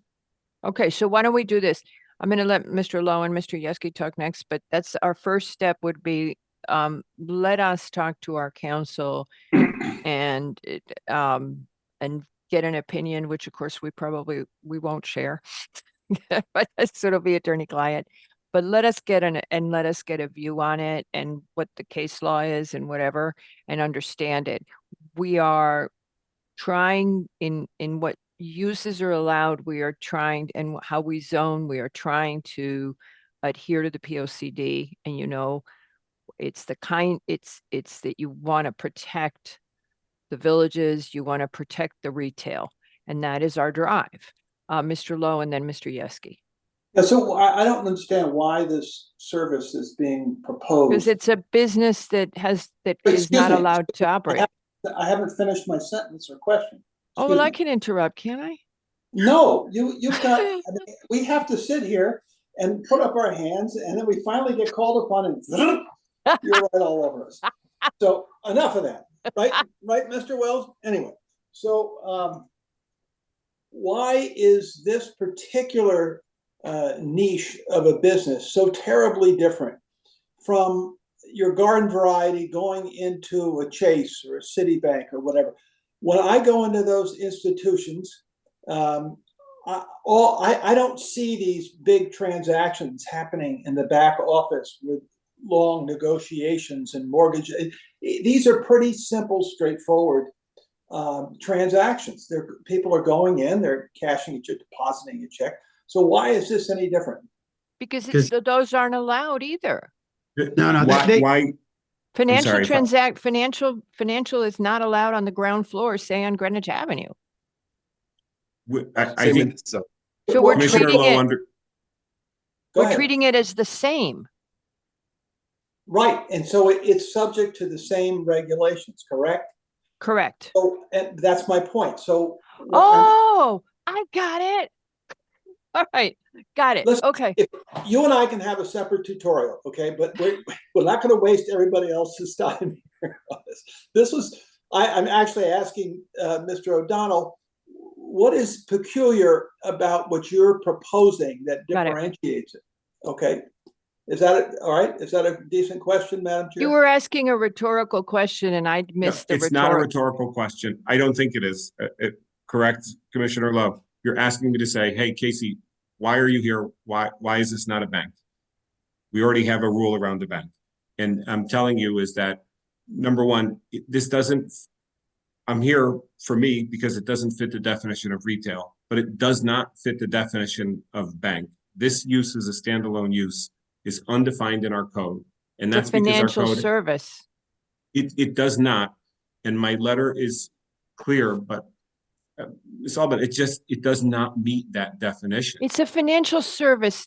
Casey, you But have I- a certain form of currency and it's not useful to you. And as a financial service to you, someone changes that currency into a usable form of currency. For those of us who have a finance background, and there's quite a few here, it is a financial service that is being rendered. You heard Mr. Wells, he's a banker. Now, this is my point. How is this any different? I don't get it. So, I mean, and maybe you're suggesting, Mr. O'Donnell, that this particular service that you're describing is attempting to meet an unserved community or need. I mean, that's part of what I'm hearing, what you're saying. That is separate and distinct from all your garden variety financial transactions. But at the end of the day, I'm having a hard time distinguishing between the two. But I appreciate that. It's because of the limited offerings is what I believe differentiates it, and the rhythm of the transactions tend to be faster, and they tend to be, for me, again, I was looking and curious if we had studies that indicated why we say banks and financial institutions have to be on the second floor. I'd love to read them. For me, observing the business as it operated, I see people coming in, they evaluate the rate available or the service available, and they purchase it and they walk out. And it's a series of discrete transactions. Okay, Mr. Yeski. Yeah, I started this conversation asking, is it a standalone location? Correct. So said yes. You could tell that that was not something. I don't see this any different. It is an accessory. Do we permit standalone bars in the town? Nope, you have to have food. Correct. And this is a very similar analogy if you look at it. Now it gets confused about the finance, but overall, this is the kind of use that I don't think fits in the town. Standalone, check cashing. Mary's right too. It doesn't stop at check cashing, and payday is notorious. Payday is illegal in Connecticut, and so I will save you that misunderstanding. So there's no loans available. It is a limited service. I think that was a great analogy to help me understand your perspective, is that I'm trying to carve out a narrow use, and what I'm hearing specifically is that the commission's not interested in having that concentrated use. Yeah. Thank but you. The commission, you'll reconsider it or discuss on whether it would be. But if you're willing to do it, Mr. O'Donnell, I mean, as an accessory use, the commission seems to be okay with it. And the other thing is, when you talk about it, and I know Ms. Jenkins was empathetic with folks that may have a need for this service. Right. But on the other hand, there are services that we don't have in town that don't exist, and we don't really want to have, say, I'm just going to go really far. You don't have to, club. I get it. Okay, so it's what, and again, our take was, I can tell you when this happened, when 2012 decision happened, the issue was every bank wanted to have 18,000 branches. And we were seeing, the commission was seeing a disruption in retail continuity. we were worried about what we were seeing. The Avenue was not thriving, and the Avenue is something that we watch for retail strength in town all the time. And at the time, and as Mr. Levy said, we were on the commission, that was the driving concern, is we had to support the retail. Retail is, bricks and mortar is always under attack at this point. Now, that's why I said to you, leave the box, think out of the box and figure out another way of doing it, because we get that there may be a need, but we're uncomfortable with standalone, as you said, very narrow and could disrupt. Mr. LaRose, thank you for your patience. Oh, I'm gonna lower my hand. Oh, did I talk for Okay. you? I Well, listen. cede my good time back to the chair. I'm grateful for that feedback. In order to move it forward, I think that's a great, and again, this was a useful conversation for me.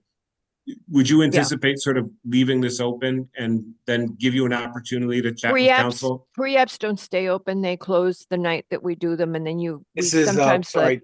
This is neither of those. This is just a discussion item that we. Oh, it's not a 7-1-15. It's just a discussion. No. Sure. I'd say let's keep this open. Let us talk to council. Yep. Let us raise it. And let us, I get that the question, and I know a lot of people send money overseas, and that's a huge need everywhere. But again, standalone, it's a financial service. I think that's, I understand, I truly, you've illuminated me the position. I'm grateful to hear a little more. If you think that there can be a decision that allows it to operate as an accessory to a retail use, as it does in so many existing retail locations here in town, I think that would be great. And that decision by the commission would allow me to file an application, which I otherwise cannot based on the memo. Yeah, I figured that was where you were going. So think about what else you would do in terms of a primary business for now. Okay. So I I look, can't give if there's a reason for me to come back, that'll be my honor. We'll holler for you. Otherwise, We'll tell pardon? Patrick. We'll holler great. for you. Thank you. Thank you. Okay, good night. All righty. Thank you, Bye-bye. members of the commission. That has to take self-control when all those people chop your head off and then you thank them for their courtesy. How He's about getting that? paid. He's getting paid to do this. I know, and Patrick did it the other day. Next He up, was so next good. up is Okay. betting parlors. He should take on the betting parlors because they're You know, coming. it's very hard because at the same time, and I can say this every time it comes up, I have a regret about a store that we turned down because we weren't understanding how retail was evolving. I hereby move approval of the March 21, 2023 minutes. Mr. Yeski was absent. I would just suggest he now. Okay, seconded by Mr. Lowe. And all in favor say aye. Aye. Aye. Okay. We interviewed Michael Carter yesterday. Might we make a motion to appoint him to the ARC? Does I anybody- nominate Michael Carter. T. Carter Carter. to the Architectural Review Committee to serve a term. I believe it's 3 years they usually serve. Second. Good sentence. Okay, effective immediately, right? Yes. It can be. Yes. You can be there tomorrow. I third. Okay, and Lowe seconded or who seconded? I seconded and thirded. You seconded and thirded. All, okay, who do we have? We have the regulars, right? Mr. Yeski, Aye. Mr. Lowe, Aye. Mr. McRae, Okay. Yes. Mr. Levy, were you at the interview yesterday? No, right? No. I'm gonna just do Arn then. Very Mr. good. Wells, Aye. Albin is also aye, and with that, the motion passes 5-0. good You'll night. like him. All right, Okay. next.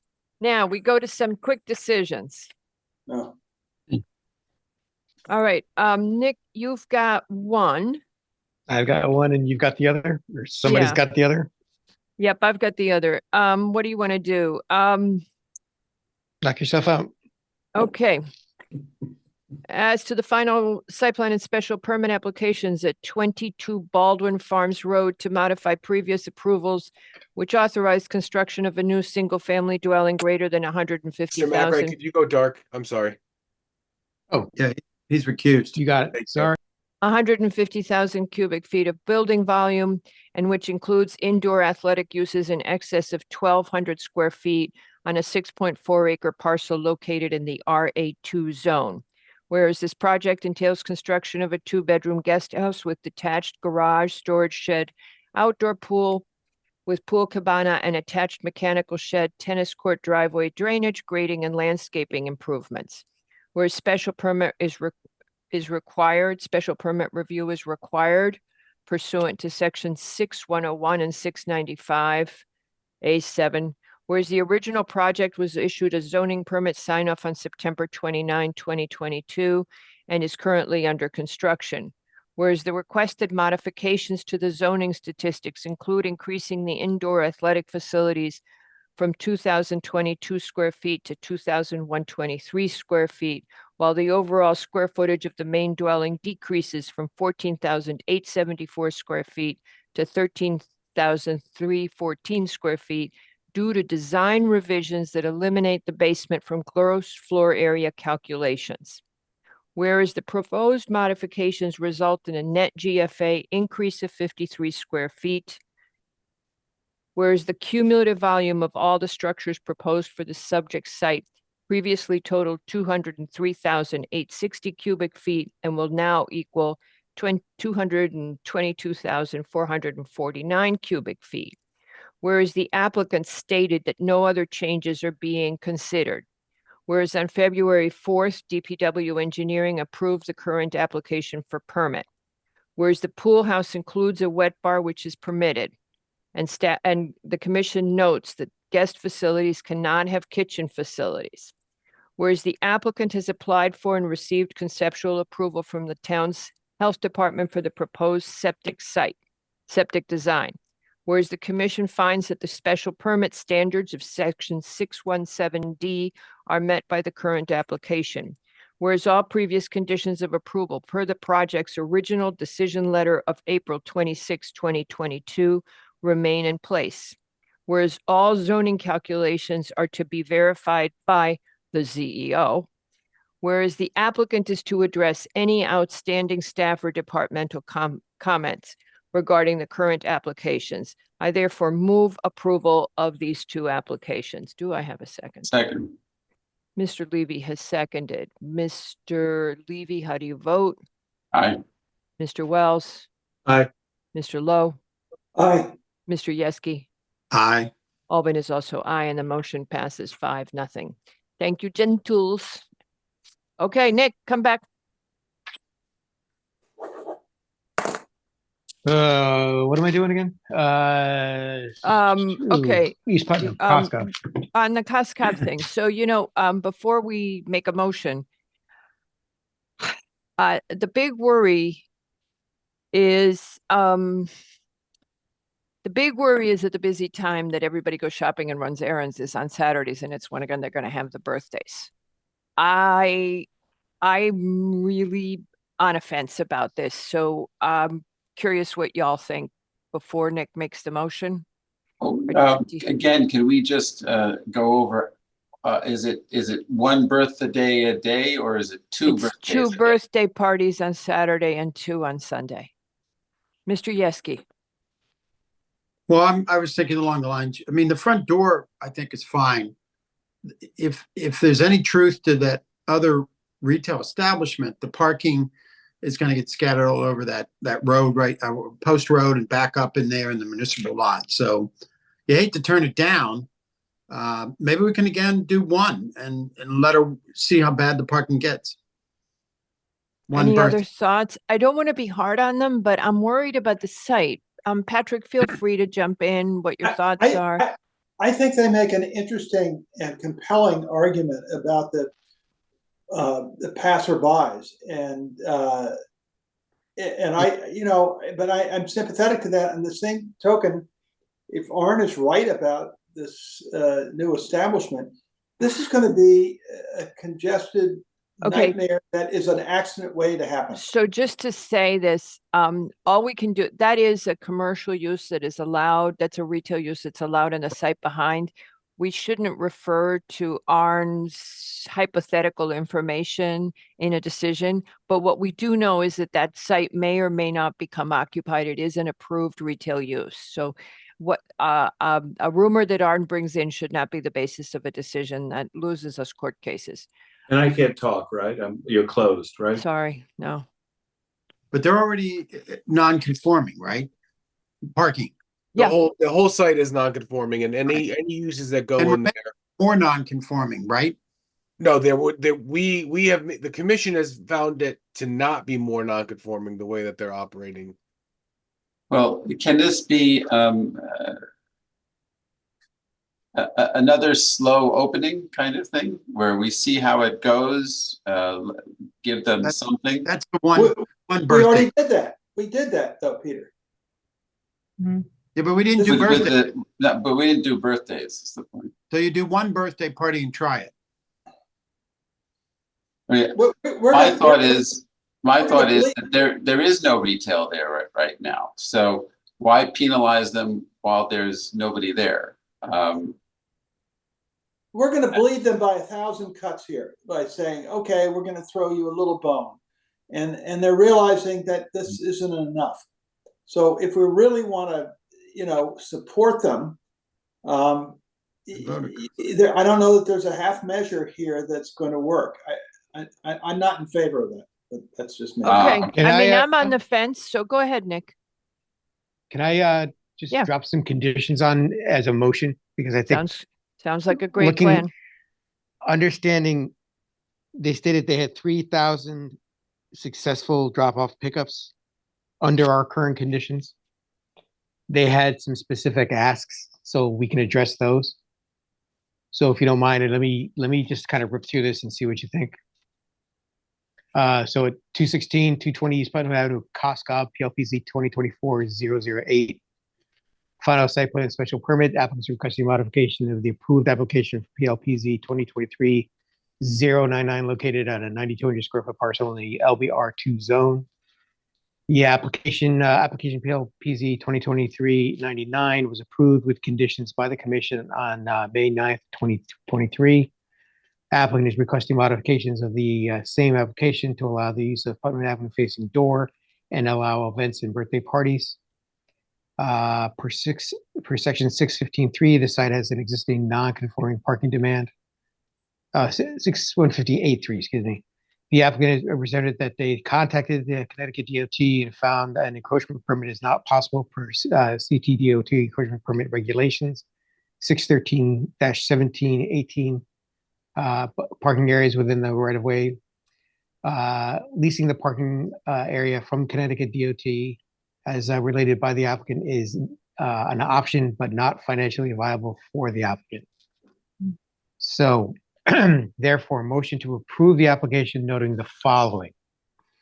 So the modification of item number 1 of the 5-9 decision letter, birthday events for children shall be allowed no more than 2 on Saturdays and Sundays and shall be limited to 15 children with 2 staff. Modification of item number 3, 5-9, the 5-9-23 decision letter. The Putnam Avenue facing door can be used as the code compliant accessible entrance to the location. General access to the building shall remain as previously approved at the rear of the building. All remaining conditions and class schedules as indicated in the original 5-9 approval shall be continued, and the applicant shall address any and all remaining staff or interdepartmental issues. And thoughts before we do it? Well, I think that gets to everything. It certainly is reasonable. And the applicant can always come back to us if they need something else. The only issue that I foresee is that by allowing the front door as the code compliant accessible entrance, we're providing that to the applicant, but there is no code complying accessible parking space. anywhere nearby. Right. So Well, I think we should it's just, kind of like, yeah, use the front door as the accessible entrance, even though, but I think you know, that should be in the, prison- in the decision letter that however, there is no code compliance. accessible parking space nearby. Yeah, Okay, are you guys all good with that? Lo, Yeski? Any Yes. thoughts? Lo? I guess it's okay. You know, I don't think there's an easy answer here, so, I don't want to throw out the, you know. Yeah, I don't think there's an easy answer either. This Maybe- is non-conforming. I think, And what recourse do we have down the road? well, the zoning enforcement officer is gonna Yeah, have very to. little. Yeah. Well, recourse, I'm I- sorry, recourse to what specifically? I mean, if Well, you, if things go south here, if all of our worst fears are realized, that's the issue. And You know what'll happen is the businesses will probably make a deal with each other. I mean, there has to be some mediation by the property owner to make sure, because otherwise the option is no tenants, right? And that's Right. not so it's gonna have to work. I'll just say that, you know, the parties and the schedule and the weekends or whatever, it's probably gonna be before any of the other activities on the site even open. So I don't think there's I don't know. I'm less worried about inconvenience to customers. I am more worried about safety to pedestrians and kids. Understanding that actually. So if the back door is still the main entrance, we've already stated that actually that's the safest issue, and they can only use the front door for an accessible entrance. You know, where they park is up to them, but it's only for people who need that accessible entrance. So Yeah, it No, shouldn't be it's all- used for general public access. No, You know, it is. there- It and like could I be said used- yesterday, It could be used, Nick, for people just wandering by and want to check it out. They don't need a see, I think parking space. that's No. right. Maybe that's the condition that needs to be expanded on, is that is an accessible entrance, but it's prohibited to general public use. For pedestrians, Well- not people in Right. cars. the rear entrance has taken a lot of pressure off of the establishment in order for it to work properly, which is good. And if there's some issues as a result of this, we'll send out the paddy wagon.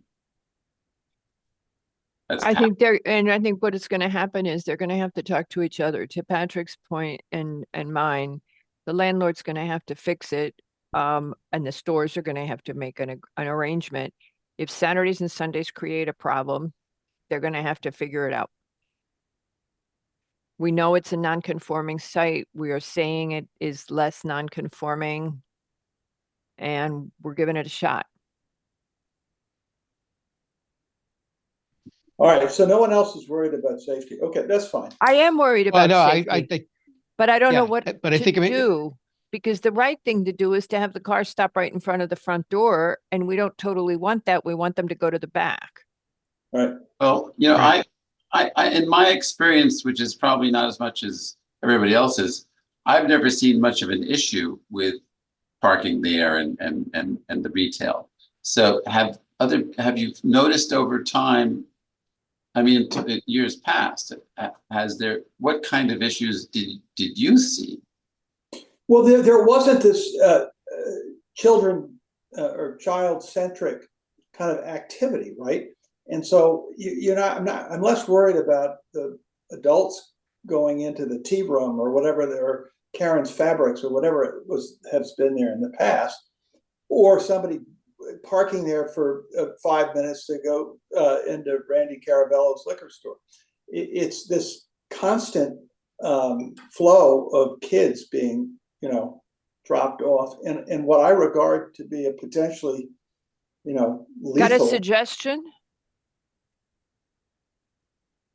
Got any way of fixing it? Any ideas? Well, I mentioned yesterday, is there some way to partition that access from the post road? I don't know. I don't think so. Plus, we don't own it. I know, so. But the retail pedestrian use is not that child-centric use. It's going to be a parent and maybe a child coming in that direction, I would imagine. The So parent does will be that with help? them. Does that help? I mean, it's not going to be the same person going through the doors. Yeah, I don't know. My impression is that people like to park in front. They like to drop people off in front. They like to drive right up, and they want it, you know, because it's their prerogative to do so. And the hell with everybody else. So, I mean, if that, I mean, maybe I'm being too cynical. So that's fine. Let's vote. All right. Do I have a second? Second. Mr. Levy has seconded. Mr. McRae, how do you vote? Aye. Mr. Levy? Aye. Mr. Lowe? Aye. Okay. And Mr. Yeski? Aye. Mr. Lowe is a no? Aye. Yeah. I said aye. Okay. No's okay. No, I went aye. Sorry. Okay. Albin That's is an aye. And with that, the motion passes 5-0, and it's just been grand spending the evening with you guys. Yep. And we'll see you soon. Well, Can I speak on the thing that just closed? What? Can I speak on the thing that just closed and you Yeah. voted on already? Yeah. A lot of people are just walking there. It's a walking neighborhood with their kids. Yeah. But if you did a statistic on those 3,000, majority would be people walking there. And I came shut up. close. I came close to saying what they really need is a place for the strollers. And I thought I'm going to sound like a broken record saying that on Yeah, every you're right. COSCOB application, but they do need a place. And you're right. People do walk. But on Saturdays, moms are doing errands and they will drop off the kid, rush off to do errands and come back. On Sunday, my guess is they could just go up for a stroll, you could. Yeah. Well, if it's like my son, on Saturdays, the dads are in charge. That's cool. All right. Saturdays are for the boys. Just kidding. Well, unless they have daughters. Well, that's true. Well, the boys in charge, though. The boy's in charge. All right. I'll see you guys real soon. Good night, See everybody. you soon. Bye. Thank you. Night.